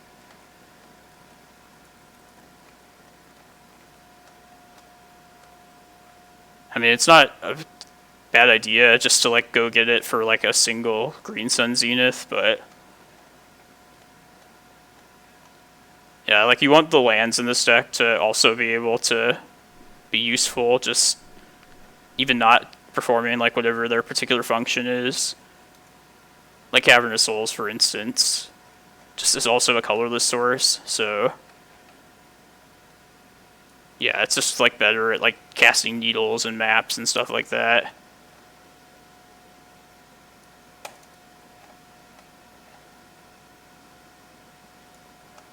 Yeah, maybe this is a sign that I should have taken out, like, Mikokoro a long time ago. Play, like, actual good cards. Though I do love, like, just random, like, land-based tech, though. Like Ipnu Rivulet.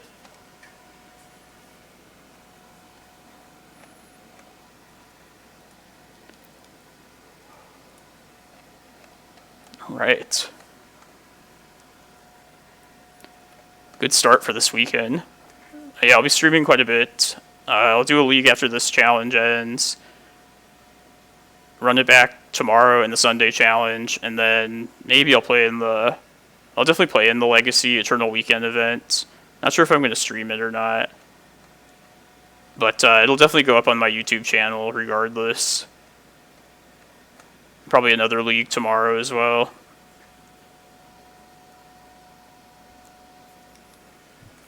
But yeah, thanks everyone for watching. Appreciate all of you. We had a lot of good discussion in the chat today, which makes my job a lot more fun, easier. So I really appreciate that.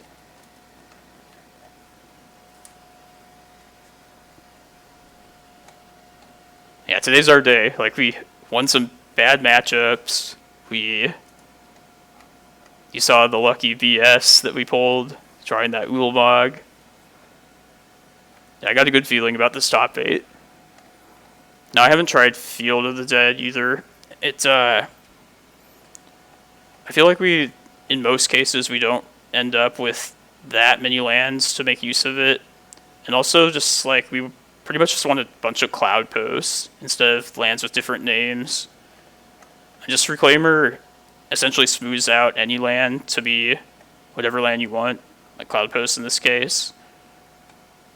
Yeah, and I don't see Field pulling enough weight as a one-of land. Okay, looks like we're against Slasher. Not Slasher again. They were... I don't remember exactly what they were on. They weren't the lands player.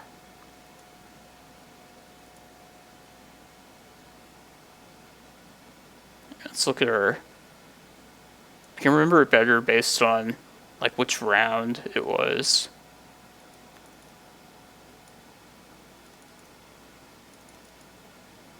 Alright, they were just round 6. So I think they were just a Snowco deck. I can find out exactly. It's another good sign for us.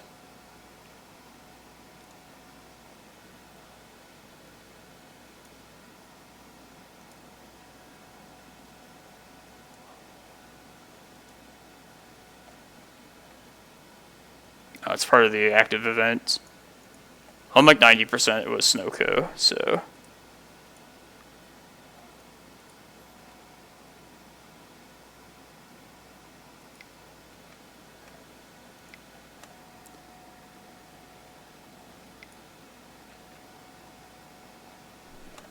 Good stuff.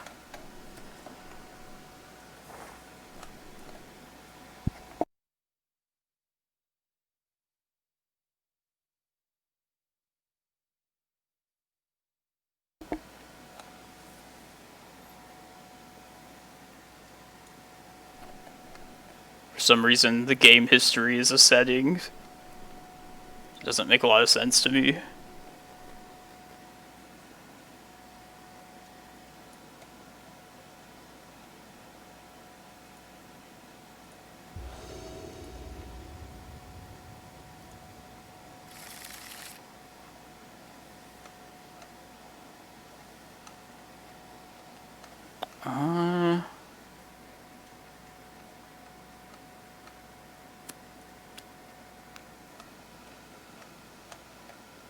I think this hand is okay. Crop Rot is the worst card here. But this Once Upon a Time, finding either a Cloudpost or a Forest, I think would make this worthwhile.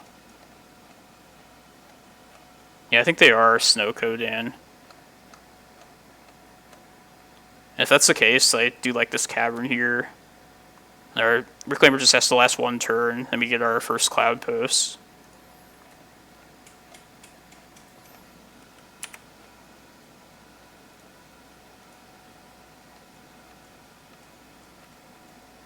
Yeah, let's just stick the Cloudpost here.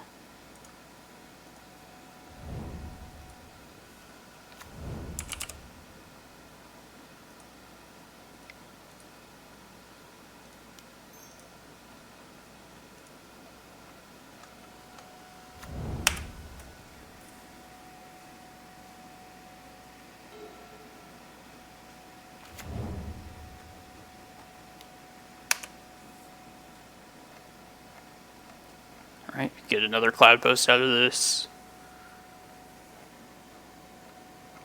I say if we were to draw a Cloudpost for our turn, I might be interested in getting Eye of Ugin ASAP. It's probably just better to get Cloudpost at this point. I'll get an extra life.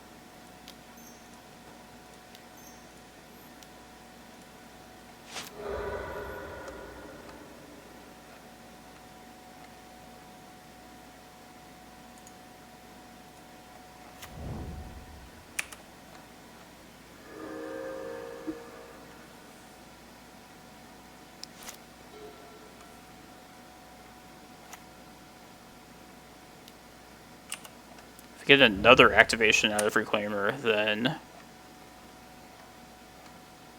we'll get Eye of Ugin with that. Nice.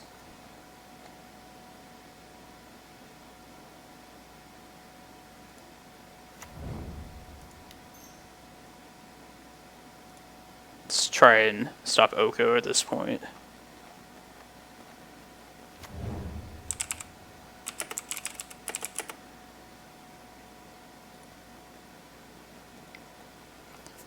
I guess I could also cast map, if that resolves, to search it immediately now, and just have the 7 to go with the eye. Yeah, let's do that. And if this gets countered, then I'll just make this Glimmerpost an eye. Okay.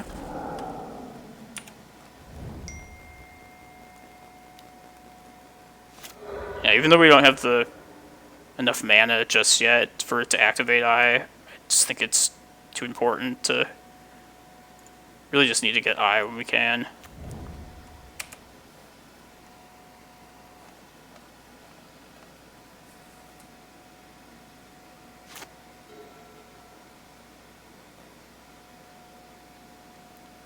So now it'll just be a matter of drawing into enough lands.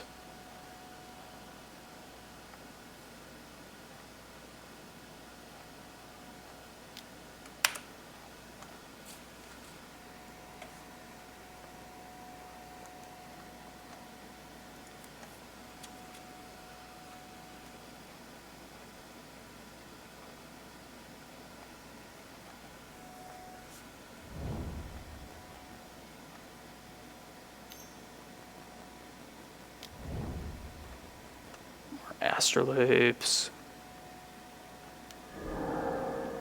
Alright, there goes our Reclaimer.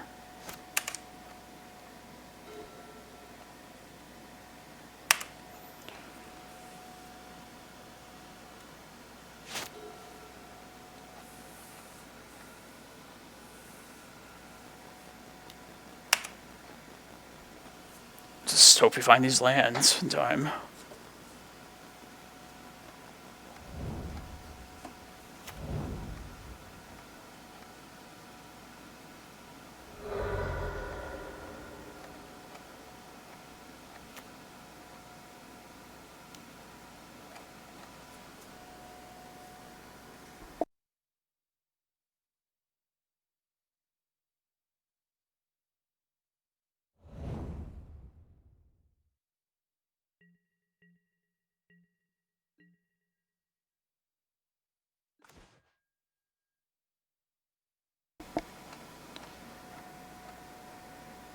Just gonna say Oko for the second one as well. I know they probably have like a Jace, but you know they've got like an Abrupt Decay waiting, so.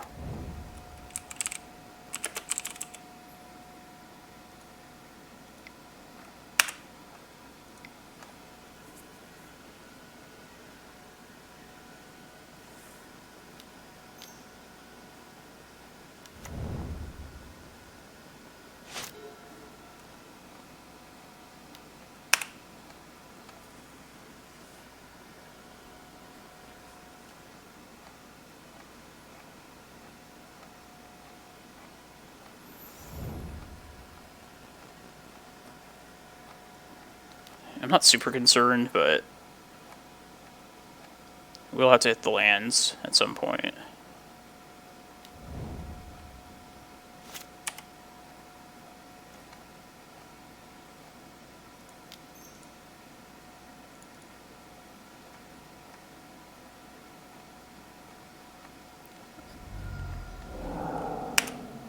Would have very much liked that map to resolve.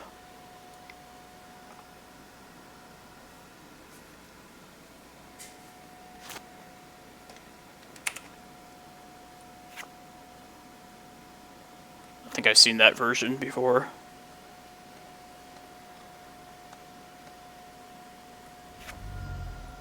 I guess that's the, I think that was double masters, if I remember correctly.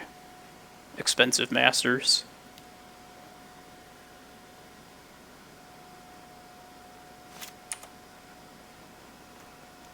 Yes.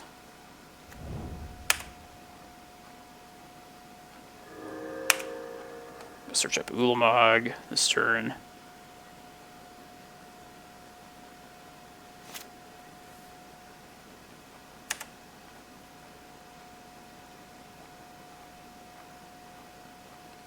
If we draw another mana source next turn, I'll likely cast Kozilek though, just to help me hit further land drops.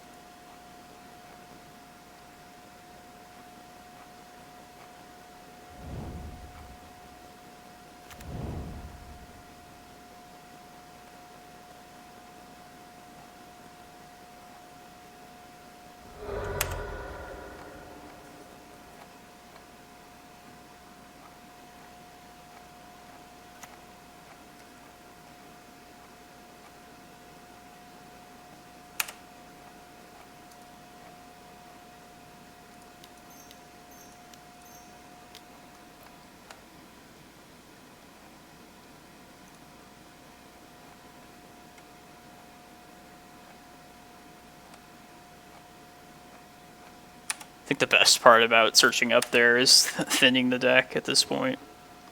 Yay.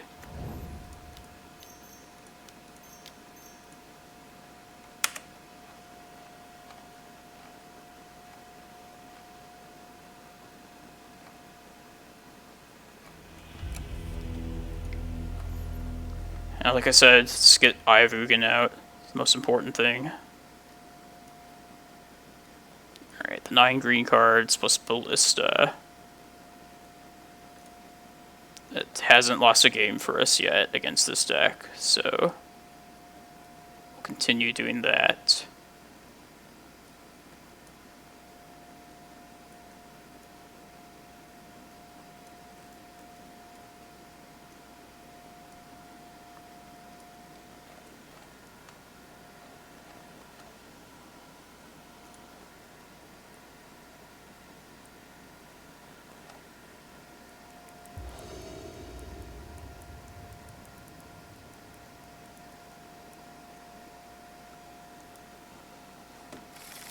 That's bad.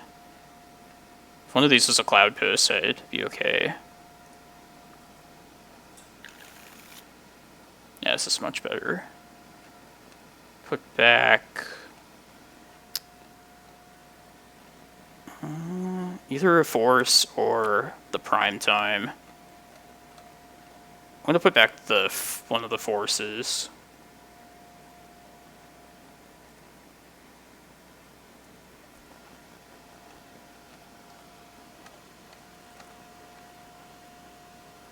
I like having the Prime Time in hand, so if we can find our way to like Cavern of Souls, or also we can Green Sun for Shepherd.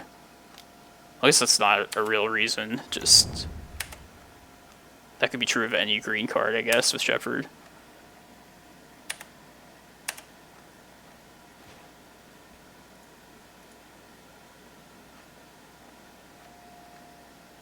Excellent. Yeah, let's hold off on this carpet. I guess since they played us last round, they know that we have carpet, so I mean, that's like a moot point. Just trying enticing them to play out their islands.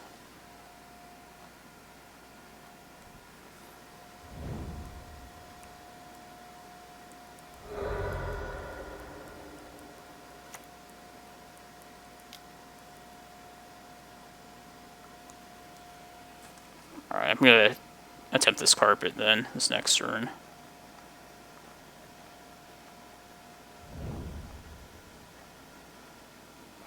Chose to not shuffle.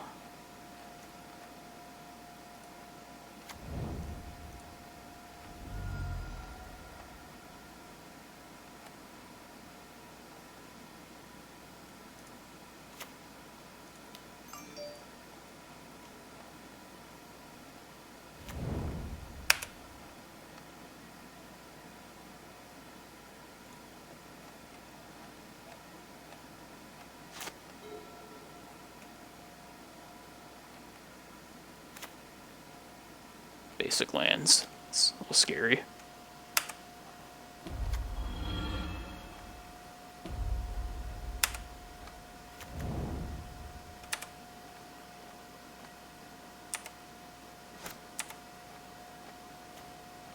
Ooh. It's our good friend Ulamog.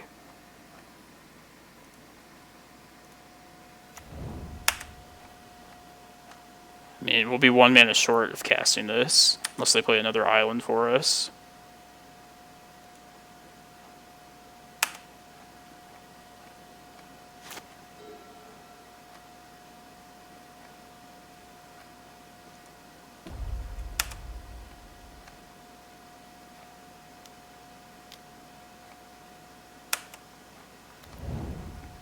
It's pretty enticing to hit.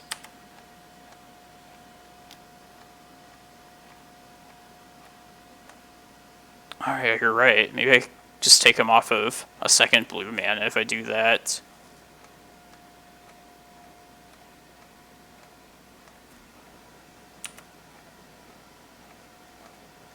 I feel like don't really want to pitch any of these cards to force here. Let's see what we draw this turn. Okay, that's great.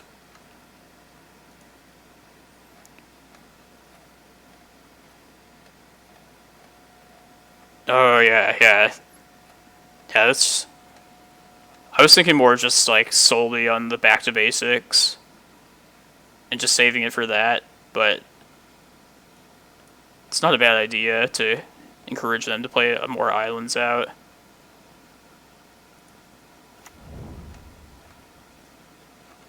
I think I'm just gonna hold for Ulamog now at this point. Let's see, I get 1, 2... Yeah, let's just wait for Ulamog now.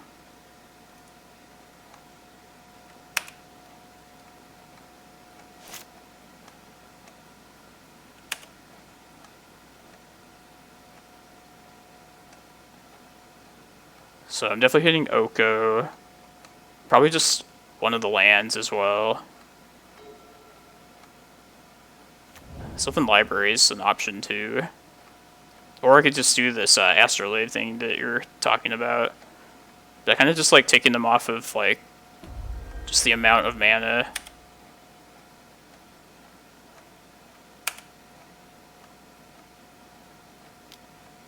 Alright, well now they have no Astrolabe, so I'll take them off their planes, I guess.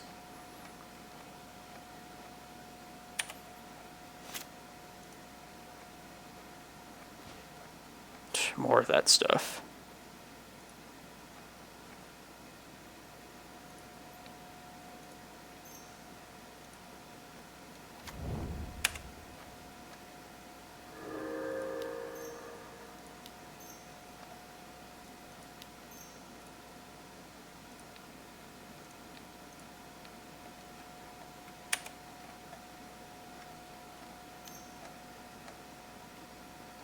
Float Swords, Plowshares mana.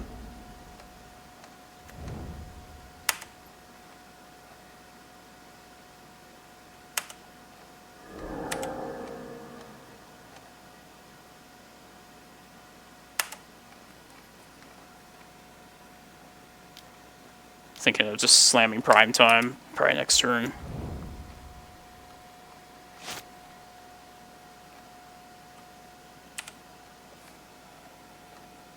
It's not just F6 here.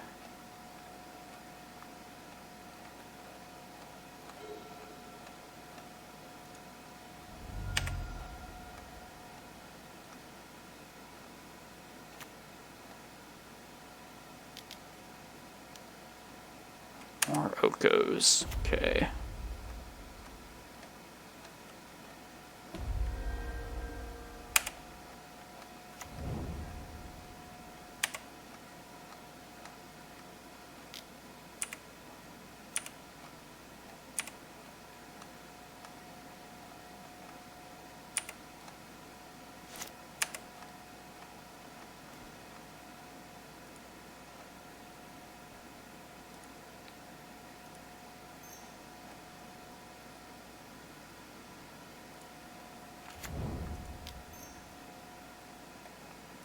Yeah, it's a slam.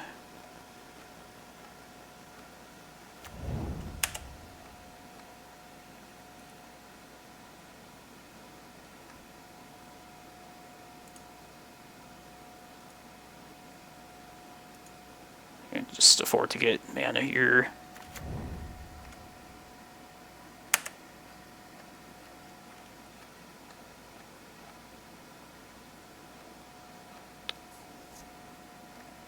I want to shoot off one of these forces in their upkeep. Try and hit library and the food token, I guess. And I guess I should just get rid of Rec Sage too.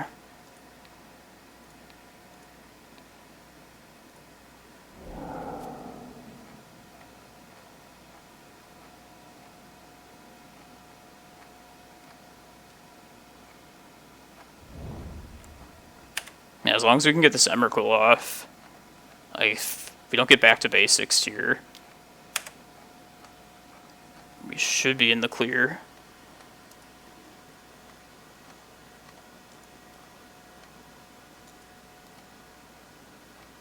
Just gotta dodge it off this cantrip right now. Just do not shuffle. Uh-oh.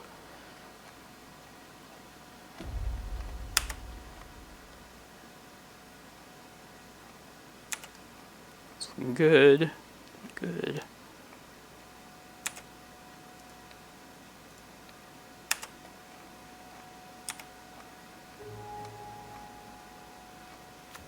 Uh-oh. Okay.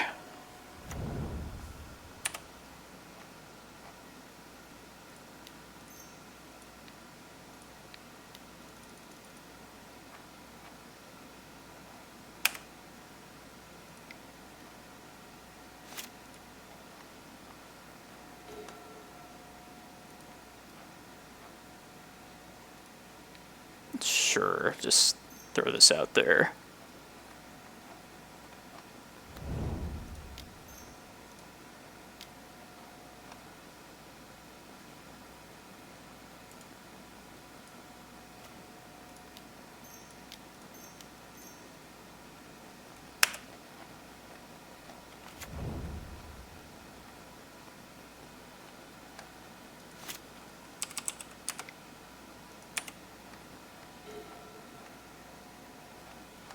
Nice.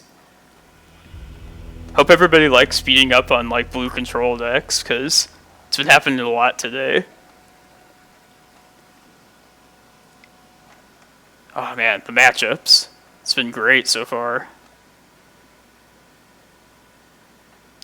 It's nice to dodge combo decks for once. Alright, so it looks like Rug Delver won, so I think we're playing against Rug Delver, this top 4, next round. Assuming this bracket works the way I would expect brackets to work. Let's update the title.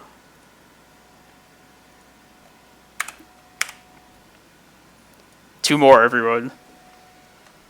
Let's do it.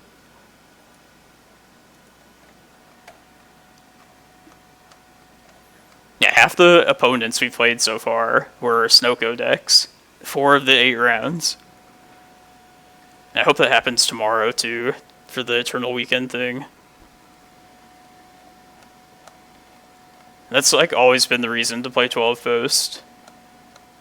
We were like the Miracle Hunters back in the day, when Miracles was like the top deck. And I know like decks like Goblins could beat up on Miracles, but they didn't get to like dominate it like we do.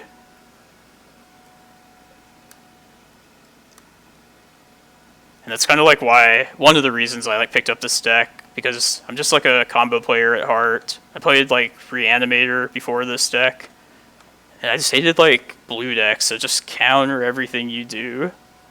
So it's nice to just finally like basically threaten those decks the way like nobody else can. If you hate blue control decks, play 12 Post.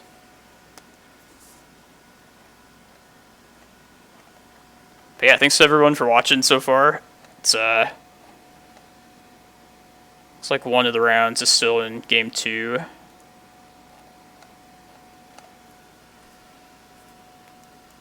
Yeah, I'm still going to do a league after this. I'm leaning towards this Mono Blue Urza deck. Yeah, I'm looking forward to playing this. The black one's just more of... Yeah, I feel like the black one's just gonna be like fun if we get it like one time, but then after that, it's like, why are we doing this? Plus, I kind of feel like winning too if I'm gonna play a weird deck, or play a deck that I'm not accustomed to. But yeah, if I play this deck, I kind of want to try like a Wish Claw in the sideboard. Some Spice I saw before. See if that ever like works out for us. So cut a Ballista.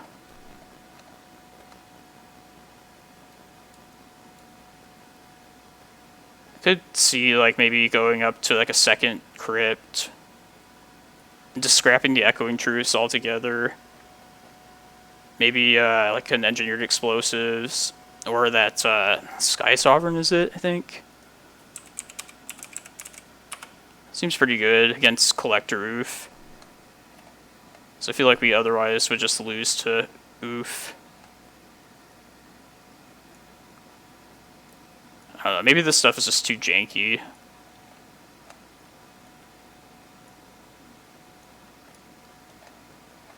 I have no idea.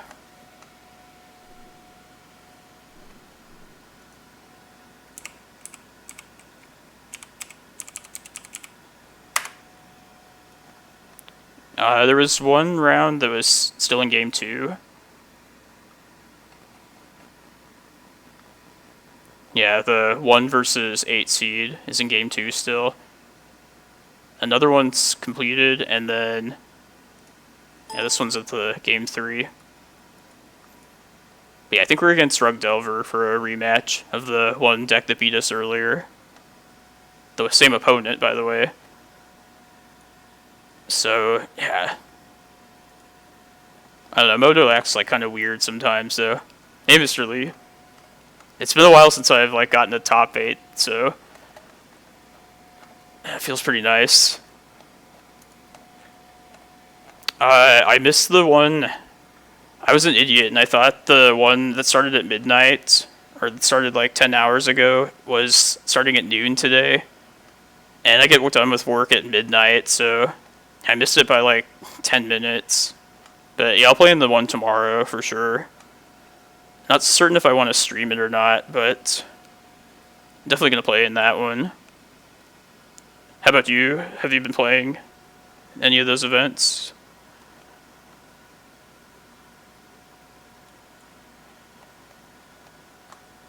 I know there was one like in the day yesterday.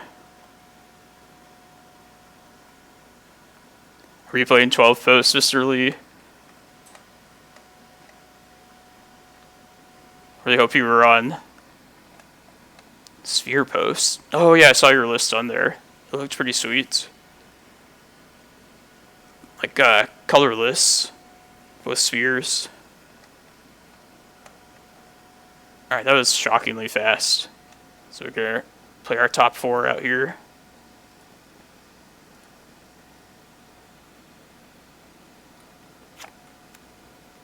Ugh, yeah. I've been getting dumped on by Delver. I think we're playing against that right now, actually. Our one loss was to this opponent on Rogue Delver. So, try and get our revenge, our redemption here. But yeah, I definitely lose to Rug Delver quite often these days, so it's going to be an uphill battle, but yeah, we'll try.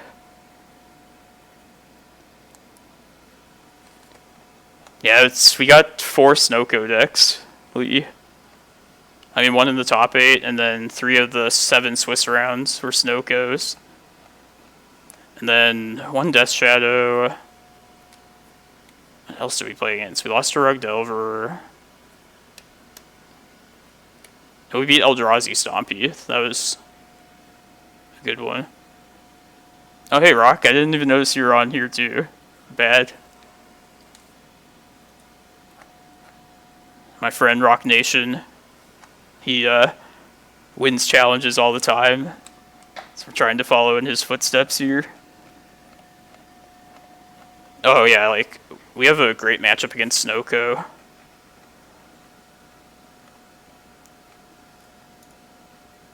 It's like the reason to play this deck. Yeah, it's Rug Delver.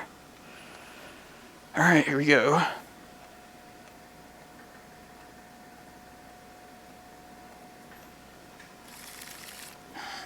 This hand's not spectacular. We do have redundant Reclaimers in the form of this first one, plus a green sun turn 2 if we need to. It might be worth trying to build our plan around that. And 3 lands, like, is okay. It's not great, but the life gain's pretty relevant too.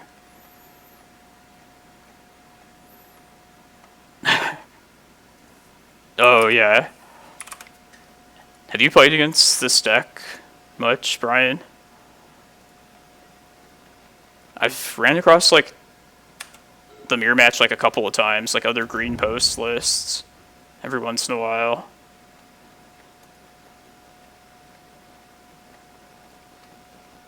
But, yeah, it's pretty much the only interaction they have is back to basics, or, that's shitty. Or, like, the random, like, Blood Moon, or From the Ashes. Which I have seen From the Ashes.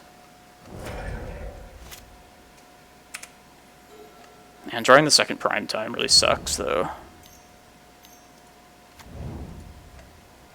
And now we can't even get, like, the next Reclaimer out. Alright, let's see if we can find, like, a Cloudpost here.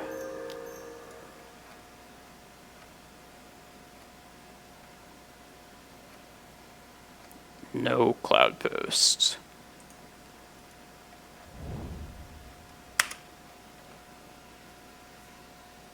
Yeah, this is exactly why we need our Carpet of Flowers from the board. Just can't rely on Reclaimer in the face of, like, all this.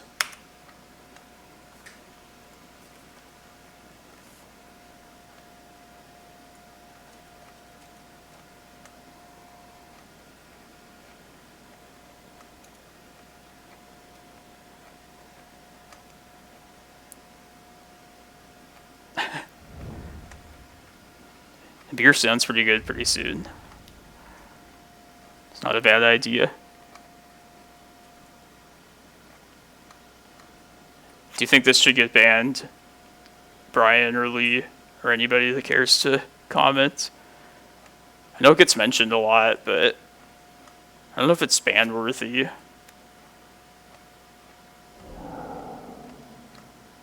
I have played Warping Whale in the past. I didn't really like it. Like, it's one of those cards that it's always at least a little bit useful, but it never feels great. And it's just not really like a card I really want in this deck.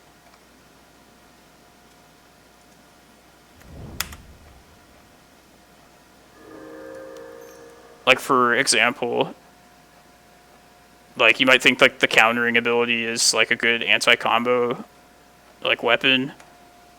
But I mean, combo decks are like built to fight through way more counter magic than what we could like have against them via Warping Whale. So it's like, how good is like a Warping Whale really gonna do for us there? Like against Omnitel, for example.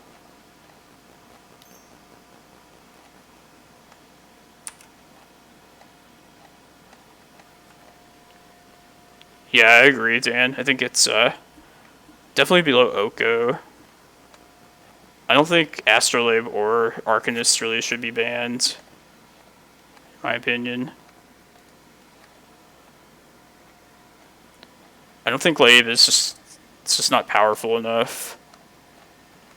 Like, despite it being very, like, format warping. I heard people calling for Daze to get banned too, just to weaken, like, Delver. I don't know, I kind of like the gameplay that Daze gives you. Like, maybe it is too good, but I don't know, I feel like just not playing something without having an extra mana up. I just kind of like that element that Daze, like, adds to games. Oh hey, Quantum Activist. Yeah, I've been playing this deck since then, and even before that. It's definitely my, the love of my Magic life. Been meaning to stream for the longest time, so finally got around to doing it. And I know a lot of the Cloudpost fans like follow this pretty closely, so yeah, Quantum. I stream every weekend, usually on the Sunday challenge, and then usually like a league or two each Saturday and Sunday. And I'm always playing this deck, that specifically this like green Sun Reclaimer list that I've been playing these last few months. So yeah, definitely check out my stream. It's a ton of fun, and the deck is like super good now. Oh yeah, it's like, basically it's just like a given that you're always playing snow basics now. Even like following the pattern.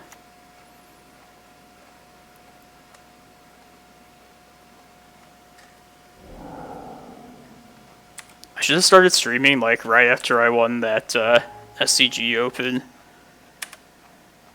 But here we are.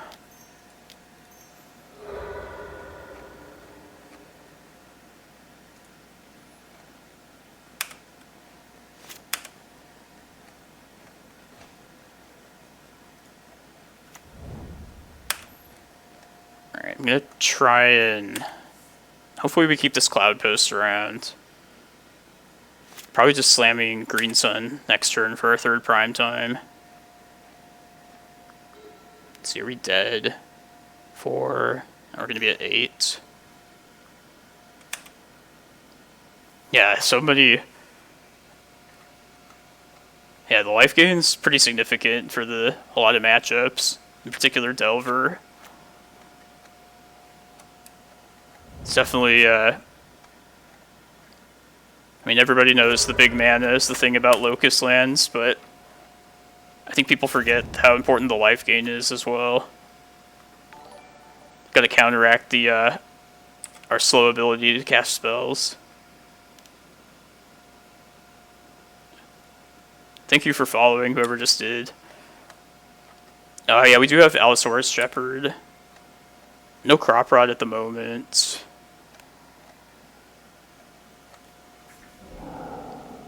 I don't think we're going to have enough green mana to string together like Shepherd, or Green Sun for Shepherd plus another spell. And we're just going to get wastelanded. And this is typically how Rogue Delver goes, at least game 1. We're like 100% dead next turn. Like, I have to play this Glimmerpost out.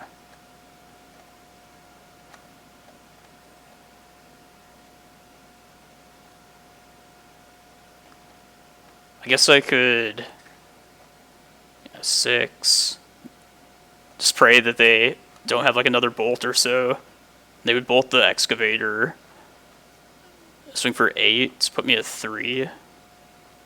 If they don't bolt it, then I could block one of these. Yeah, I think that's my only, like, near impossible chance of winning this. They could also just daze this, too.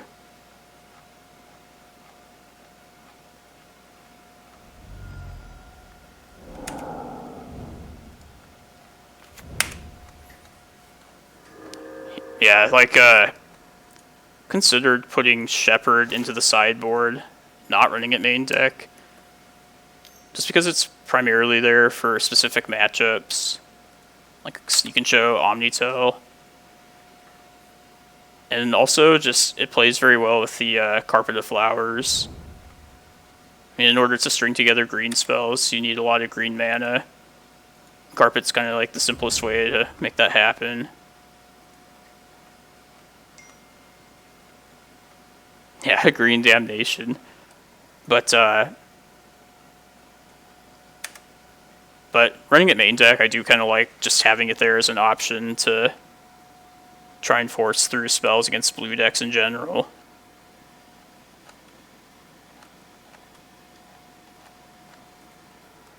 I don't know, I definitely want Shepherd somewhere in the 75. I think it's worth having main deck, at least, for the moment.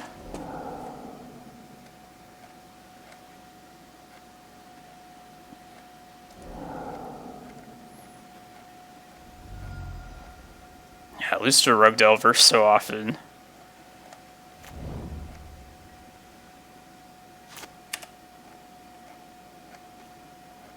So close.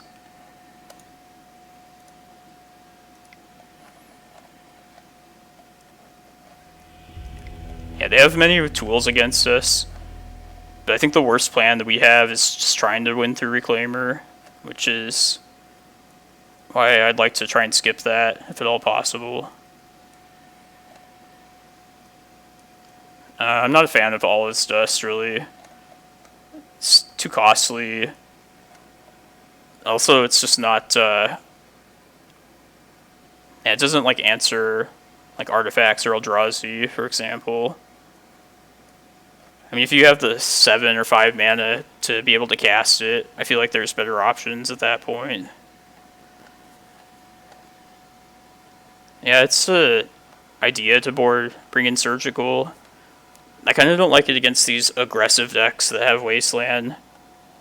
It just, like, does nothing against, like, Wastelands on board.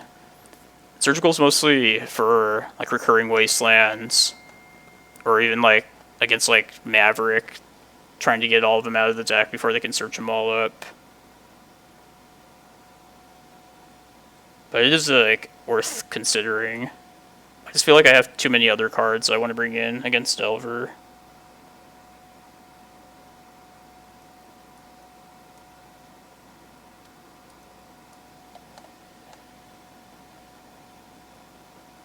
I'll take out Rex Sage. If they play a Winter Orb against us... I mean, Winter Orb's the main reason I would keep it in there, but... they also potentially have, like, carpets for that. Yeah, Oblivion Stone's kind of like the same problem as All Is Dust. It's too costly, too clunky. I don't like this hand.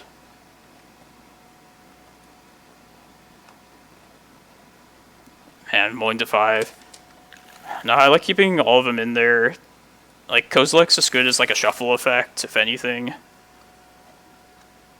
Oh my god, it's so bad. This is probably worth trying as a 5-card hand. Sometimes I'll take Kozilek out if, I don't know, certain matchups for... I don't know, basically I like Kozilek to be able to shuffle things back into the deck. I think it's worth having for that reason alone.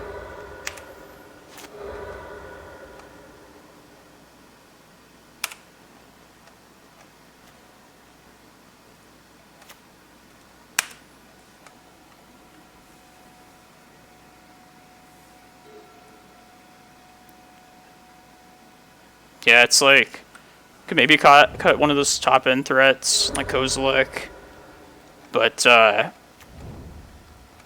you don't have your big giant things, it's like, what are you really doing playing this deck? You know, like it's definitely worthwhile having a second big Eldrazi alongside Ulamog when you get to that point. Like Ulamog's usually the best thing to go search up when it gets to that point, but it's not always the thing I want. Just gonna try and get a Reclaimer here. Like nothing else is really going on.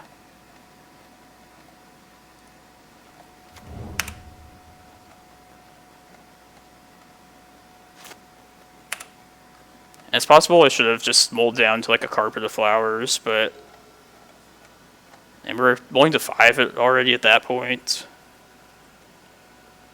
I think a 5-card hand with 4 lands is probably worth trying at least.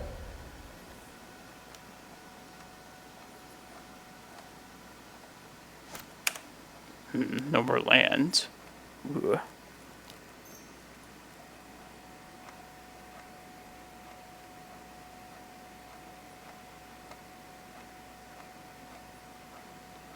Definitely get countered if they have it.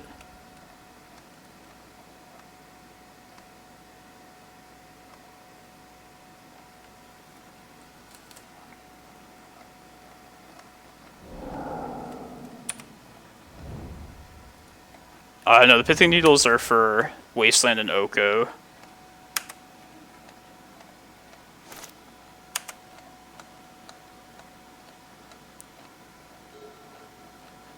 Naming Wasteland's just always been a thing. A reason to run Needle in this deck.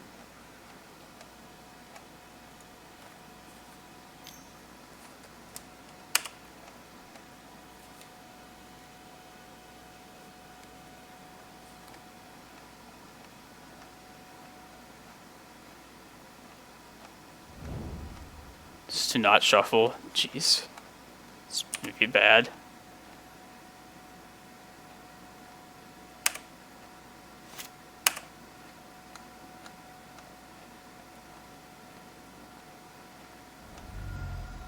There's the Surgical. Jeez. Alright, I think I want to...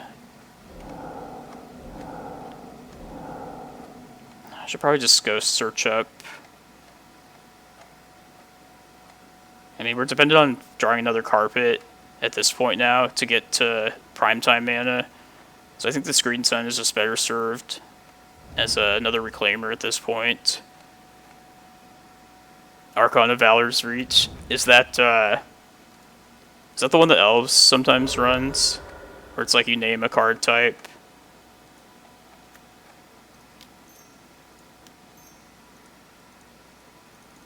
I don't know if I'm thinking of the correct card with that, but...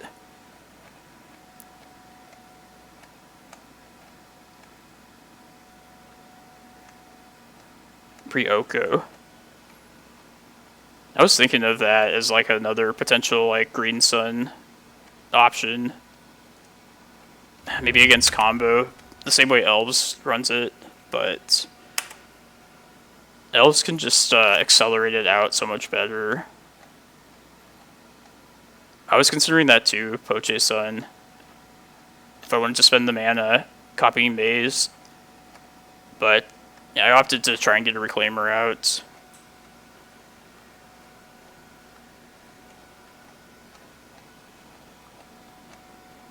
If this Maze survives this turn, I'll probably copy this, get a second Maze out.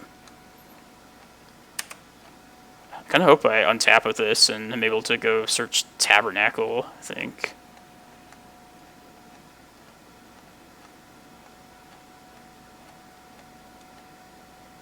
Yeah, we'll see what happens. At least they can't Wasteland and Bolt, so we'll... If we don't get Wastelanded, we'll get to keep our Reclaimer.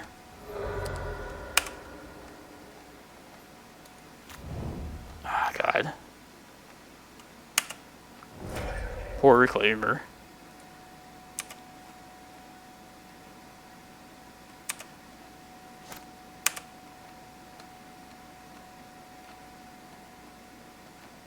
I think I'm naming Oko with this at this point.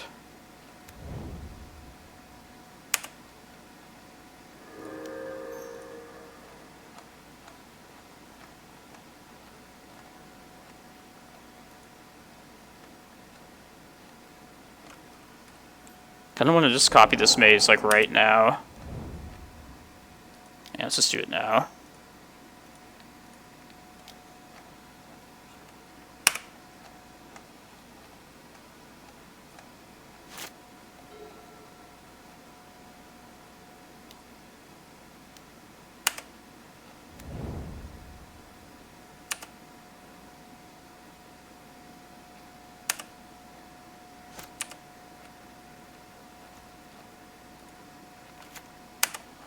Getting there.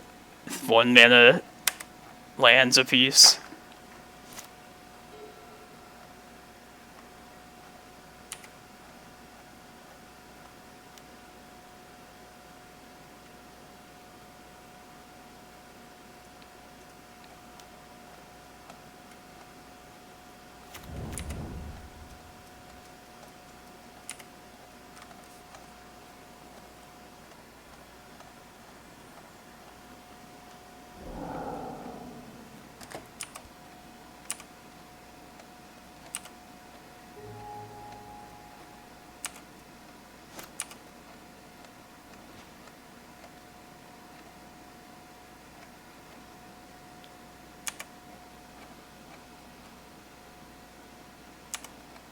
Probably gonna save this for whenever we can get like Shepherd out, or attempt to find like a Cavern of Souls.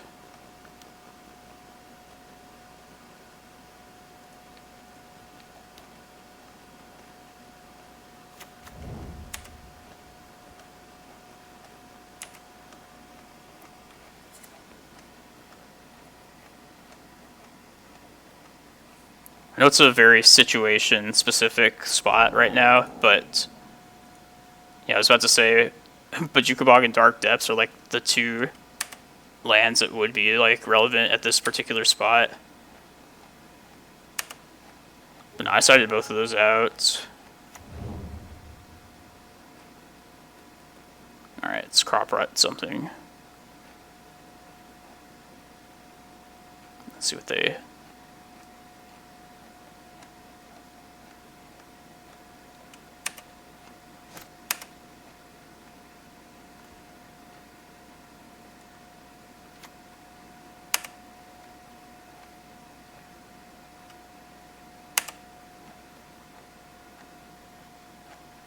I guess Tabernacle is an option, something that might be worth.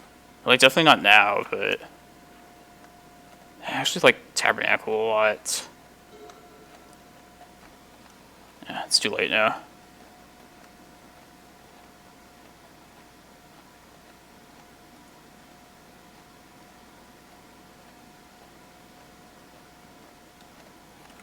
Yeah, definitely losing my touch a little bit. Can't believe I forgot about Tabernacle.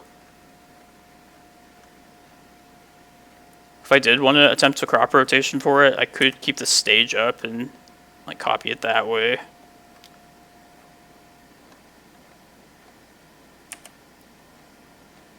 The purpose of Tabernacle being just to take him off Oko.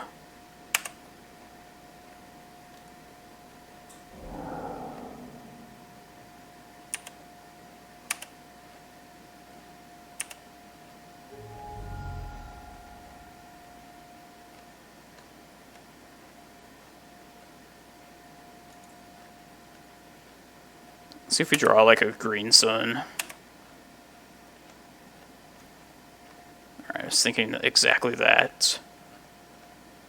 Yeah, let's get Tabernacle out now.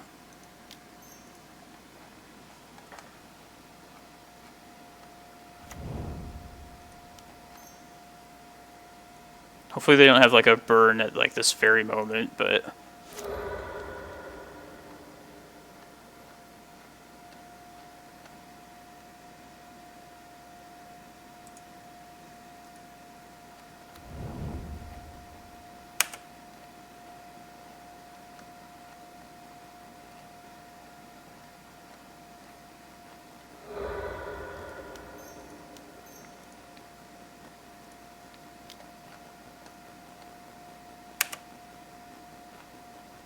Target non-basic land. I'll keep this one.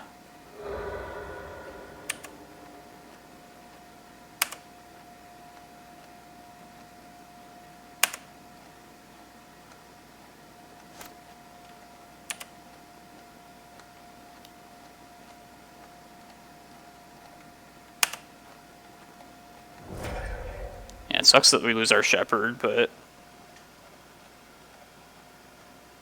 I think prolonging Oko is definitely worth it.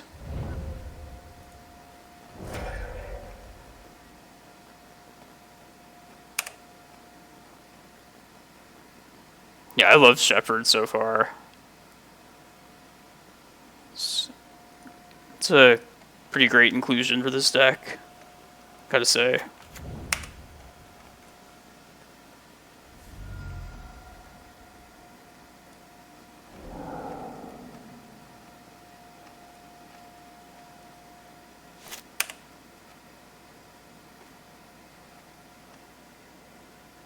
Yeah, we don't have anything to even Green Sun for at this point. I mean, there's Excavator still, but at this spot, I'd rather just wait for like a Carpet of Flowers or maybe one more land. Try and get like Excavator out.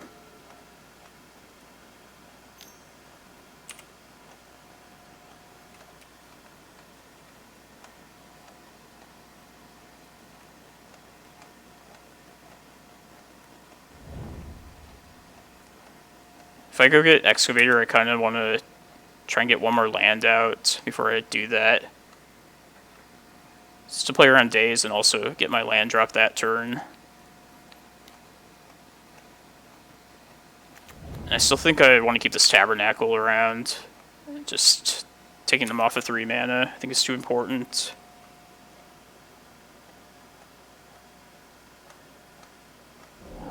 I mean, I could gamble that this Green Sun would resolve, and I could get the Tabernacle back as my land for the turn.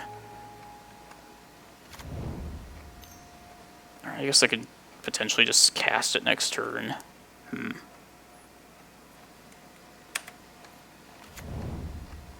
No, Tabernacle's still good here.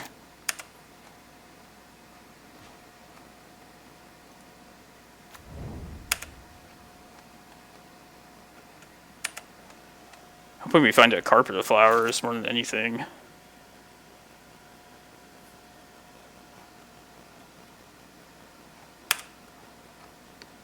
It's possible that, so I'm playing that single copy of Veil of Summer in this list. I was considering, like, having a second Shepherd in the board for, like, these kind of spots, but I know Leviathan was playing Choke, Mr. Lee. Yeah, I would consider that, too. I felt like Veil is coming in against similar things as Choke would, but Veil would be better against, like, the combo matchups that I struggle with. But Choke, like, does go pretty well alongside, like, the carpets, just having these, like, enchantment-based artifact. Or what was I saying? Yeah, like enchantment-based, sorry, I lost my train of thought. Let me just see if this resolves.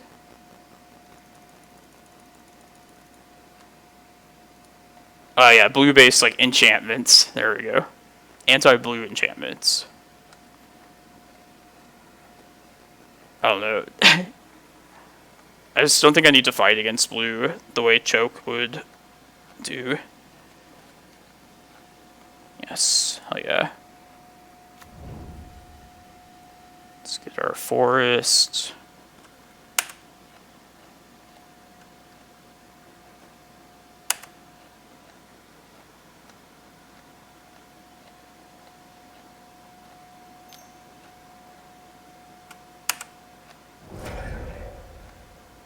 Alright, we're effectively at 7.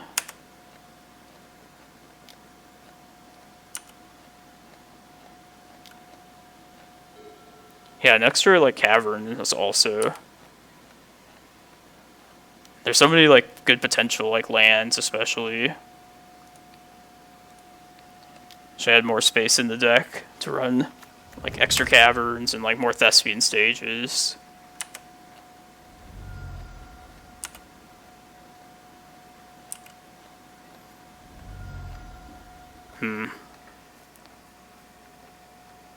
Are we at the point where we just want to slam this prime time?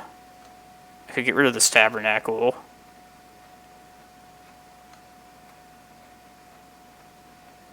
Let's see, we'll go to 3. Yeah, because if they have bolt right now, we're just dead. Alright, yeah, I think it's time.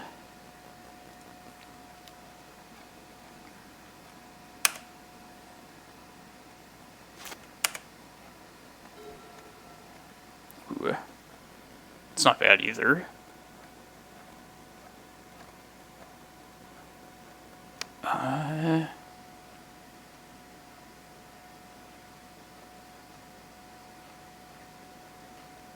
think I would rather hold Primetime in the off chance that I find like a Cavern of Souls. I think I'd rather have that be uncounterable.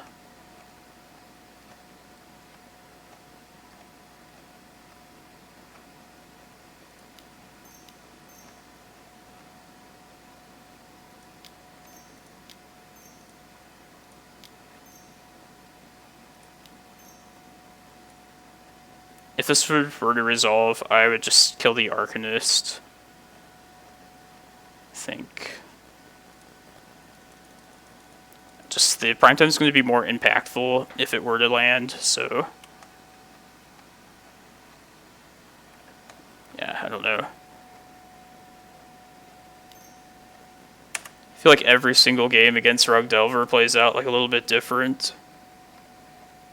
Even though the end result is usually the same, like we usually lose. I do think the matchup is pretty interesting.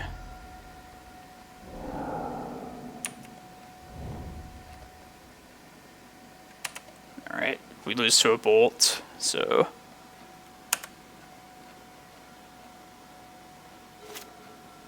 And Oko is live now, too.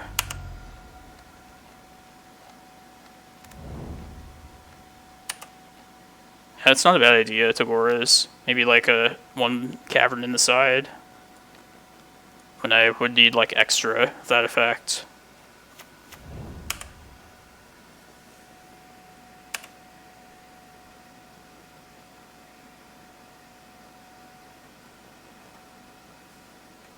Yeah, maybe that would be a better use of the, like that last sideboard spot. It's not a bad idea.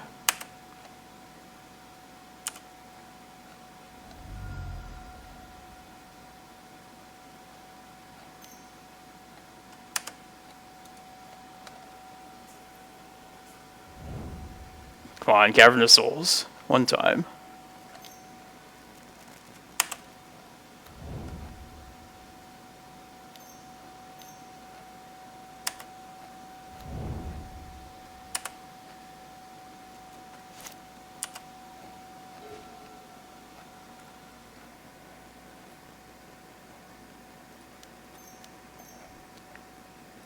It's gonna suck if I get double dazed here, but I'd rather get the extra life and hold this Glimmerpost for after.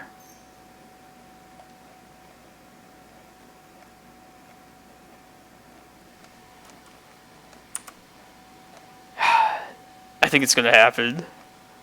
Oh my god.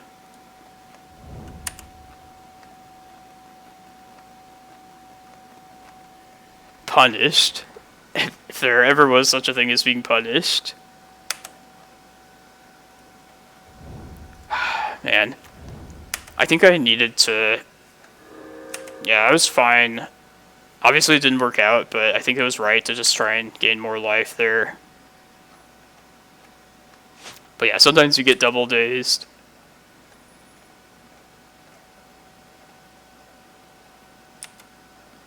The 2 dazes.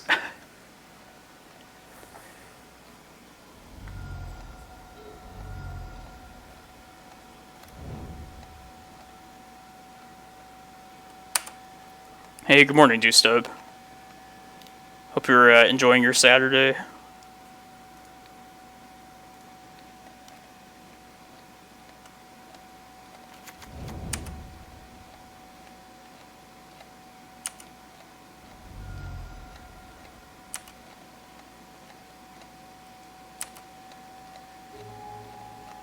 Yeah, it was just a punt by me to not play out that Glimmerpost. I guess there's going to be a punt at some point.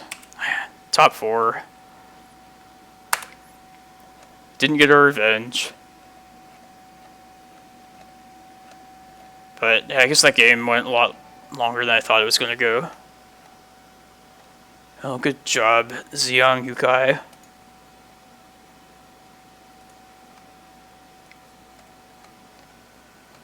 One of these times we'll take down one of these challenges. You come fairly close, but yeah, not today.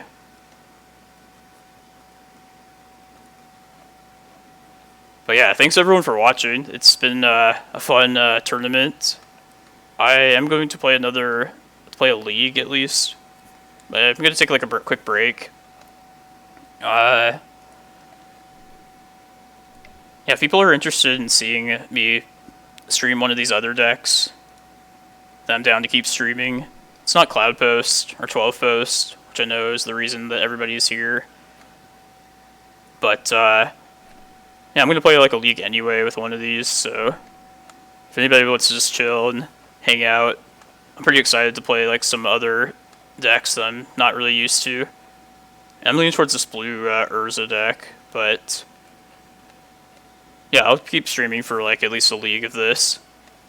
But yeah, it's been a good tournament. Wish we could have taken down Rug Delver. Yeah, I'm just trying to. Yeah, I need to get in the habit of like wrapping this up a little bit better, just kind of summing everything up from the stream. But yeah, the only difference in the list that I was going with today is this one Veil of Summer instead of like the Mikokoro or like the Ipnu Rivulet that's been in that spot in the past. And yeah, it's pretty good the times it showed up. And I feel like we drew into this single copy a fairly decent amount for being like a single non-searchable card. If I can find some like other way to fit in like a second Veil of Summer, definitely would not mind going back to like a second one of these. And then the rest of the list has just been the same. Pretty satisfied with the other 74 cards in the list. Just this last spot is kind of up for grabs. But yeah, and to repeat what I had said earlier, I'm going to be streaming a lot this weekend. I'm hoping to wake up for the challenge tomorrow morning. Be streaming that. And then this Eternal Weekend event happens about 3 hours later after that. Which, if I'm doing well in the challenge, I guess I will be forced to double queue at that point. And I'm fine doing it in a good spot like that. If I scrub out of that challenge, then I'll just be free to do the later event. Not sure if I want to stream the Eternal Weekend event, but it'll definitely show up on the YouTube channel. And yeah, okay. Let's give me like a 10-minute break, and then I'm come back and just stream one of these funky lists. Yeah, if anybody like feels strongly like for or against Mono Black Storm or Mono Blue Urza, just let me know, because I'm leaning towards the blue deck, but I'd be down to try this meme one too. We got a lot of cash to burn from that top 4, so it's pretty nice. And thank you for everybody that followed today. It's been a lot of good discussion, a lot of follows. Appreciate you all. But yeah, stick around for like 10 more minutes, and then I'll get on to a league with one of these stompy decks. Thanks, everyone.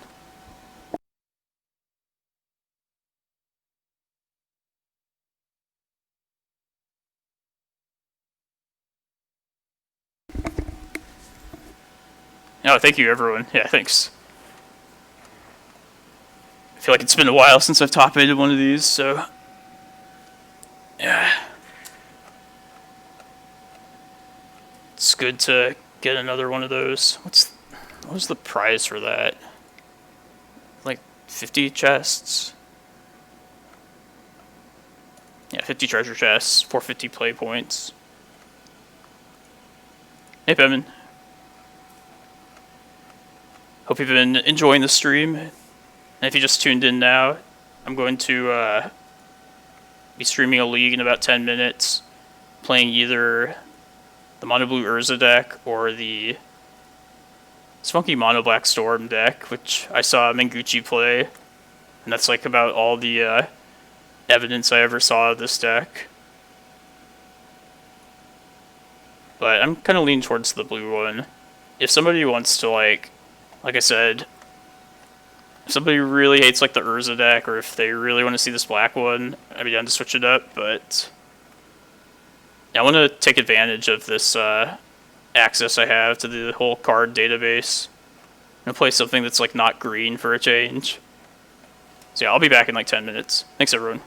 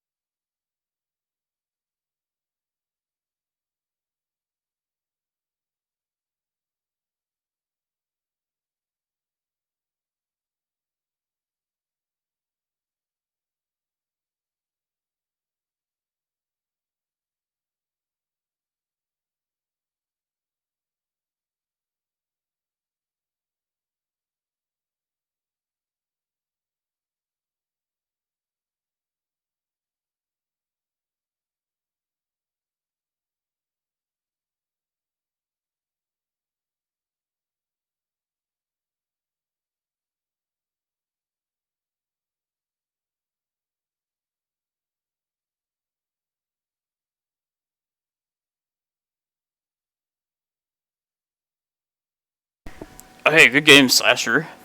Yeah, I was hoping we'd dodge you for as long as possible. But yeah, Rug Delver is just so difficult for me. So what are you playing in the finals, if you're still watching?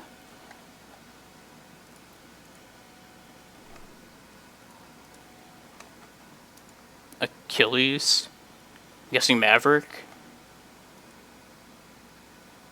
Oh, nah. What am I thinking? I'm an idiot. Yeah. Yeah, sorry, Slasher. For some reason I thought you were this Rug Delver opponent that just beat us. Stupid. But yeah. Yeah, we had some good games. I had a good tournament despite the lousy top 4 finish against Rug Delver.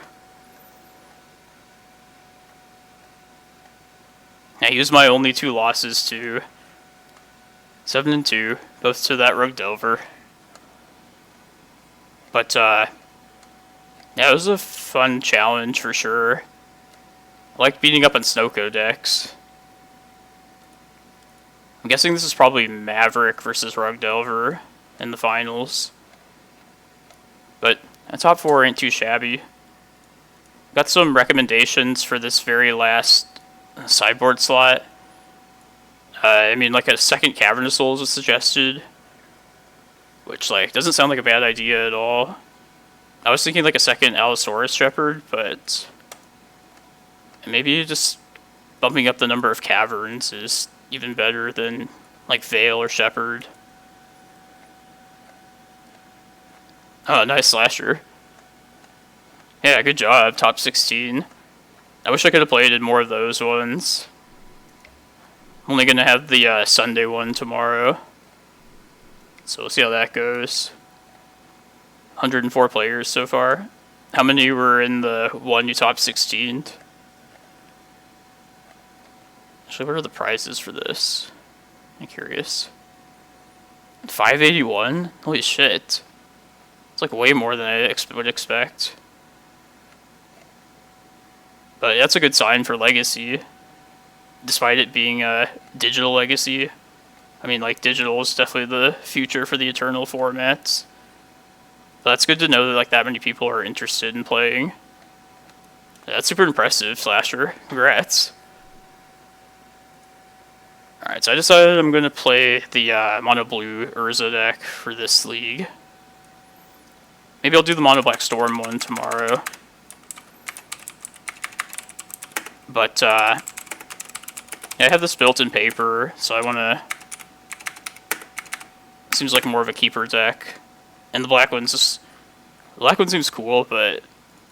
I kind of want, like, a decent chance to win some matches. And I feel more confident in the blue than the black. But yeah, if anybody wanted to see the black one, I'll likely do that for a league tomorrow. So yeah, so before I register this, help me construct the very last of the sideboard. Alright, so I'm running the 4 Force of Wills, those are for sure. For Spice, I want to try a Wishclaw Talisman. I want to see if a 3-mana Demonic Tutor is something we want to have to wish for. I mean, I have some doubts about it. Like, I feel like at that point, when we had the mana for this, we probably would just rather have like a Lattice. Oh, no Doomsday. That was another deck I was thinking of playing at some point. Might do that off stream, but it's a good combo deck. And it'd be like the most like out of left field deck for like opponents that are playing against me. Keep their like wasteland heavy hands. But yeah, it's definitely a next level deck for me. But yeah, anyway, this Karn Wishboard. Want the 4 Force of Wills. Want to mess around with this Wishclaw. And then we have our Wishboard staples. Like stuff that we would always play in this deck. An LED, the 4th one, our Lattice, a Bridge, a Coding. I think Crypt and Ballista are always going to be like Karn the Great Creator staples. And then we have some other options that are just generally, like, I think they're definitely worth having. Spyglass. And the rest, I would be open to, like, something different than this. I was thinking Sky Sovereign for Collector Roof in particular. I think it's just the best option for that card. But it's kind of shitty, though. Like, I don't know if I really want to play this card. Engineered Explosives. That's probably worth having. And then most lists of this blue deck I see are running at least like a second Walking Ballista. A lot of them are running like 3 of them total. So maybe just 2 extra Ballistas to round it out. I actually don't know why it wouldn't run the Forces main deck. I think the list's just too crowded main deck to fit the Forces in. Yeah, I think the same thing, Pemin. Like, I've kind of always thought that about Karn the Great Creator lists. Like, there's really just like a bare minimum of cards that you would want to have. Let's just put a second and third Ballista as the last spots here. The other thing I could see doing is cutting the explosives in the Spyglass. Or cutting the explosives and I guess the third Ballista and running 2 Echoing Truths just as like a catch-all. Actually was where I was at with this deck before I added like this stuff. Maybe that's actually better.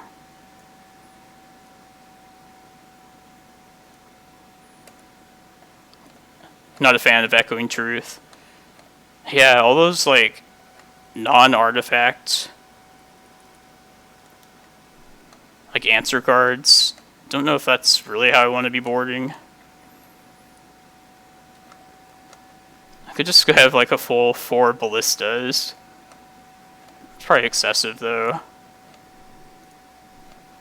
I guess Explosives is probably just the best use of that spot at this point. I mean, I do like how you can recast an Explosives via Emery if you can get it out into your graveyard. That's one of the reasons they go with that card. Repeal. I kind of find that, I think that's like kind of in the same category as Echoing Truth. And I've also seen like Dismember in like those spots. Sometimes they run like defense grids, just as extra blue hate. But yeah, the thing I'm most excited about is seeing if this Wishclaw Talisman is worth it. I think this is satisfying. Alright, I'm excited to play some different deck here. Hope you guys are ready for some fun, at least. It is in Storm, like Dismember. Sorry, I don't get the context of what you're saying.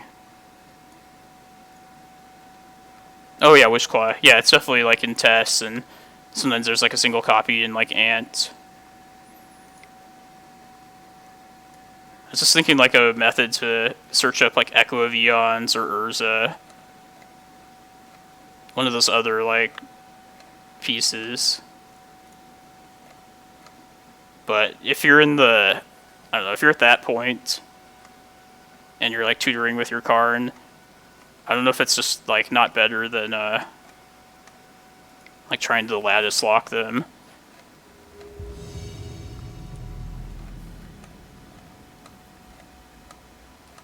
Yeah, Antiquity's War is an idea too. Yeah, I think we keep this. Just we could attempt like a turn 1 Echo.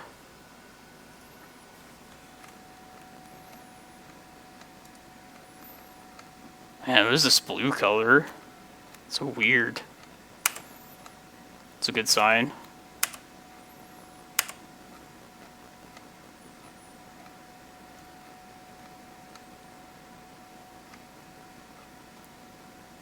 I think I want to try and play this Urza out before I start echoing.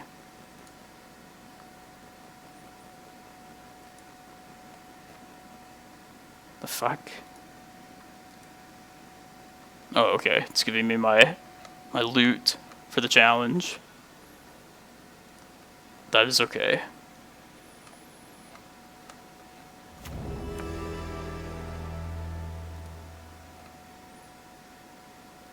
It's like lagging up my computer.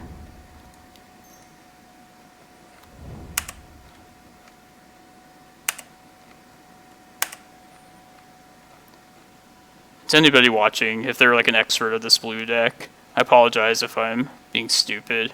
That's going to be a problem. But, yeah, I haven't really played this before.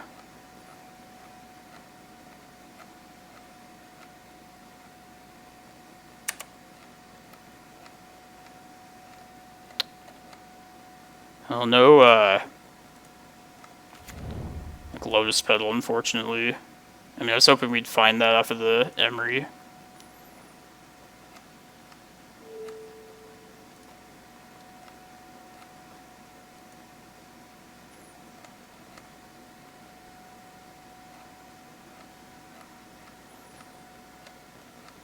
It's probably like Death and Taxes.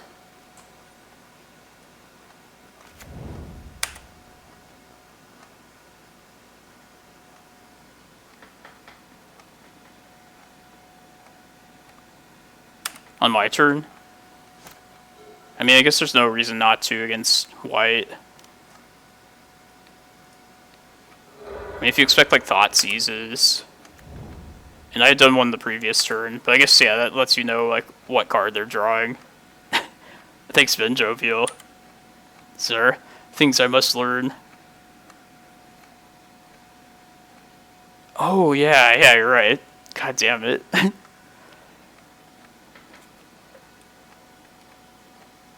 As you are wise about this. Now, it's so, like, tunnel vision on this Echo being, like, bad now.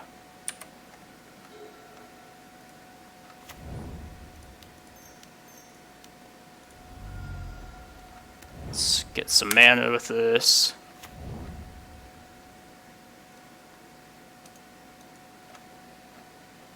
I can get 3 mana by getting another Bauble.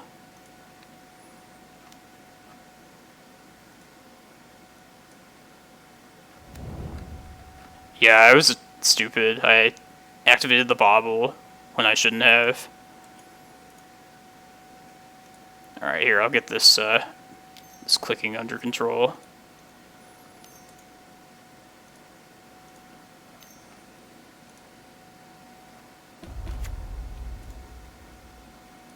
Yeah, it's definitely a punt. My mistake.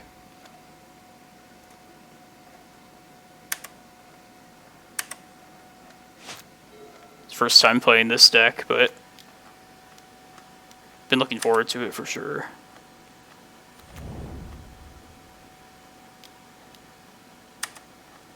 They're gonna kill Emery. No.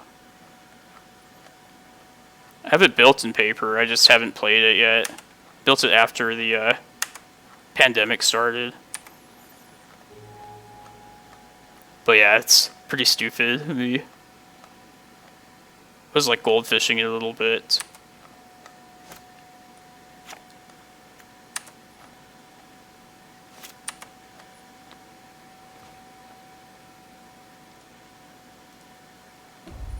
Yeah, I'm a fan. I think I just want Karn. I think one of these is probably enough.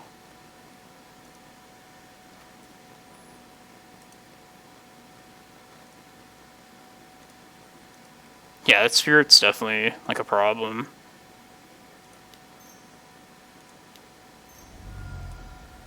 Another one of these. Just looking for Karn at this point. I think Karn could just win me the game, dig me out of this. Keep.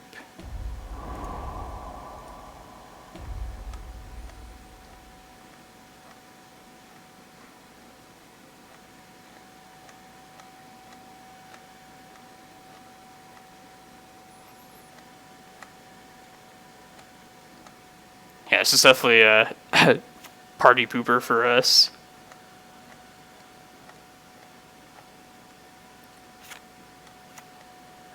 Of all the cards that stop your opponent from drawing cards, I feel like I'm most used to Narset, and then probably Leovold. This is the one I've seen the least, for sure. Alright, I guess just activate Urza, I'm guessing. Let's dig a little deeper. Yeah, I don't want to echo and draw one card.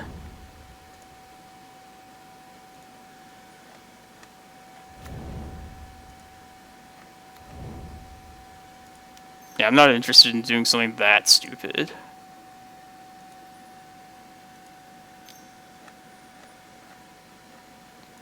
Yeah, I probably should have done it like in response to the whatchamacallit, to the Narset activation.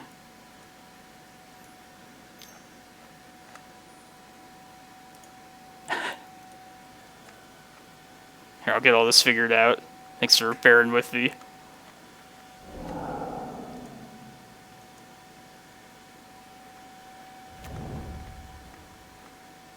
Why would we echo? Like, we would just draw one card. Or I guess like taking them down to one card as well. I see. I see. That makes a lot of sense, actually. Okay. Alright, yeah, that actually makes a ton of sense. I don't know if I should have just cast this as well. But yeah, I guess taking them down to one card, or to one card apiece, and we're in like a better spot right now than they are.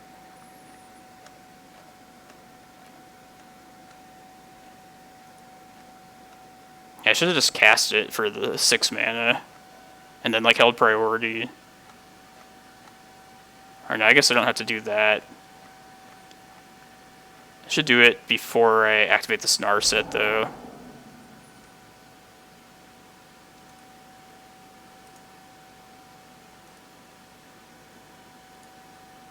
This is a learning process.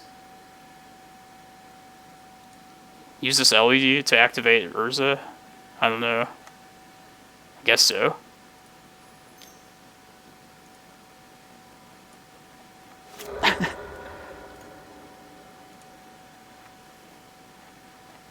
Yeah, this blue color is so foreign to me. And it's not even like a actual blue deck.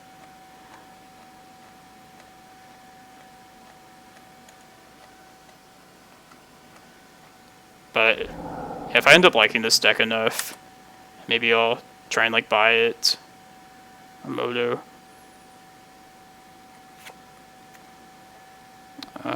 Just smack him? I don't know. Yeah, let's bobble right now before I forget. Yeah, I guess I don't care about Narset at this point.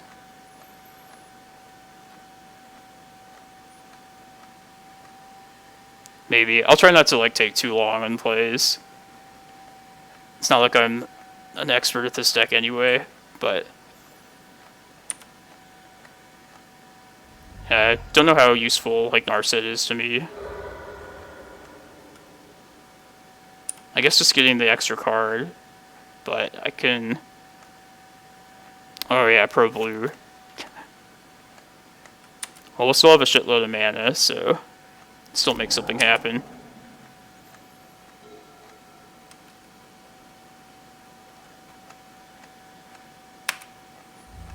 Just gotta find the creator himself. He'll solve all of our problems.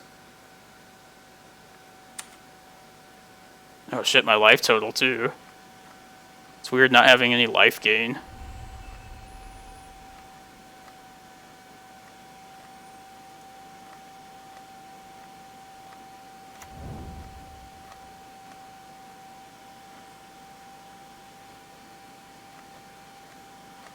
It's pretty good against us.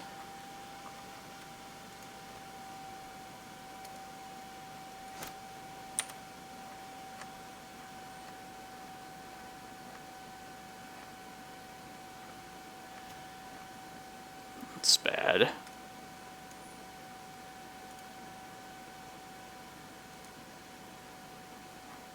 Oh, I see what they did.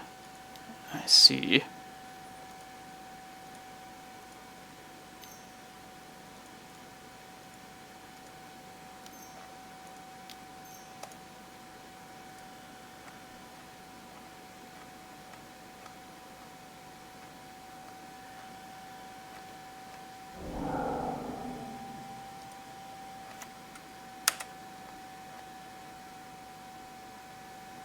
Yeah, now I think I just gotta keep it back to block.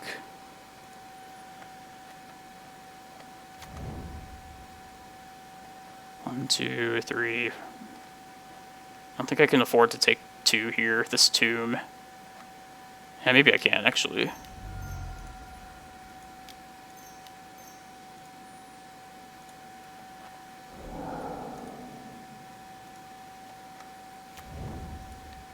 Do this now.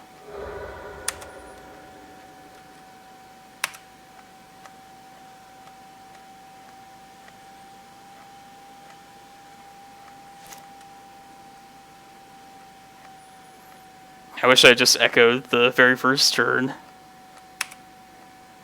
Ooh, Karn. There he is.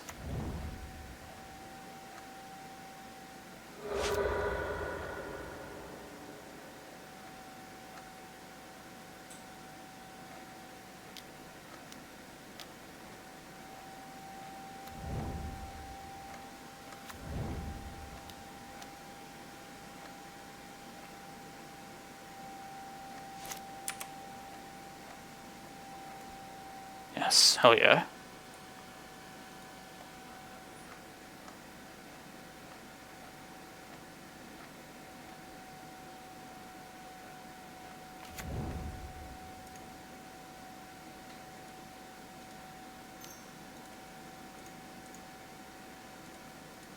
I mean, I know I have enough mana to lattice lock him now. Is that going to be good enough, though? Probably.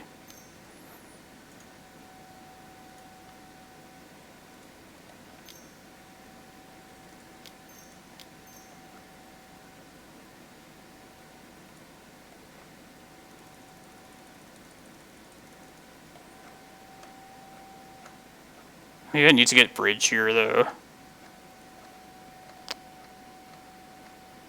Yeah, it'd probably be safer.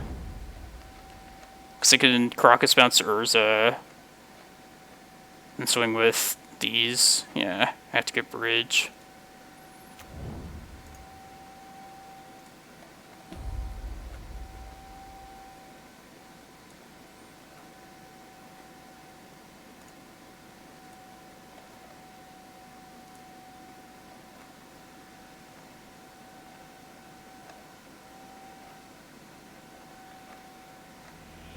Yeah.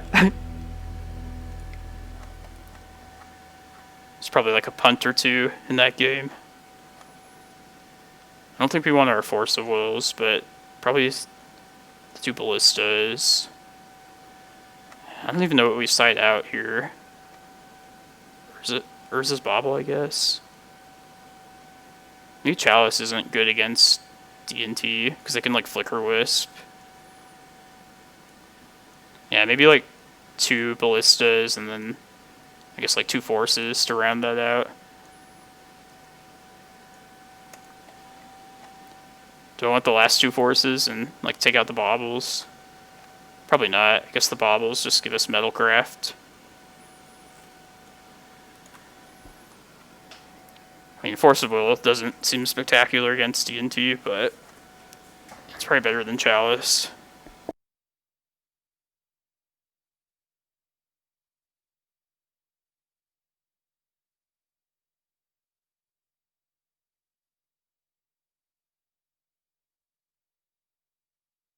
All the ballistas and Spyglass. Don't you think it's better to keep like at least one of the ballistas to wish for? Like, I feel like you always want like one of those options, unless there's something like super fast, like if you wanted a Tormod script against like Reanimator.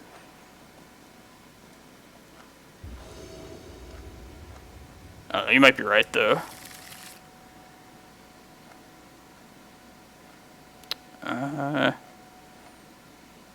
Turn 1 Emery, I guess. I don't know if that's worth keeping in this deck.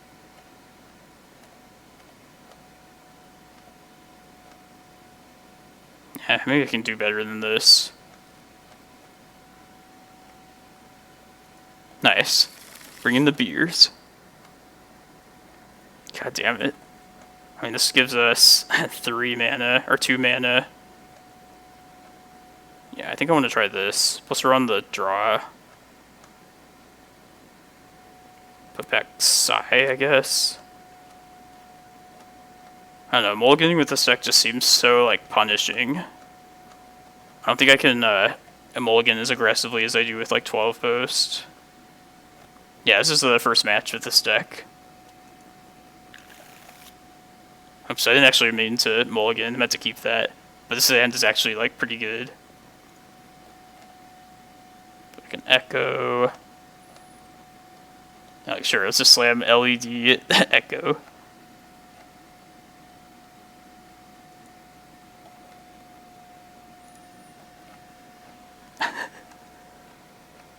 Yeah, I guess there is, like, something to mull too aggressively then.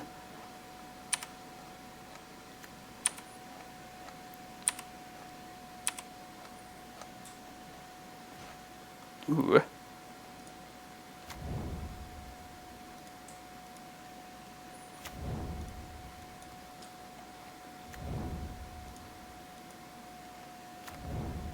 Just add 6 blue, right? And then just have the blue after this Echo. He thinks.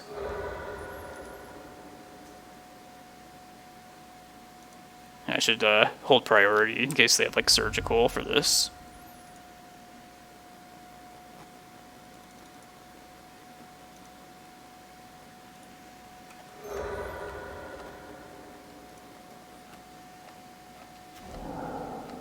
Yes, I was hoping for Urza.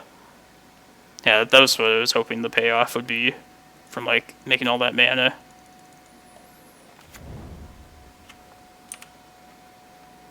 Can I get Karn out? I think I can. Yeah, I'll have exactly enough.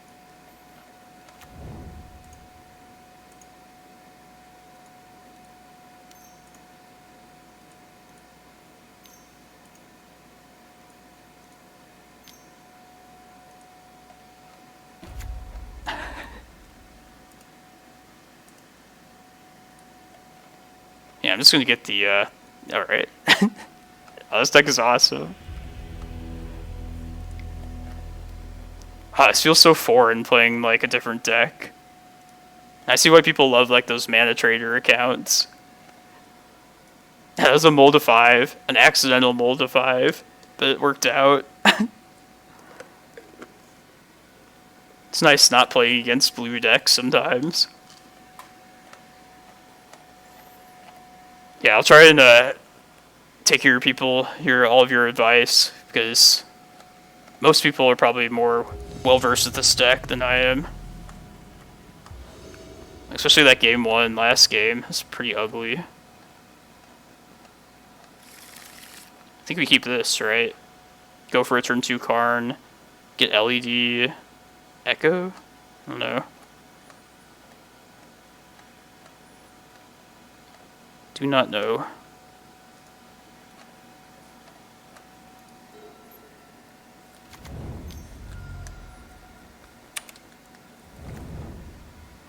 Elvish. The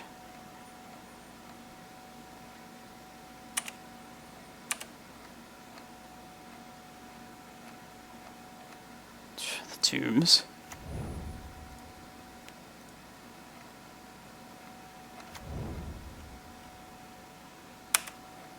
Oh, I made top 4 of the challenge. Lost to Rug Delver in that. I know. It's not post. I'm officially a Mono Blue Urza player now. From here on out.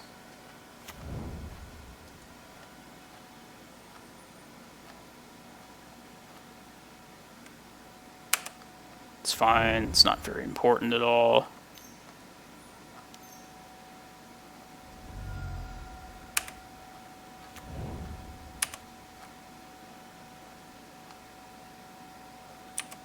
I really wish there was a way to get this Urza out too, but unfollow him. How dare he play something other than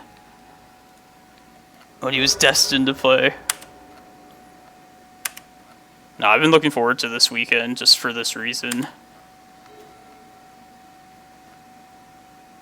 Let's see, blue.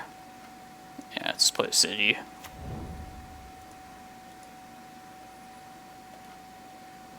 Oh, fuck, Chalice.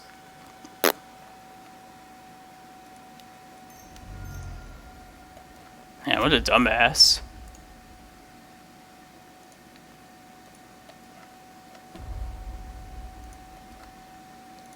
Man, the opponent was smart about that. They know what's up.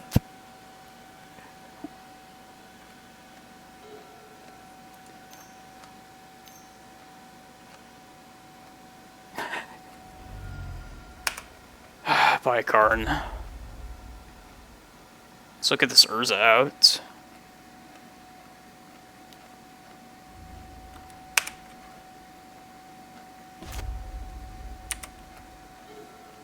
Yeah, you should probably definitely expect a lot of punts, unfortunately.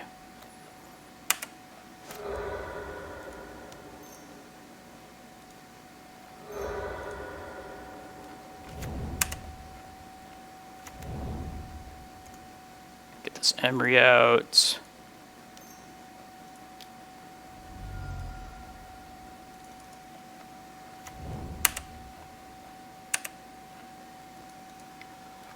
Guess I never realized how much like life total padding post gives me too. I feel like I'm not paying attention to my life total as much as I should be.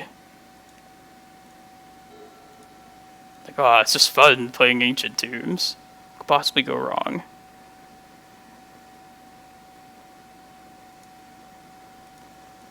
Here's my graveyard.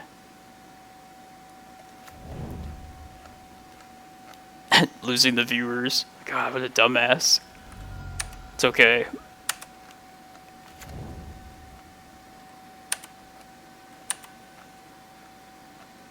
saw how badly I punted that first round, and we still pulled it off.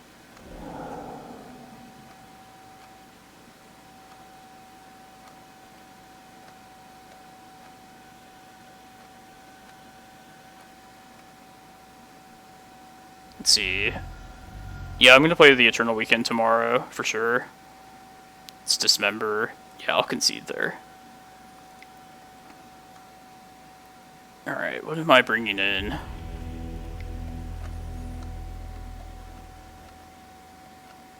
Taking out the Chalices.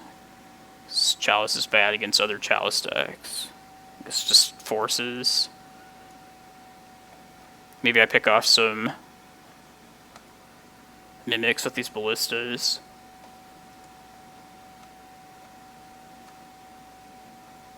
I don't know. I have the same issue with Ballista and 12 Post against Eldrazi. It's not super great, I don't think.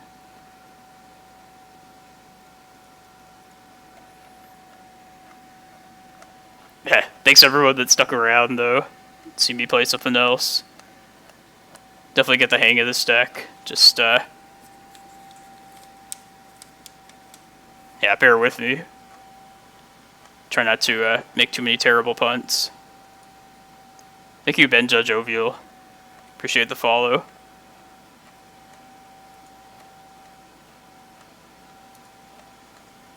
Yeah, if I wanted to next level some people, I don't know if I'll do this on stream, but it's definitely considering Doomsday as a deck to mess with people.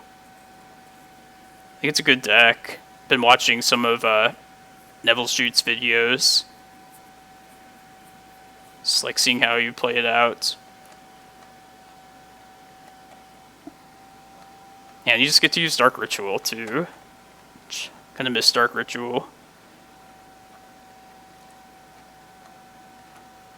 And I guess like figuring out the piles are not super difficult. Definitely not the way like Doomsday decks used to be. But there's definitely some like a puzzle element to it though too. Like playing around potential hate, like what you might expect.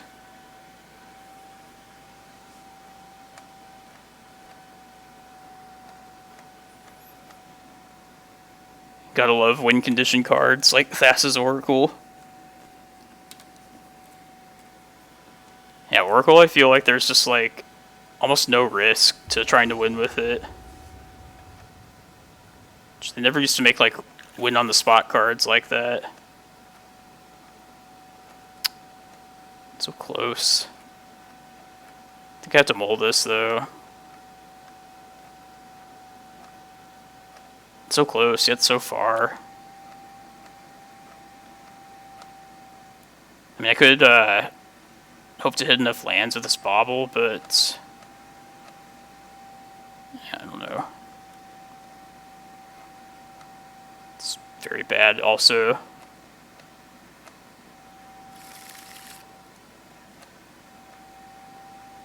Alright. Well, we have the option to LED Echo. We also have Force backup, so do love that.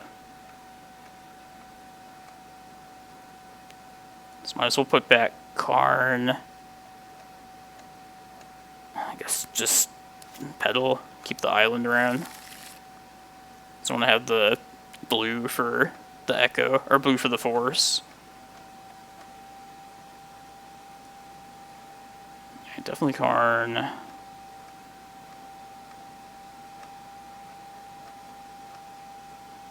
Or if there's nothing to worry about that I would need to force, then I could just get rid of like the islands.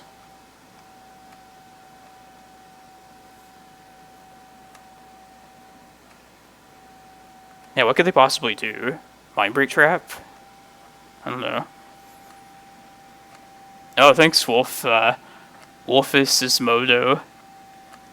And thanks for checking out. Yeah, thanks for checking out my channel. And I also record all my streams and put them on my YouTube channel. So if you happen to miss those, definitely tune in there. I guess I'll put pedal back. Just play out the islands.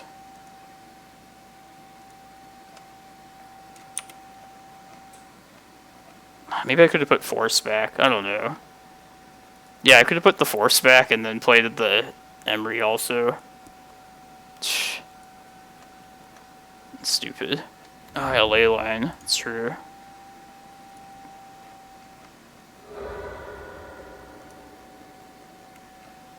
Maybe I didn't even want to play that island out either.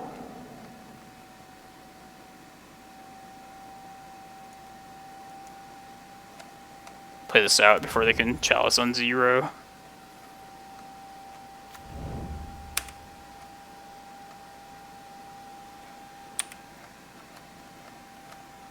New hands for everyone.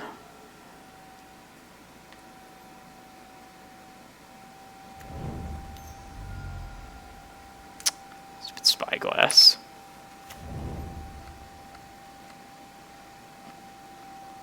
Probably name Narsa here.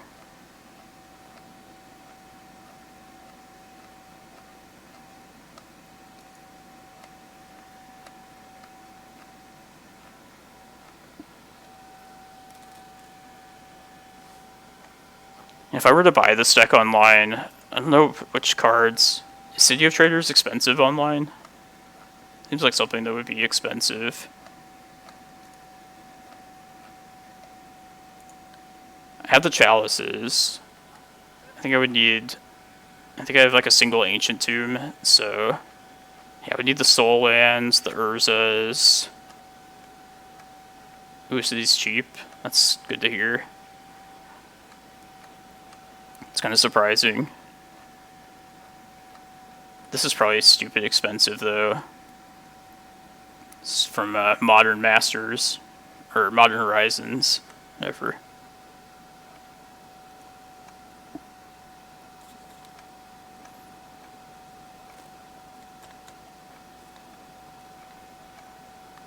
Yep, Narset.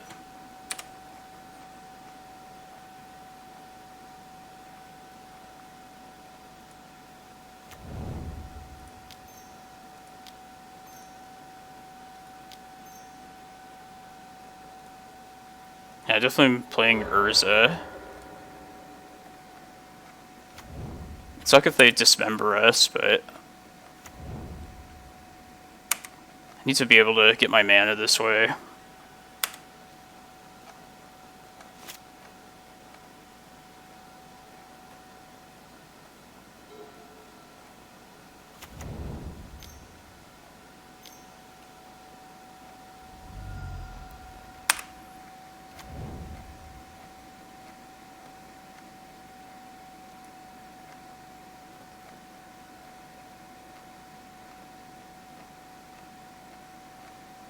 was thinking maybe we'd have like the 6 mana to Narset plus Echo, but not likely. We will have 4 mana, so we could just Karn Echo, grabbing like LED.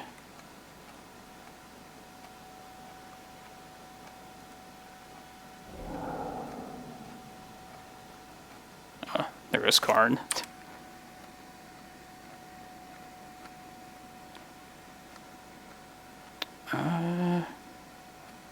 Let's just play outside. 5 mana sucks.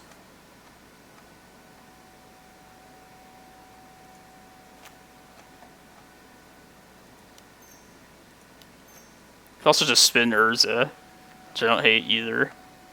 Just hope we hit something good.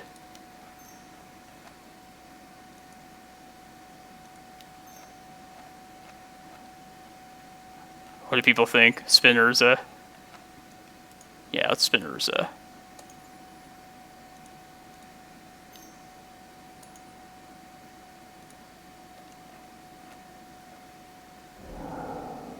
Nice. It's our extra mana for next turn.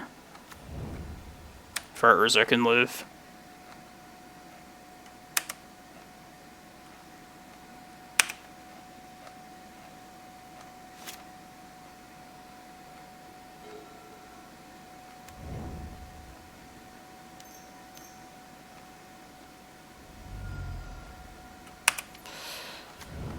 Alright, let's try not to get beat down to death.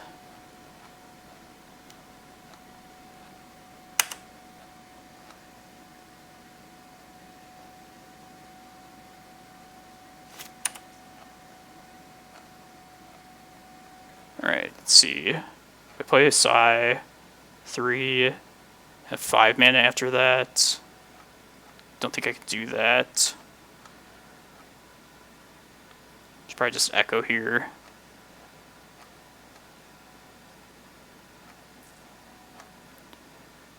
I have 7 mana at hand. But if I Echo, like, what am I going for? Need to keep this to block, that's for sure.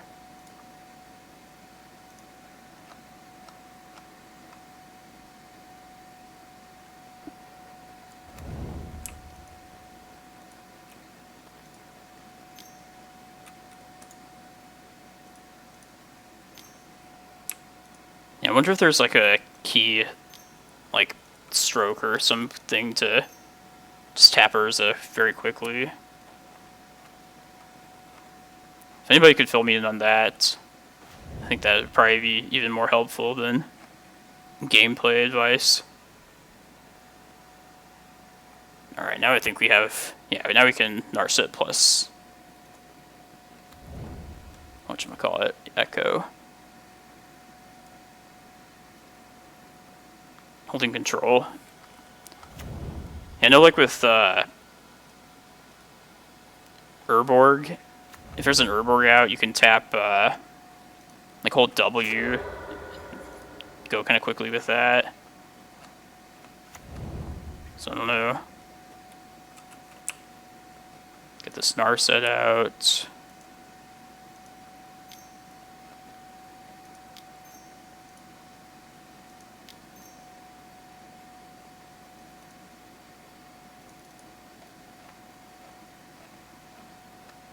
Should probably just put this this Emery out too.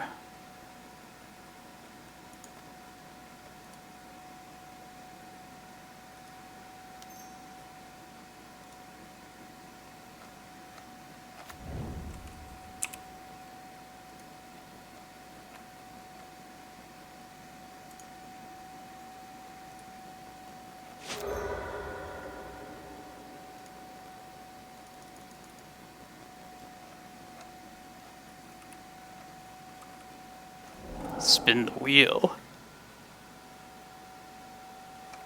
Alright. I think it stops there.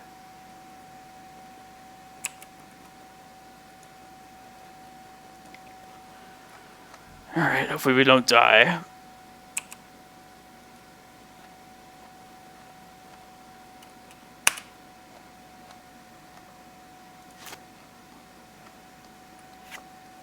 I like this as a one of. I think that's pretty spicy. Get a second use out of our Emry. Probably win this game just playing out multiple Urzas and getting more of these Karnstrucks out.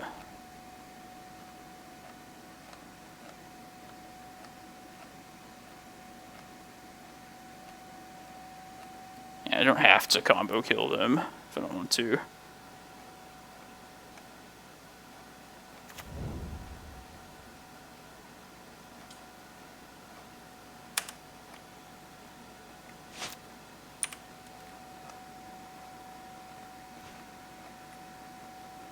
Alright, let's play the Psy out first.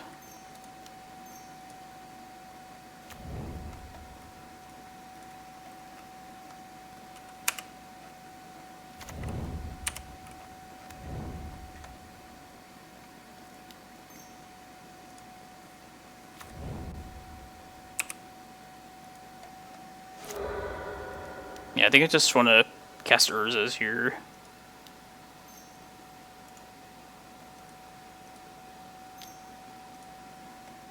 Outmuscle Eldrazi.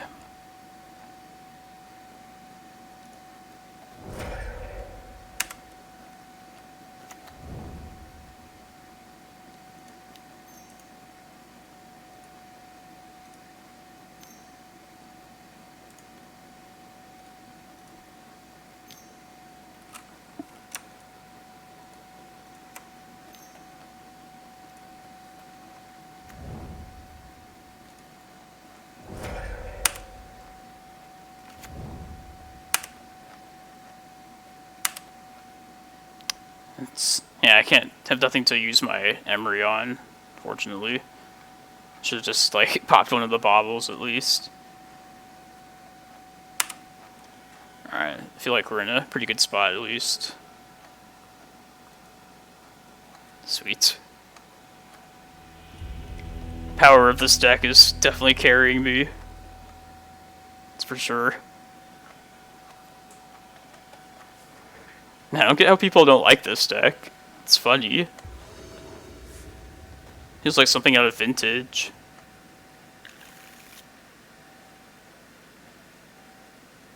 We're trying this.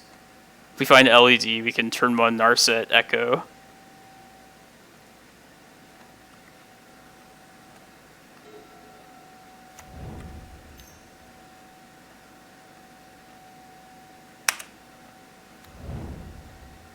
Yeah, I know people hate these kind of decks, really.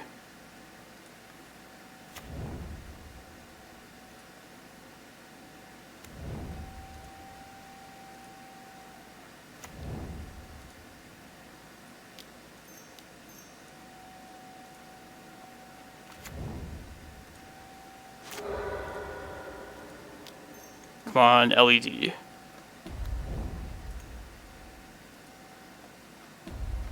Yeah.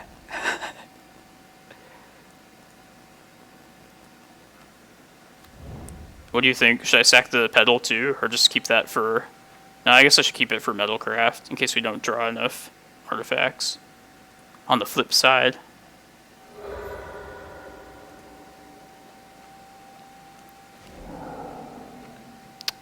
Damn. Alright. Let's get this Emry out here at least.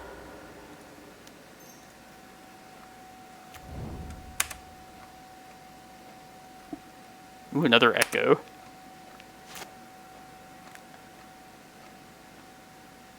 They have one card in hand too.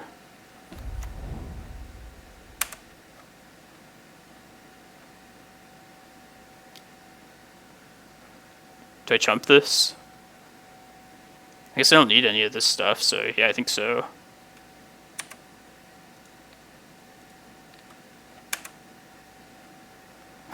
No.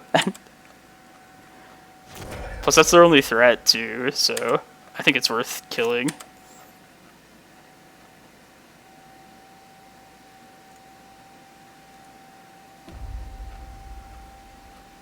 Echo, yeah.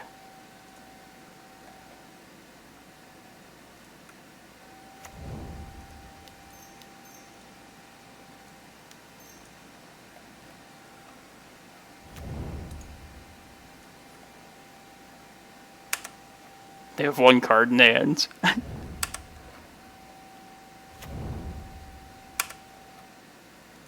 I'll do this now. Or no, I mean, I could draw into a Force of Will, but I'd rather protect a potential card from Thought Knot.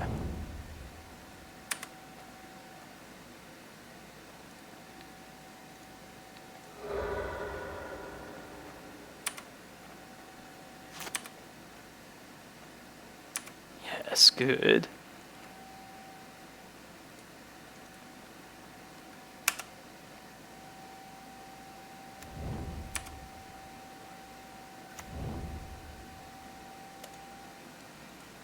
It's kind of greedy, but I won't make my land drop just yet. Get a better land.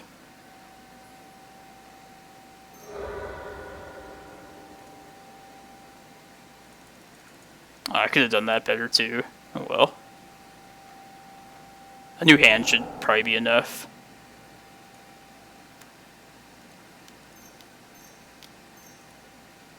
Mr. Karn.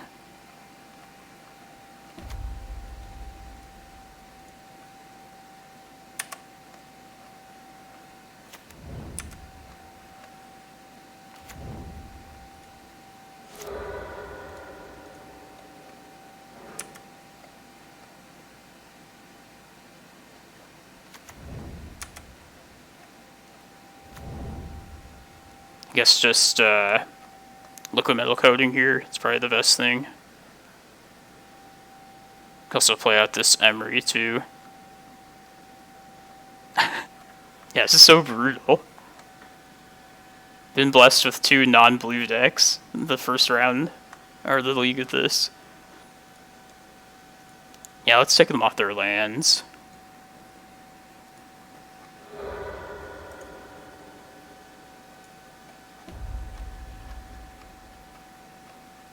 Stopping their upkeep.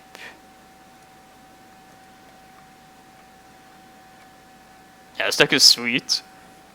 And it seems so much better just in real life too, without all the fucking clicking.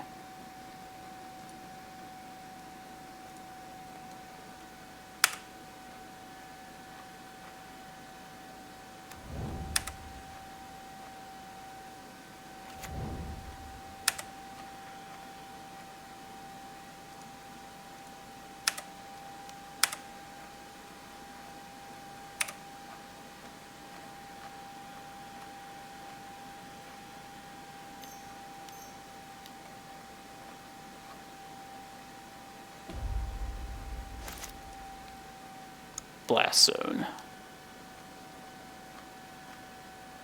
Might have been the wrong thing to coding it to. Oh well. Should still probably win easily.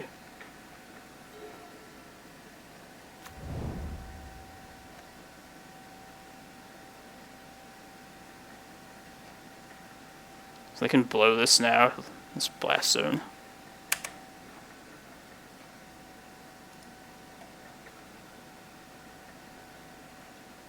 Oh, they gave me priority. I guess I just hit, like, Wasteland then, right?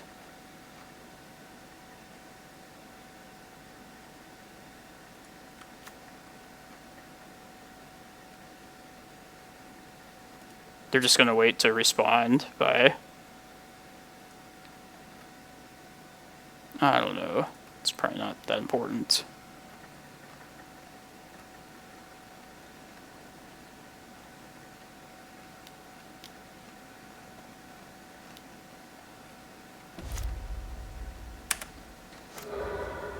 It's a fair trade for me.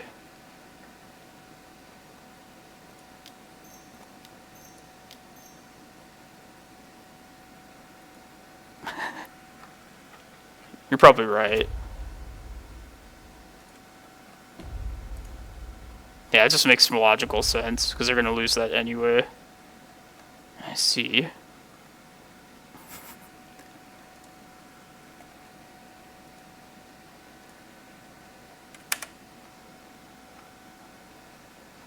I can play this so poorly and still, like, dominate him. Let's hope we can keep dodging blue decks. Maybe I'll play this deck in the challenge, or the championship.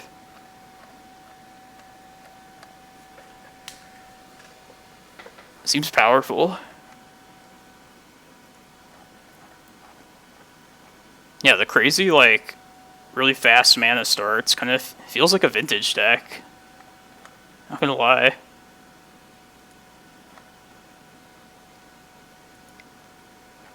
Never realized how busted Mox Opal is. I think of the 3 Mox in Legacy, Opal's probably like the most degenerate. Just doesn't cost anything to put out. Like at least Chrome Mox, Mox Diamond, you have to chip away at your like resources. I guess this like requires more build around, but especially with the new legend rule. And I say new, but like the way legends work now, it's just like a lotus petal if you draw a second one. Pretty amazing. Haven't got to go for this just yet. Oh, it's probably unnecessary, this talisman. Yeah, we're just gonna lose to blue. Definitely like with my punts. It's definitely going to be more punishing against counters.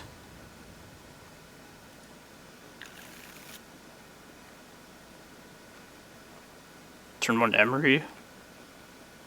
I guess it's probably worth it. Backup Emery. Or do I mold down to something like Chalice? I don't know. I think a turn 1 Emery has potential. It's worth trying.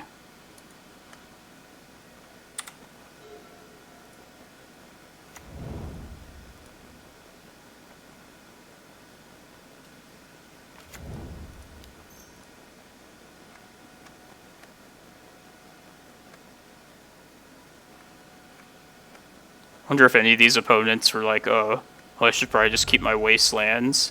It's into play.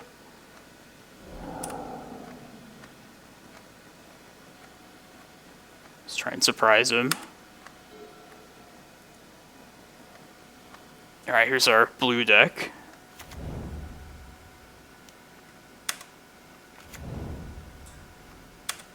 Just gonna keep the bauble around to help play around days.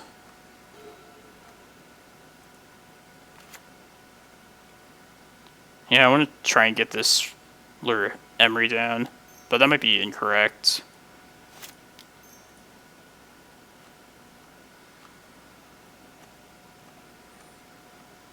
I don't know, the bauble timing is something I never realized before, but has a pretty big effect on the game.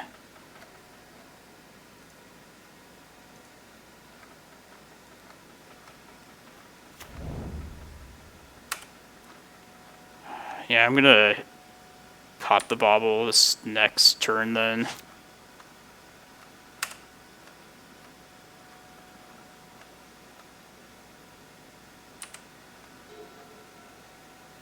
Force of Will, Wasteland.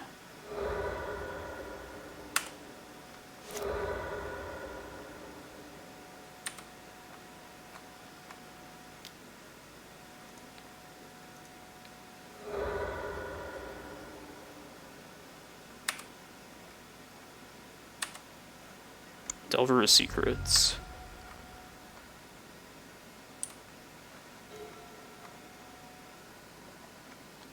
Just slam Urza through days, I guess. Sets me back a couple turns, though. But they have 4 cards in hand, so...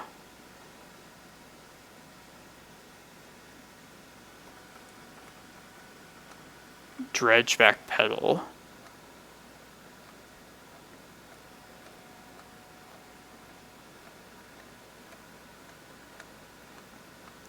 Yeah, if I want the 4 mana, I have to get pedal back a second time.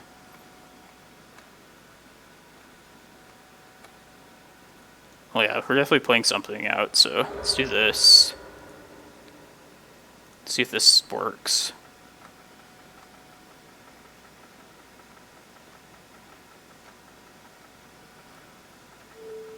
I don't know, I kind of like going for Urza here, but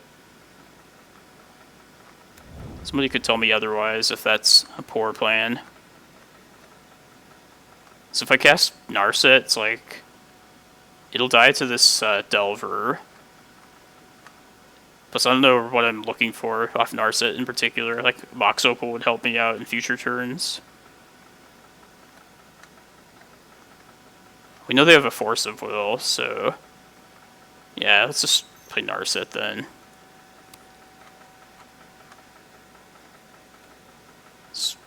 If this were to resolve, we could, like, try and set up for a more likely Urza to resolve. Sweet.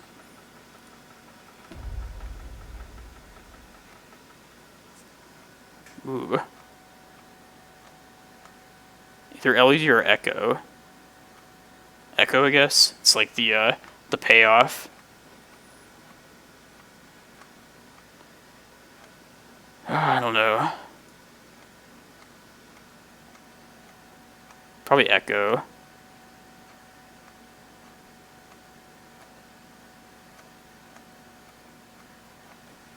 Somebody shout a decision to be.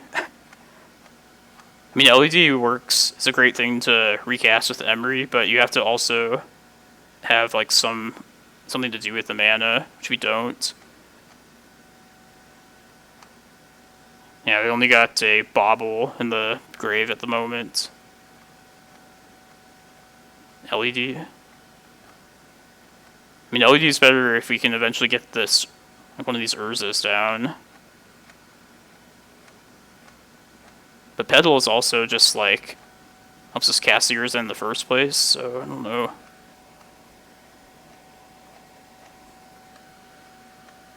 I guess LED gives me some options down the road.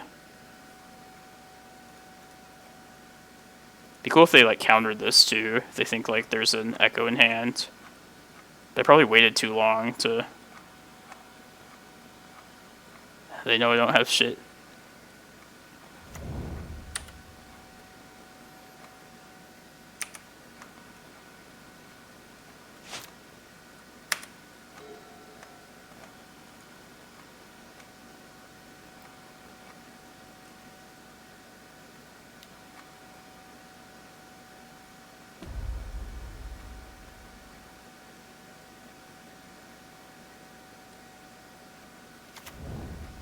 I guess this turns on like a potential like Mox Opal or something like that too.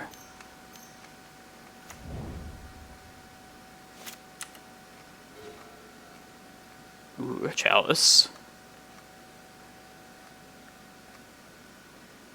Yeah, I think I want this down right now.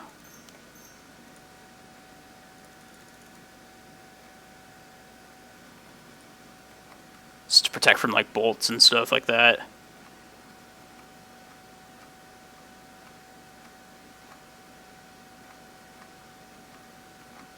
Probably just go get Bauble out the graveyard.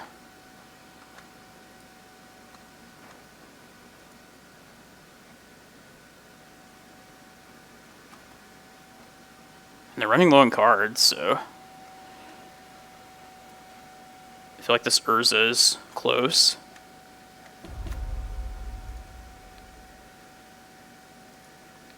I know there's like a weird interaction with the seats. Like you can target them, but you can't actually cast them. It's weird.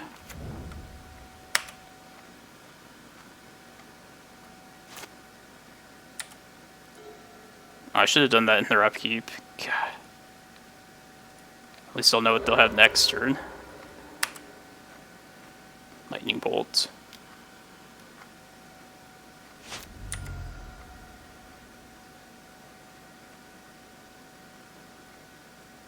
Like a City of Traders, I think, the most. Alright, I think I need to try and get this Urza down. I'm not, like, waiting much longer.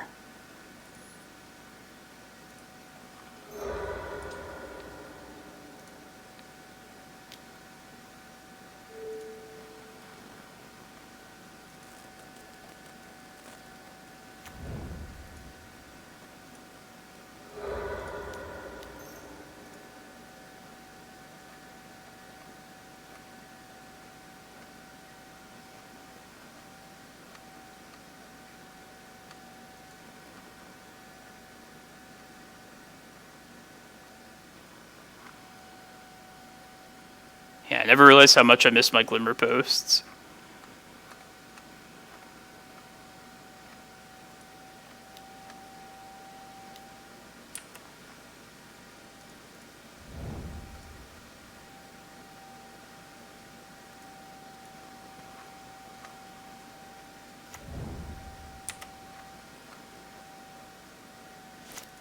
This now.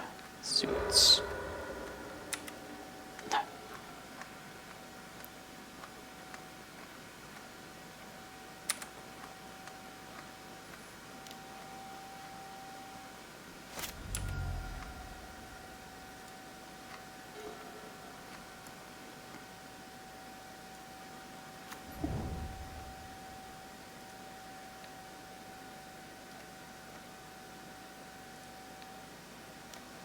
We know they have a Force of Will too, it just sucks.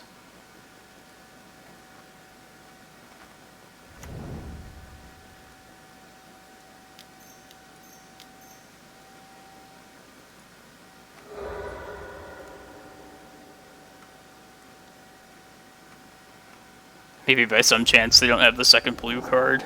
Nah.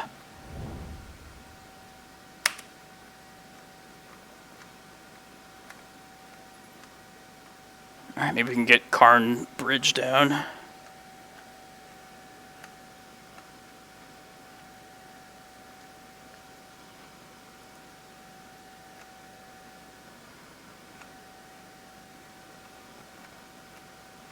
Yeah, I realized I bobbled to see a card that I already knew about. You know, they have a lightning bolt that they can't play to this chalice. That is until the Thief of Crowns makes his appearance.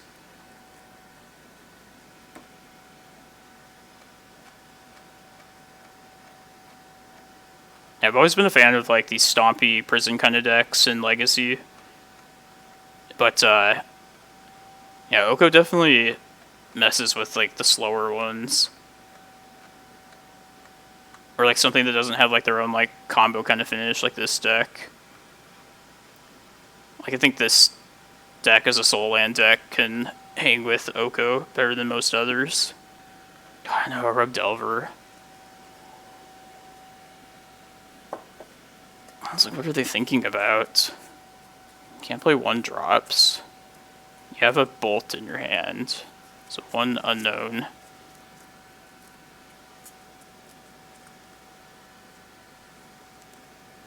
I really hope we draw like a City of Traders. I think would be the best draw.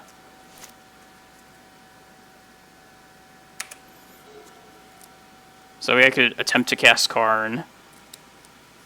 And they get multiple LEDs cast from this school at Water's Edge.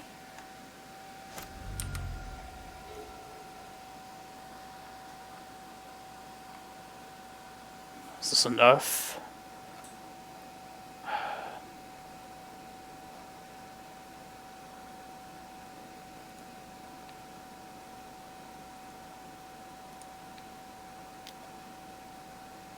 I want this Urza to just work.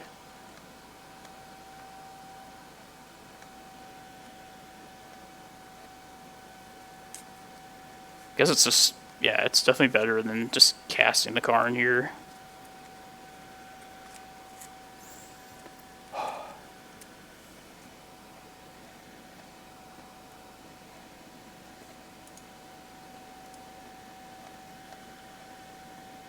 So post-board.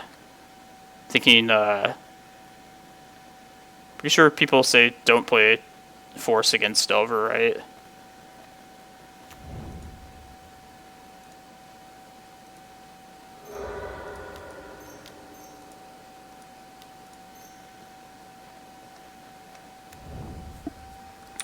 Yes. Alright, so since that happened, I know this sounds crazy, but I'm kind of thinking of playing out this Chalice for 0, which will let us get Karn out, which will let us get Bridge out. Yeah, let's do that. I know it sounds crazy, but is to play a Chalice on 0.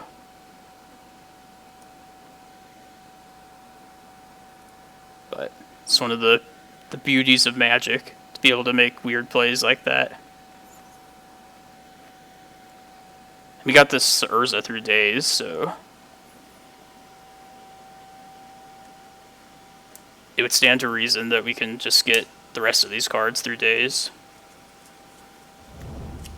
Yeah, and like the Karn is an answer to the Chalice too.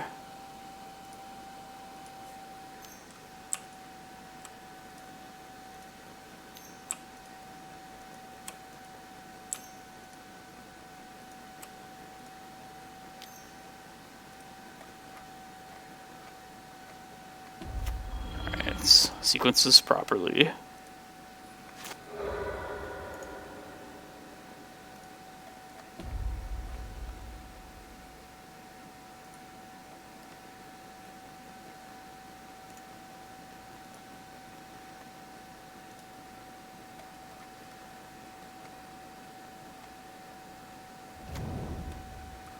Nice.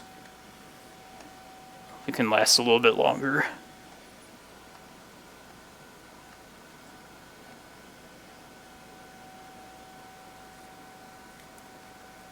Just go for the Lattice Lock next turn, I think.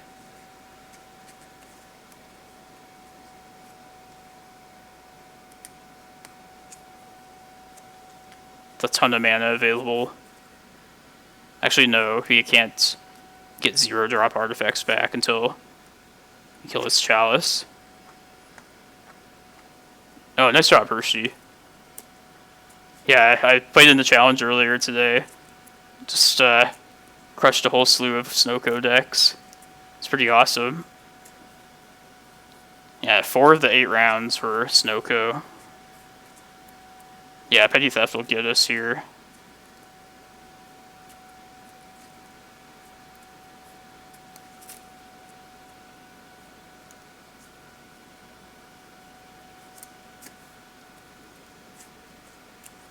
But yeah, playing all those Snowco decks was good fun.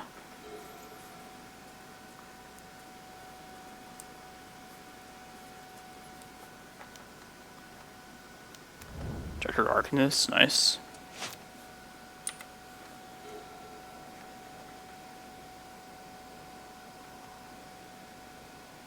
Just Lattice, I think. That's what we want. Alright.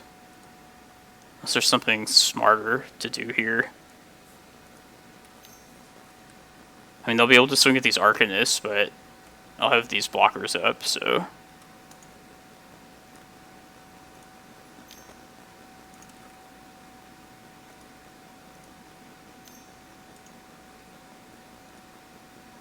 Oops.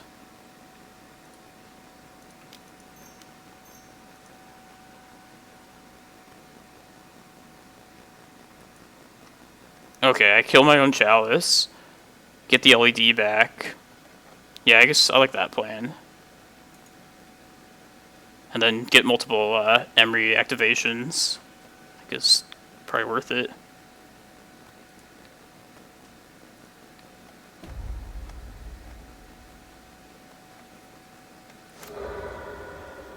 Thanks, King of Owners. Appreciate it.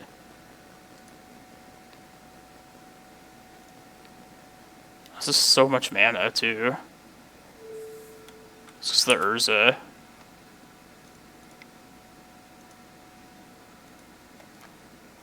This gives us like a 4th mana via Urza.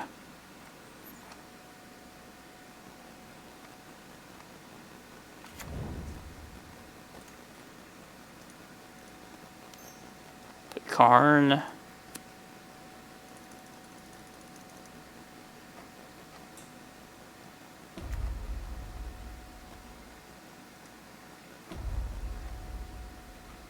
Alright, sack this for blue.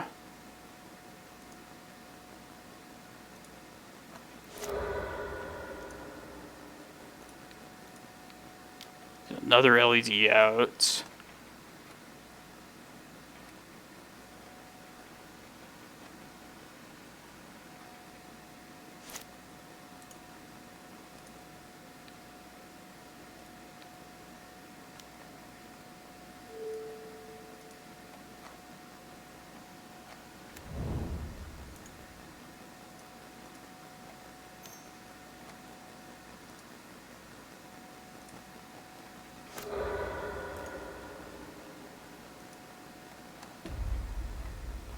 Ecosynthesize.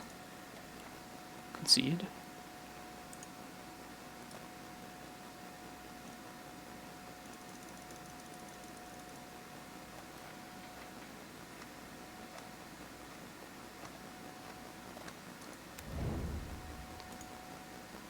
And everything's an artifact, so I might as well, like, I guess activate Urza. Yeah, I can't believe I'm, like, 2 minutes behind my opponent. I feel like they're going so slow, but they're still faster than my clicking. Alright. I think Ballistas, just to hit unflipped Delvers. Could be wrong.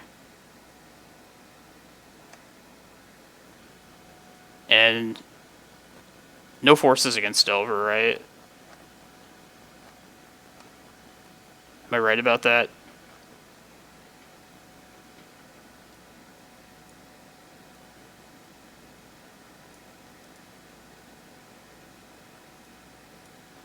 I don't know, maybe the Ballista is not even worth bringing in.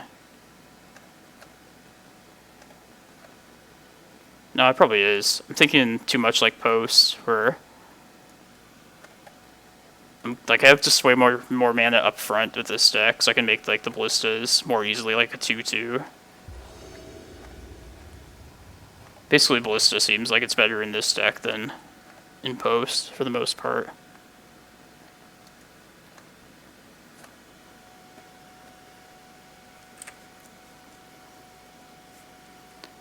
Apologize to anyone that came here expecting 12 posts. Like, you'd be correct to expect Post, but I'm having a lot of fun playing this deck. Hope you're enjoying me struggle through it. Maybe even get some ideas about this deck yourself if you're looking to play this.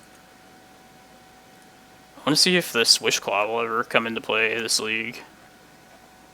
It's like the experiment.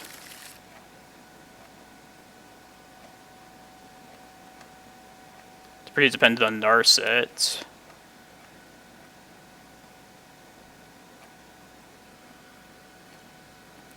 I think we can do better though. Like we have Chalice. There's Chalice, but City, God. It might still be worth keeping off of Chalice. I know they have a Braid now too. God. Or I get an extra draw with this Bobble, so it's probably worth keeping. Let's put Narset back. We're many blue mana away from playing that.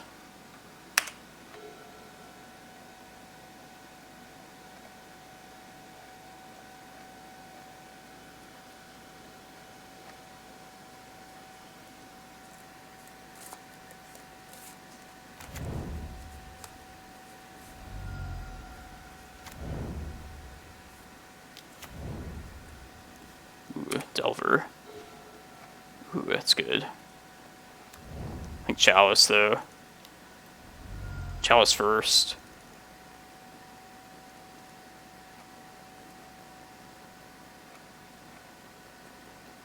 Chalice.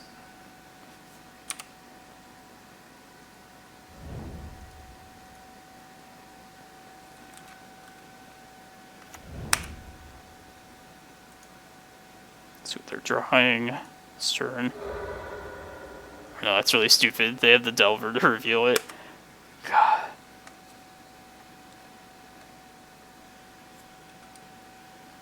What did they reveal? I don't know.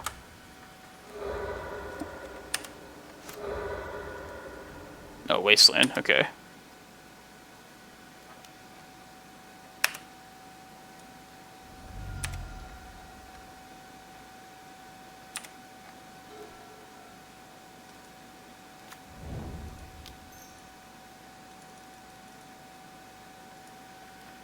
Kill this man. And they're probably just LED echoing regardless of what else happens.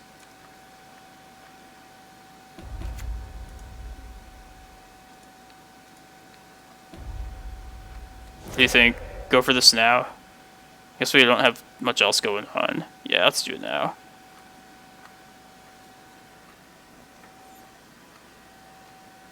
put all of our eggs in one basket right here.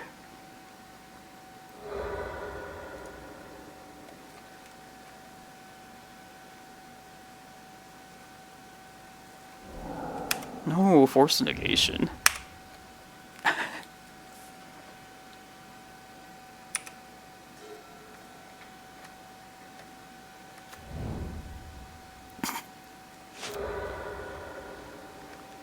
Still losing to Wasteland. Guess that never changed.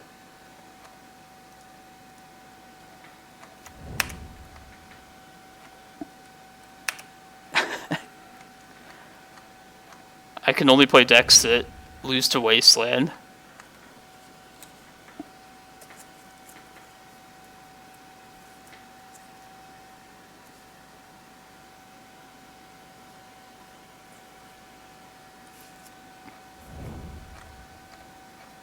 Damn blue decks.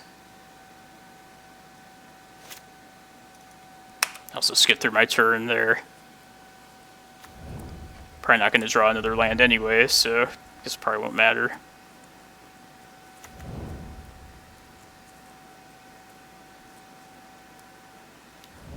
Soul Guide Lantern? Fuck. Okay, gotcha. It's like a crypt effect. Trying to play quick just because I wasted so much time that first game.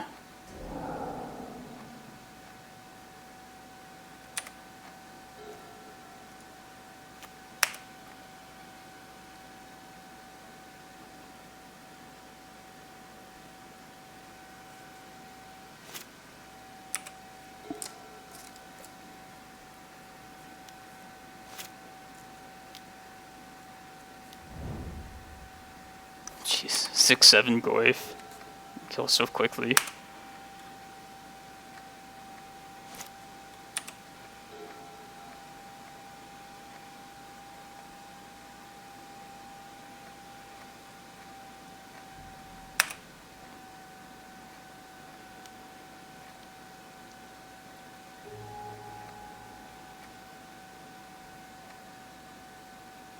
So yeah, I don't think generally you want Forcible against Delver, so somebody correct me if I'm wrong.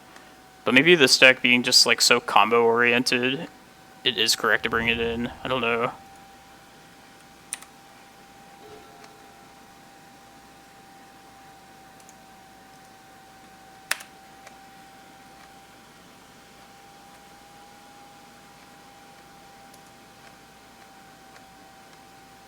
Thought you didn't want to go down in card advantage against Delver, like trading with their threats that way, but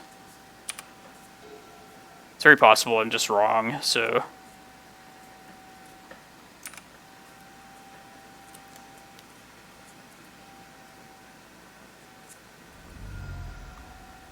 And I did like that Walking Ballista that we sided into.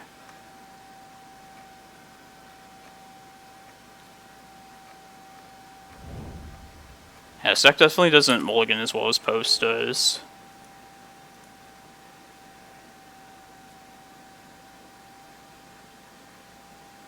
Yeah, they should just counter this too.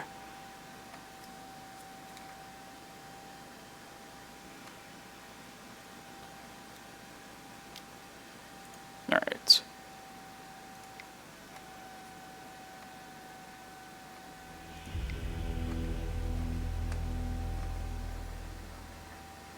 These blue opponents are a whole different type of monster.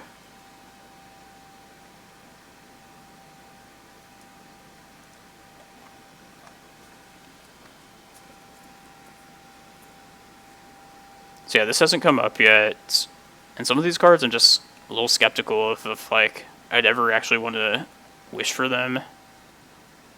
Maybe there'd be a spot where I want to kill like Delvers with explosives.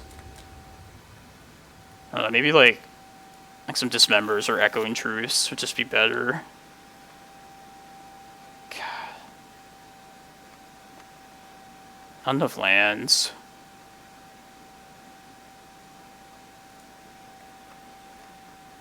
Lots of lands. Okay. Just work towards hard casting this. I think that's probably fine.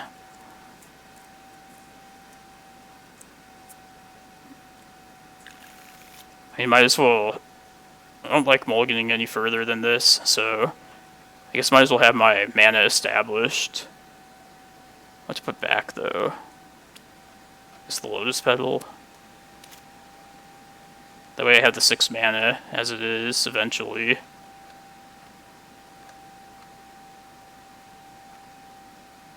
Maybe the island. I can get the Echo out like a turn sooner via Petal.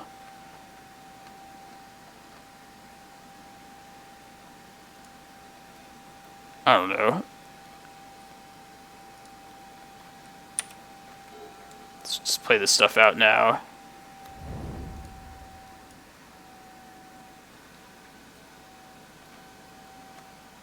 And yeah, there's probably like a proper sequence, just to like the order of importance of your artifacts you're playing out.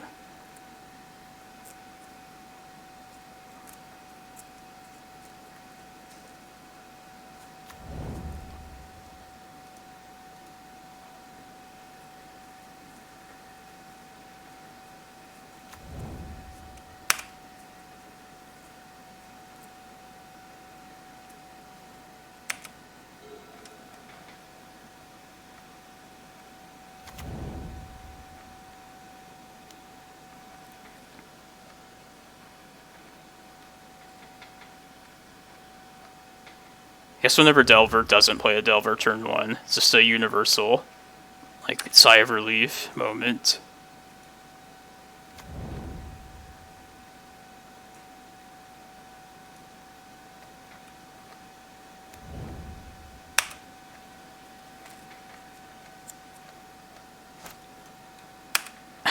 Turn 3, 6 mana Echo. We know they have Pyroblast, so yeah, do it now.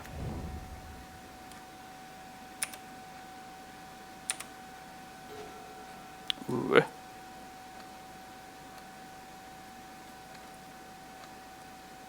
think I still want to Echo, though. No, let's like take him off the...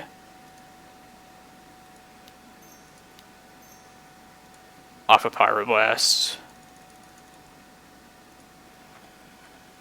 This is just too useful for me in the future.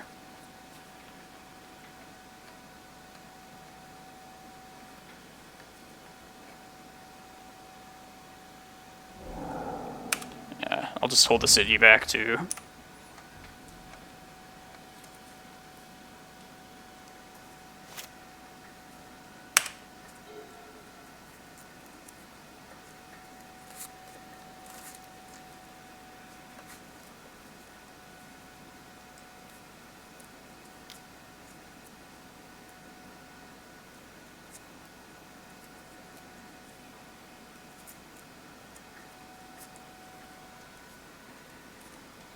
Maybe my playing around Wasteland skills come in handy here.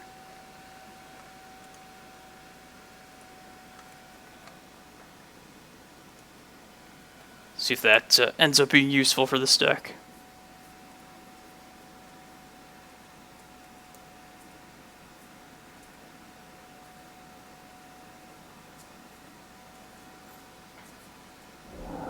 Chooses to not shuffle. That sucks.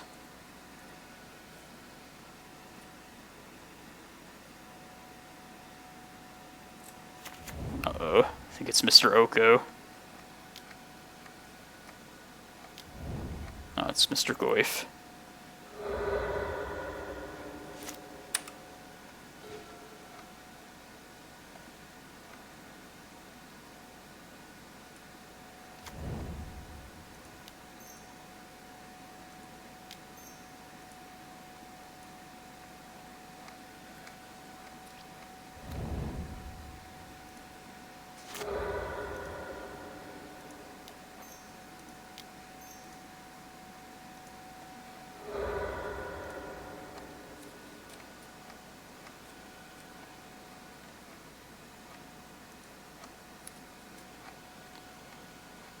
Bet you this gets countered.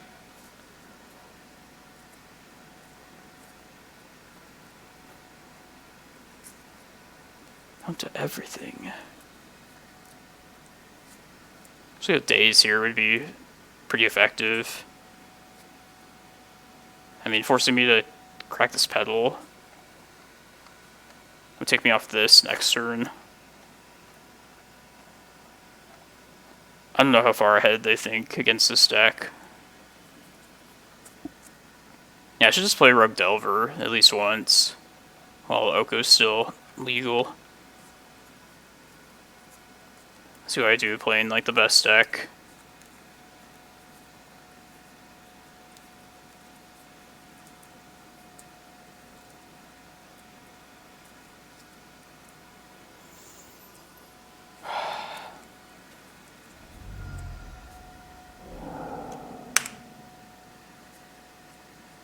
Force pitching Delver.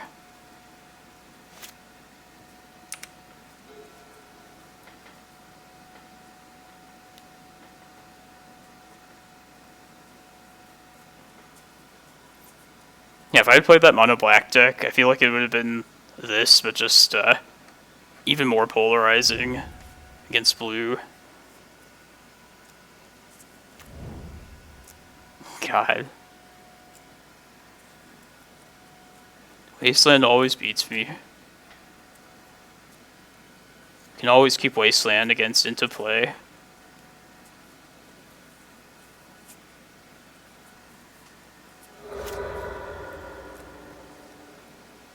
That was really smart, though, to hit the seat. Just try and get this through days, or Pyroblast.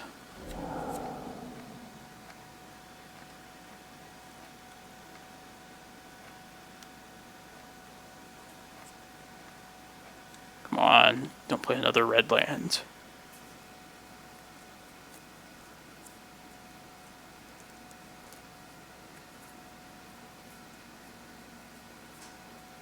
Even if we can get this Echo off, it's like refilling their hand is also just pretty bad. It's just to not shuffle.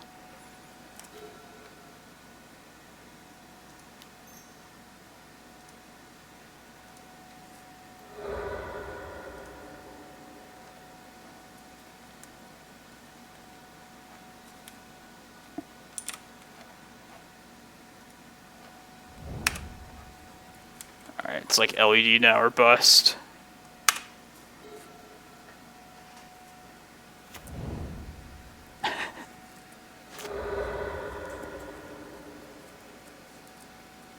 I suppose it's fitting for the stream.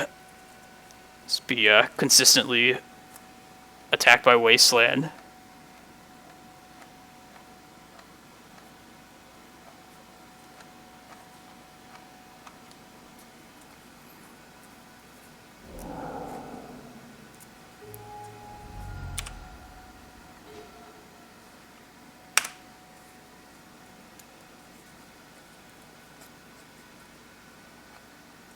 I'm just like a gambling player, so this deck is probably going to be very swingy when I play it.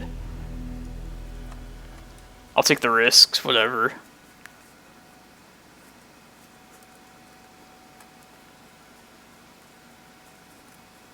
These first 3 rounds are just a good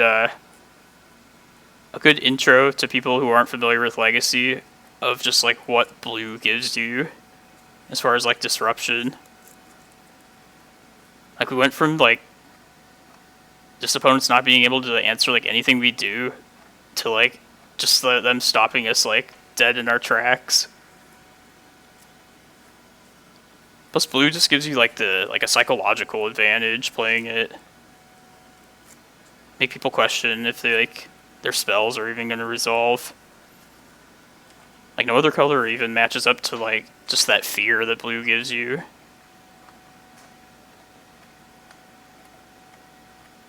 I know I'm, like, stating the obvious to a lot of people that are probably watching, but I feel like that was just a very clear example of that. The power of the counterspell.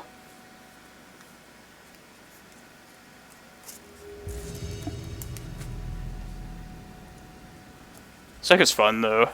Definitely wouldn't mind like purchasing this and then getting actually good at it.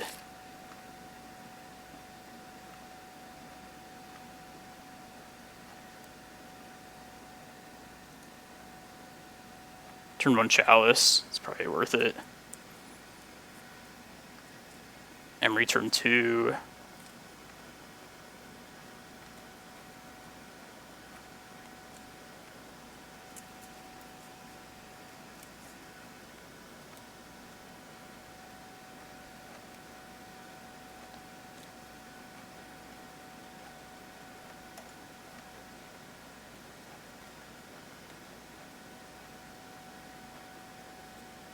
I feel like I would just play the Mox Opal first. It's probably least likely to get countered if it's the first one.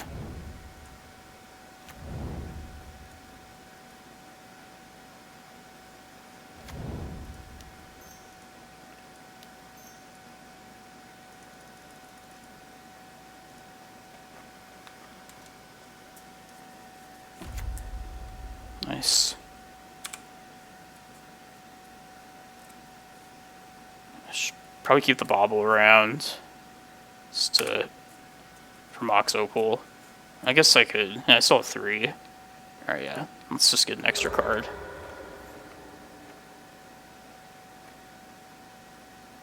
Snow-covered mountain.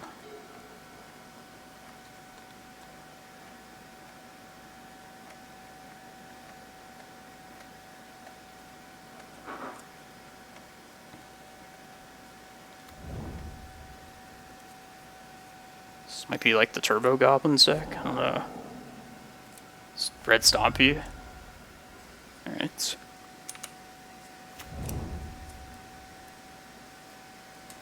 I have no idea how this particular matchup is supposed to play out.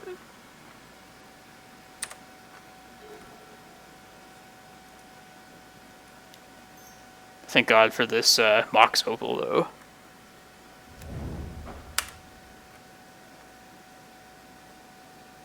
It's an LED, that's good.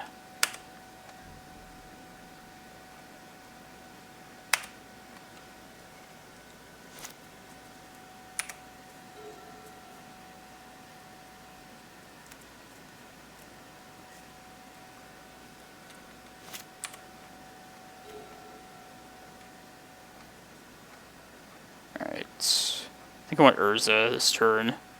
The second Mox Opal will give me the mana, the 4 I need. And then Urza should just take me from there. Mana-wise, at least.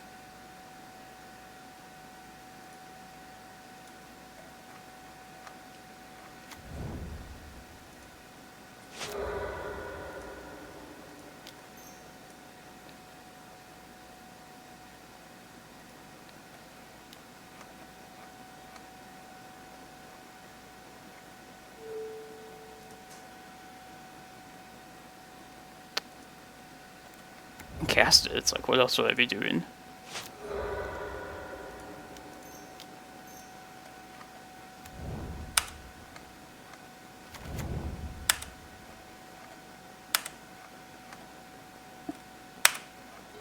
And the sky is the limit of what we can do next turn. Especially with that LED there.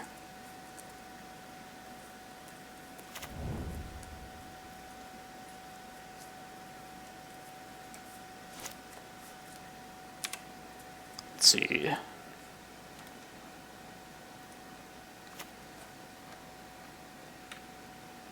Five, 6, 7, 8, 9. So we're 1 mana short of being able to Karnpost Lattice. We do have our Wish Claw, if that helps us in any way. We're just missing Narset. They have 3 cards in hand at this point, so...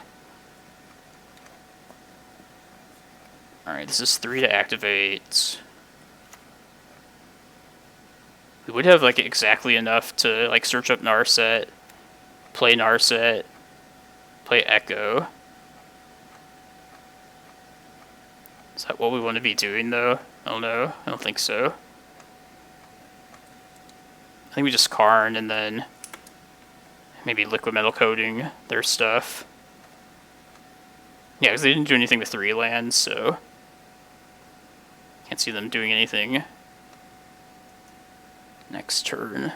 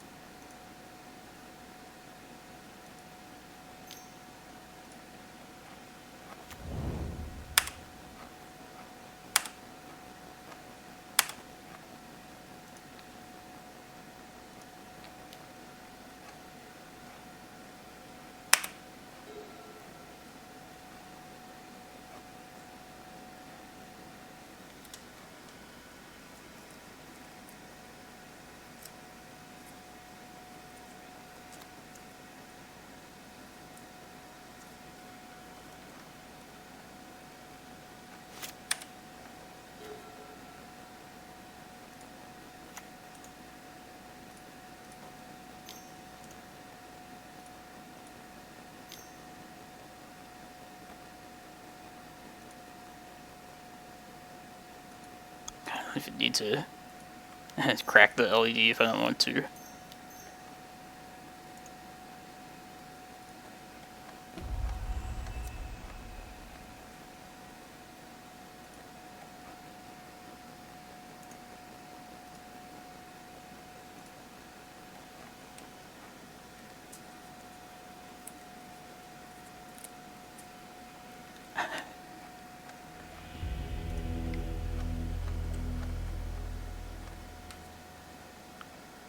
Alright, I think just forces. Maybe I want ballistas to pressure Karn to opposing Karns. I don't know. Yeah, it might be better than Baubles.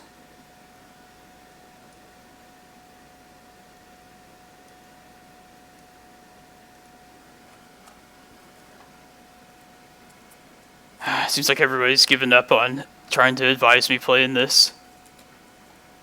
Everybody was directing me at the start of this league.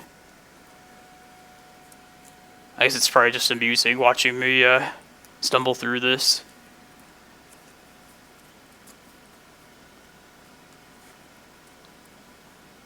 Definitely shouldn't let anyone tell you that like a legacy deck is like easy or stupid like to play. I feel like every deck has its own like little nuances and little corner cases. This deck is definitely like, I definitely see how you like experience would carry you pretty far with this deck too. Something I love about this format, just all those little details to pay attention to like make your play better.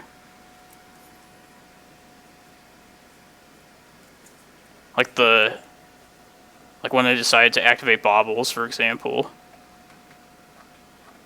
I haven't really played a deck like this before, like, I did play the Bomberman like one time, but I feel like this deck, especially with like things like Force of Will in our deck potentially, didn't realize how much play there was to like Mishra's Bauble.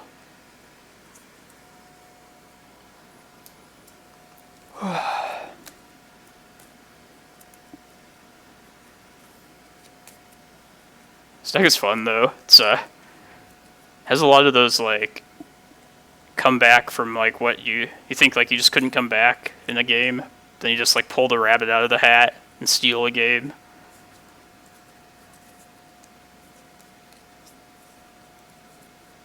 Means the deck is pretty powerful. Really like this as a 1 of 2. It's pretty charming. Sometimes see like a single blast zone in the deck too, but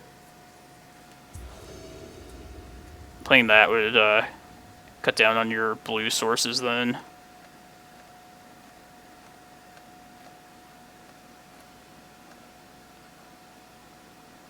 Yeah, let's keep this. We got our Force, a turn 1 LED Echo.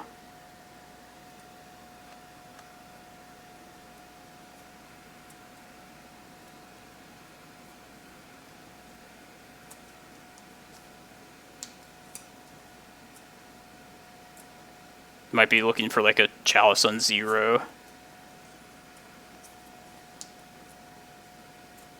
Should be critical to Force of Will that.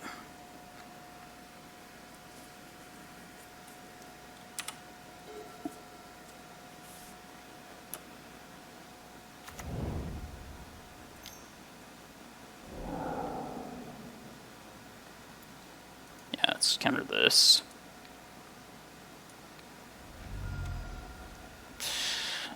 I guess.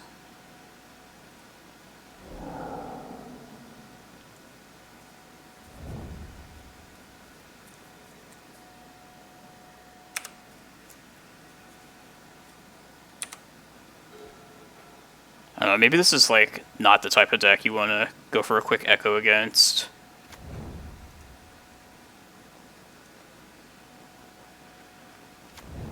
But in any case, let's get a new 7.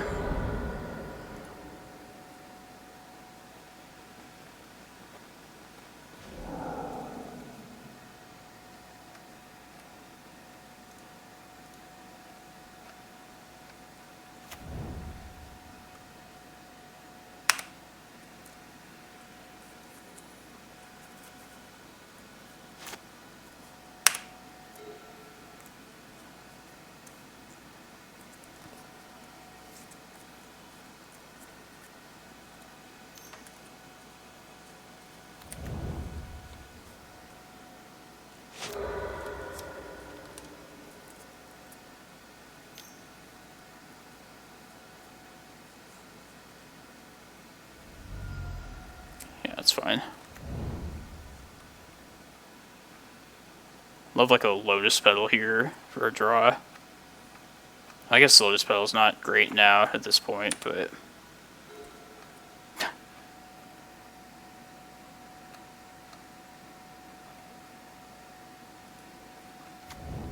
Ask and you shall receive.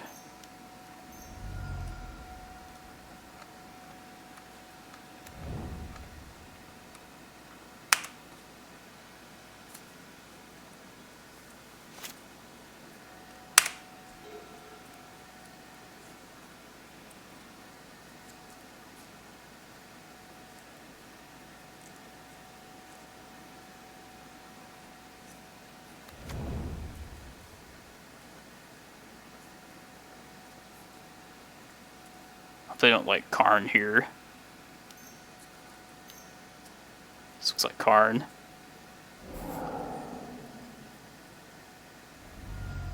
A sneak attack? Oh shit.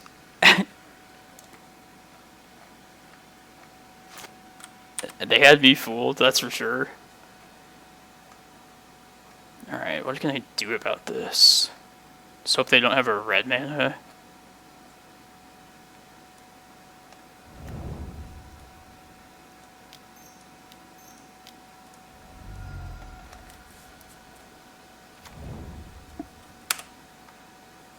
Maybe I can, like, get enough permanents out and play and survive whatever gigantic thing they throw at me.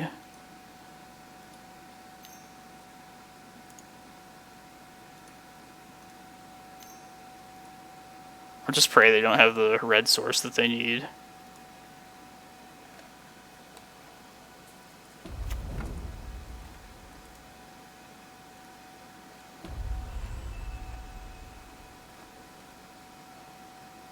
Karn, I guess, just to follow up for next turn. Can't even force against Trinisphere, so...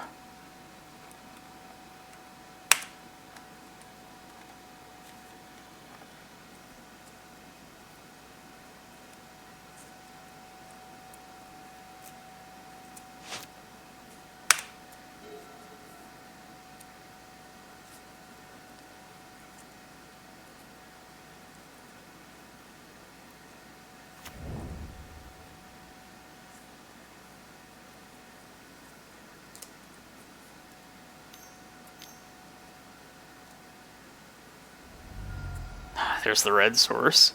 Alright, hopefully it's not something that'll just kill us on the spot.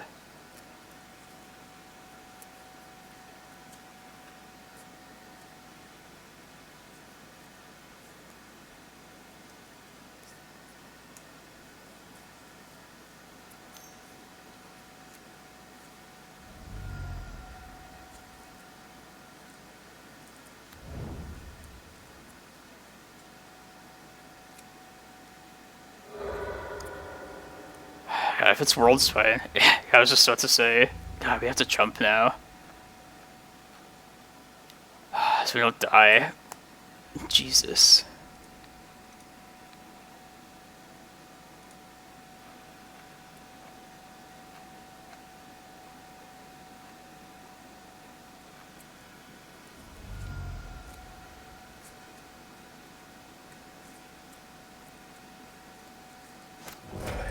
Let's see, I might have the 7 mana I need to Karn plus Bridge.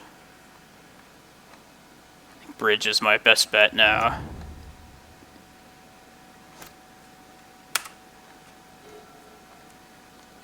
I want to be able to activate Urza too, which I think I can actually get Urza out as well.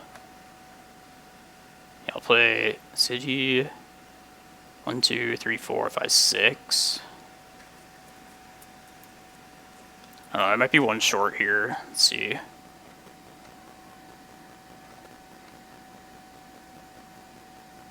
This is this is Urza right here at this. 1, 2, 3, 4, 5, 6. I guess I could find like an LED off of this Narset. No. Well, I guess I could get Karn. It's 7 mana either way. It sucks.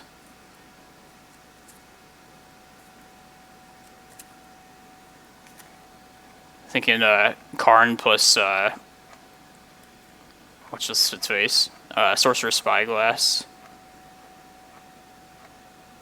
Which I can't get Urza, unfortunately.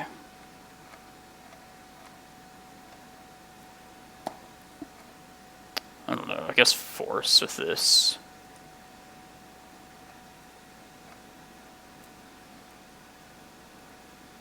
And I need to get Ensnaring Bridge, though. Just, unfortunately, it's these worm tokens. Or, yeah, did I keep Engineered Explosives? I did. I still think I need to answer this, though.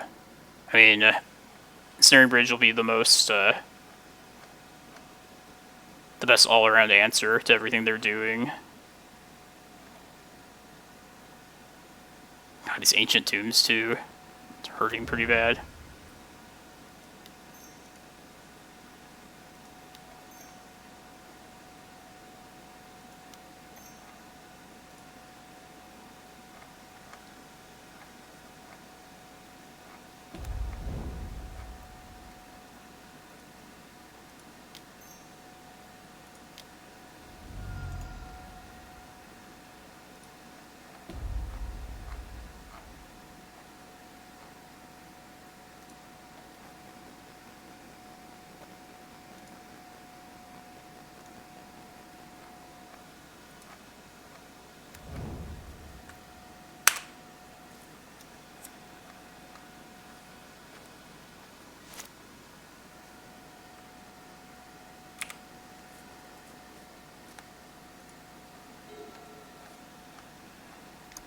Probably going to be forced to play out an Ancient Tomb that I can't even, like, use. Just to put down my hand size. So I got the Lattice Lock here. 1, 2, 3, 4, 6. Yeah, might as well go for that.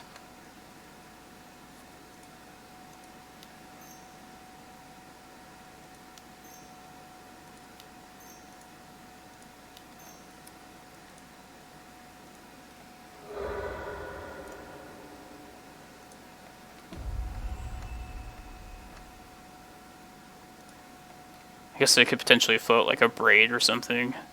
But then they probably would have just killed Bridge before, so...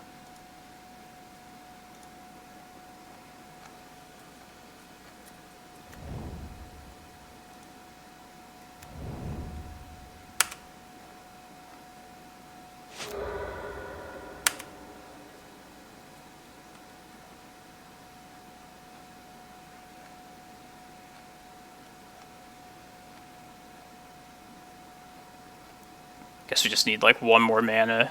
Yeah. Interesting. Alright everyone, this will be my last match for today. But thank you for everyone that stuck around, even to watch me stumble through this deck. Been waiting to play this deck for a while, so hope you had fun watching this. And yeah, I'm going to play in the challenge tomorrow morning. See if we can run it back. Playing the usual for that. It's a good challenge earlier today. I mean, it's always difficult losing the one you lose in a tournament. That last top 4 against Rogue Delver is pretty rough, but in all, top 4 is nothing to be ashamed of. I was happy with my lack of punts with that deck. Saved all the punts for this one, so... And even despite my subpar play with this deck, we're still 3-1, so... That should be a testament to the strength of this blue Urza deck.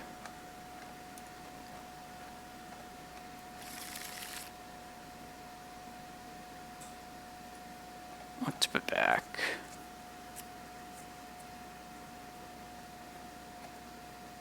Seat, I guess. Bobble? I don't know. I want to turn 1 Chalice off of Tomb, that's for certain. I just hold on to all the mana.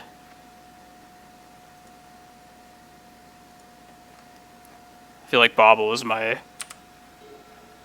Urza's Bauble is my most frequently cited out card, so...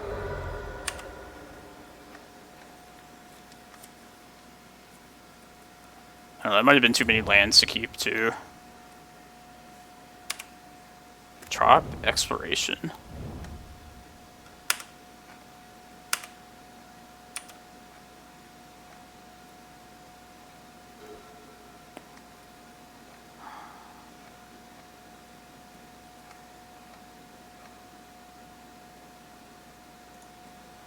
I don't know what soul ends I should play here.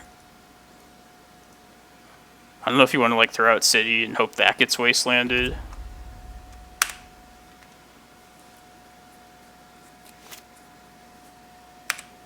Both the soul ends seem pretty, the drawbacks are pretty bad here in this matchup.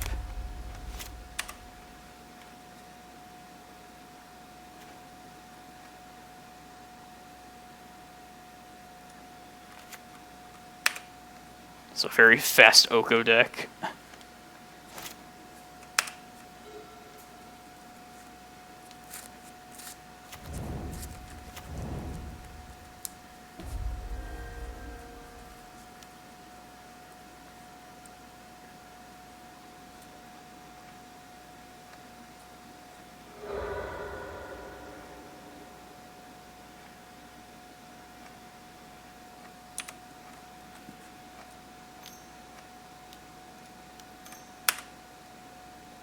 This has been a lot of fun playing something different for a change too.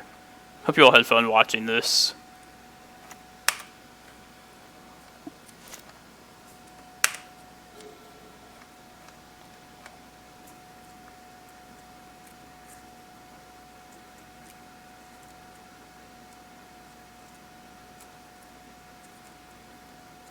Just like hope to avoid playing against blue decks entirely with this deck.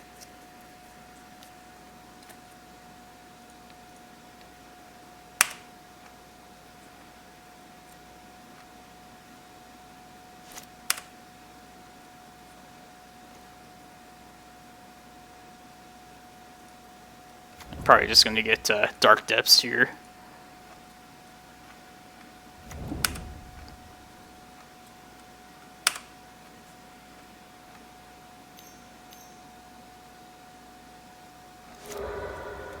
Crop rotation.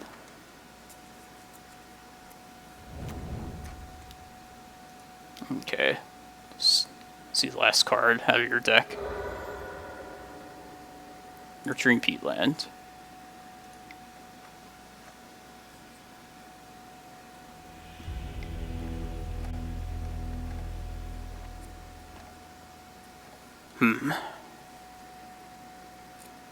This might be one of those matchups where we were discussing earlier, where you want to bring some of the wish targets into the main deck.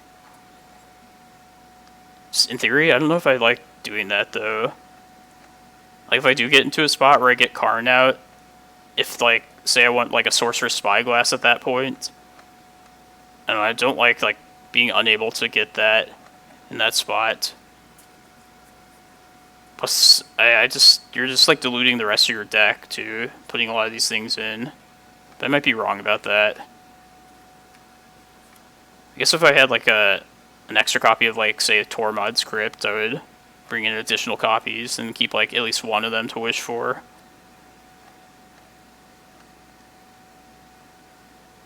Chalice is probably good. I don't know if I want Force of Wills or not. I'm just keeping this the way it is.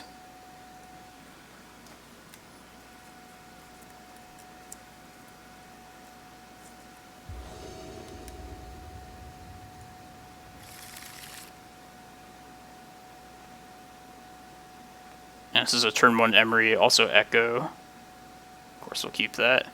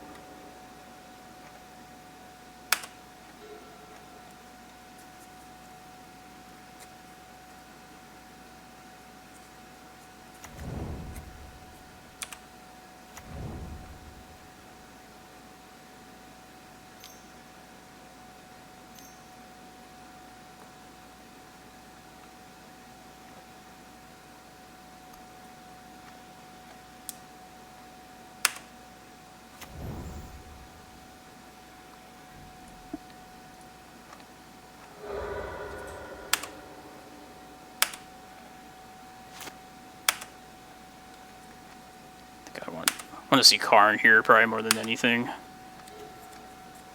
That's really bad. Play another Emery out, I guess. Hope we get to hit an Echo off of this.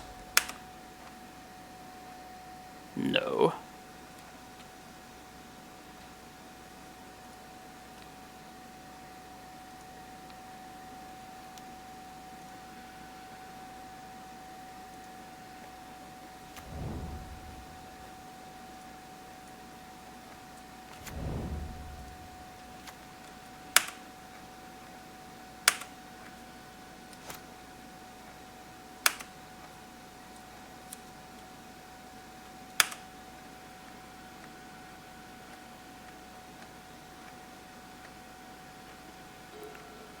No, the reason I didn't use the Emery first is if I found like an LED or something off of the Emery.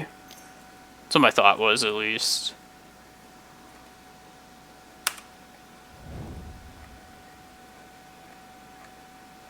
You're probably right, Comical Flop. I'm just, yeah,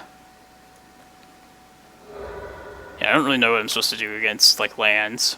Or any deck, really, for that matter. Like, now I'm all out of, like, gas, it seems like. Oh, perfect. Oh, man, it's like the two best cards. Alright. 1, 2, 3, 4, 5. Yeah, let's get both these out here.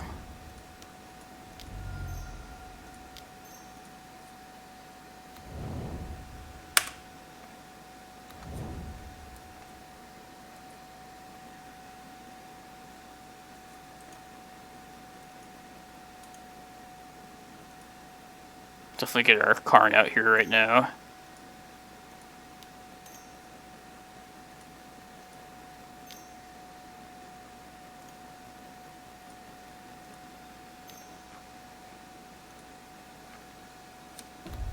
Yeah, it might be worth just killing Mox Diamond here. Just in case they answer the Karn. Just have that answered at least. I don't know, maybe there's something better I could do, like, could get Liquid Metal Coating, take them off another land, so they just have one land next turn. Maybe that's worth it.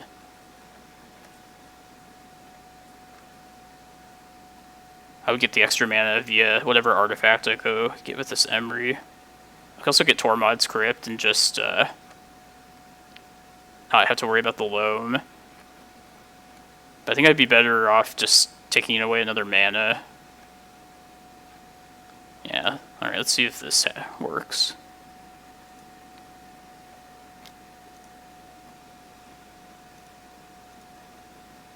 Yeah, I kind of like coding here.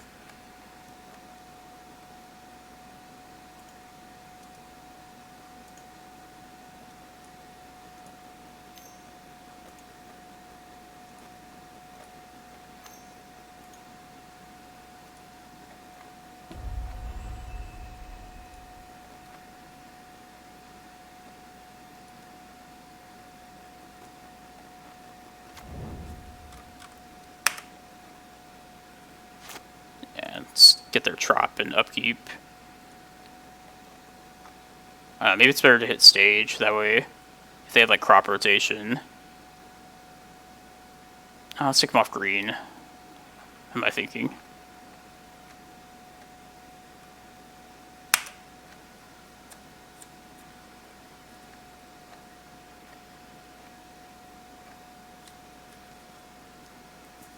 Try and lattice lock them next turn.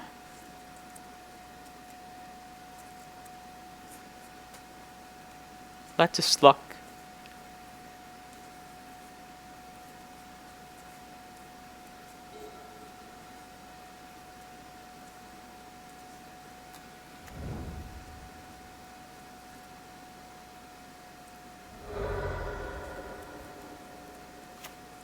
So should be careful if they like go to Dark Depths, kill us.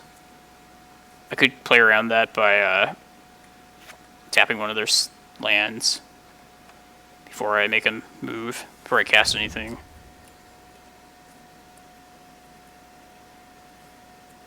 But I think we're probably just win now.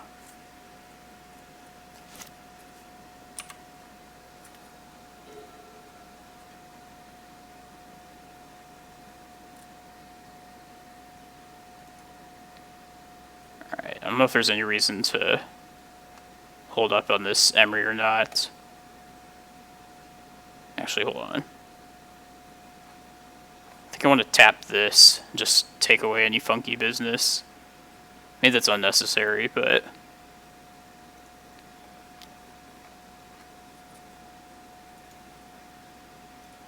I'll just kill him already.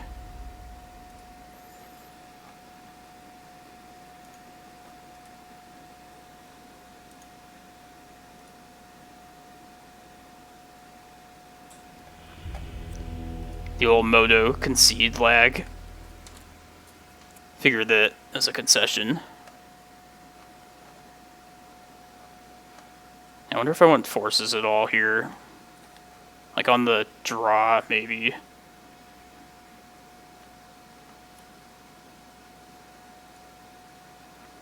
Maybe I take the chalices out on the draw. Just because I mean, I'm hoping to like stop like exploration, but probably just better off countering that. There's no way to stop it. It's being on the draw.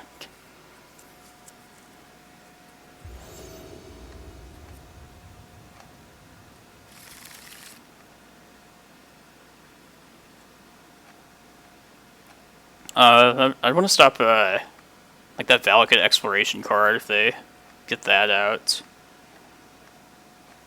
I'm gonna mulligan this though. This hand just doesn't go anywhere.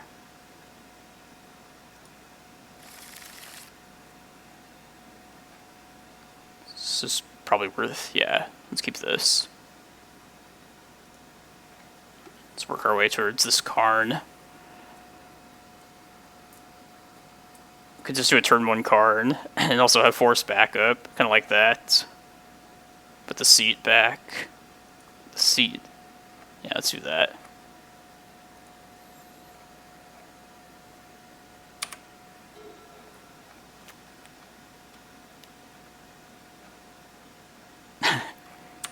Jason, yeah, I'm gonna go for it for sure. Just protect the Karn at all costs at this point.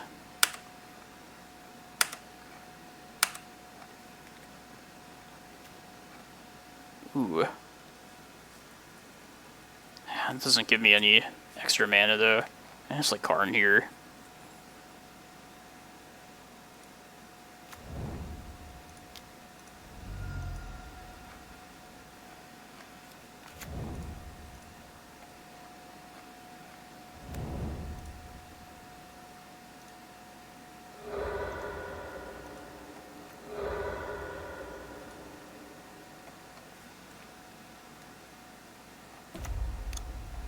I'm just getting LED, I guess. It'll set me up for next turn.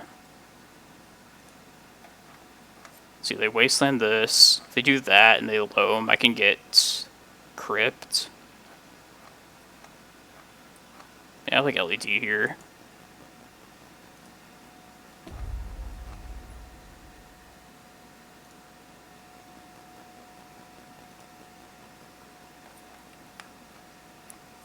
I guess it's better to hold it in hand against this deck, right? So I don't want to expose it to like Force of Vigor. Well, yeah, they'll wasteland this, but...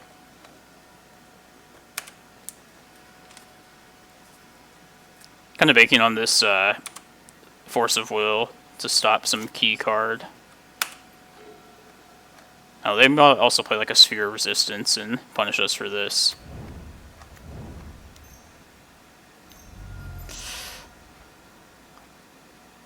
Mr. Oko.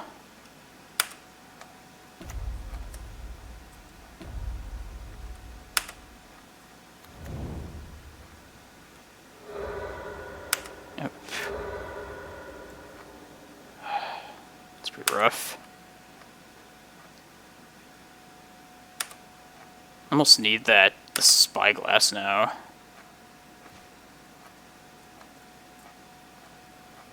Yeah, it's definitely worth forcing too. Yeah, I suck at this. My bad, everyone. I think I'm just priced into spyglassing right now, though. Just dumping my hand. God, it's so bad, though.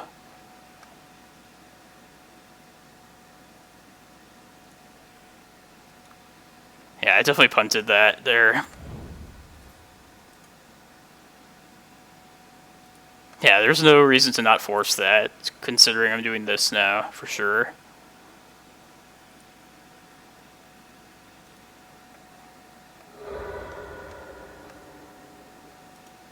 Yeah, I was thinking we also could have used our Secret Spice, possibly our Wishclaw Talisman.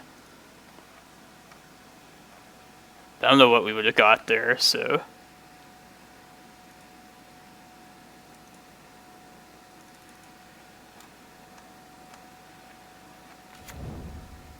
Force of Vigor Exploration. Jesus.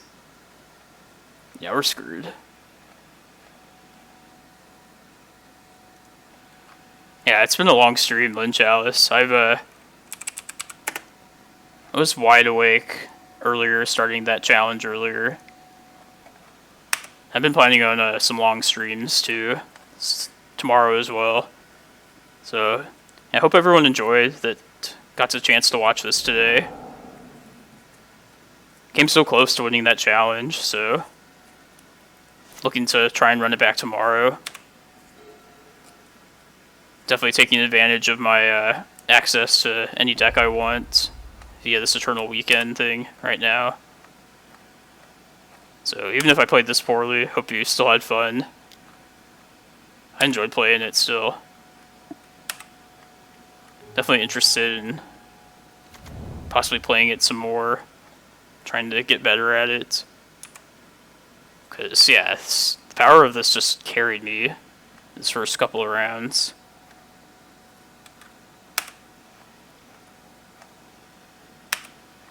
I clearly, like, fucked it up this game for sure.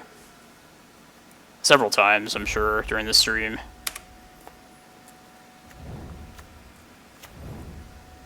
But yeah, I'm looking to play the challenge tomorrow morning, and then...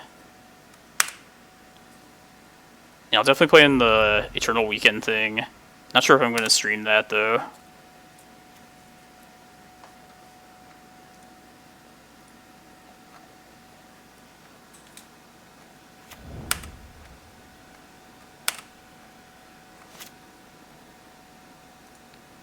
Not sure. Let's see what...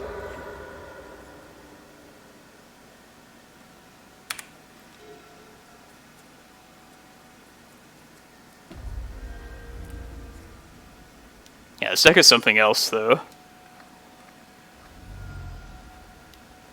If, I know I'm part of the way to just actually owning it on Moto. Got the Chalices, the Karns. I know the Karn Great Creators are expensive. I think we get one more draw here.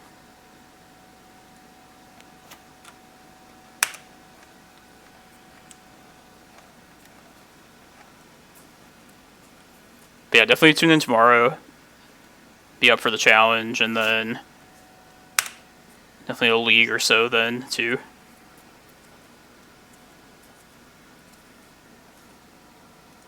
Who else is streaming right now? Any good legacy streamers I can raid?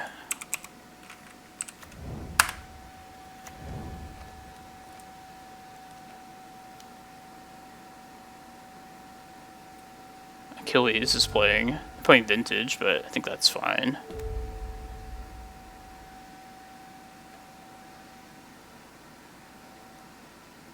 No, we'll raid Achilles.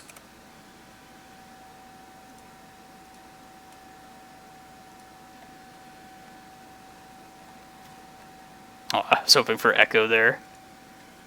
Alright, well, it's been real, everyone. Hope you enjoyed. It was fun almost winning that challenge, but top 4 is nothing to scoff at.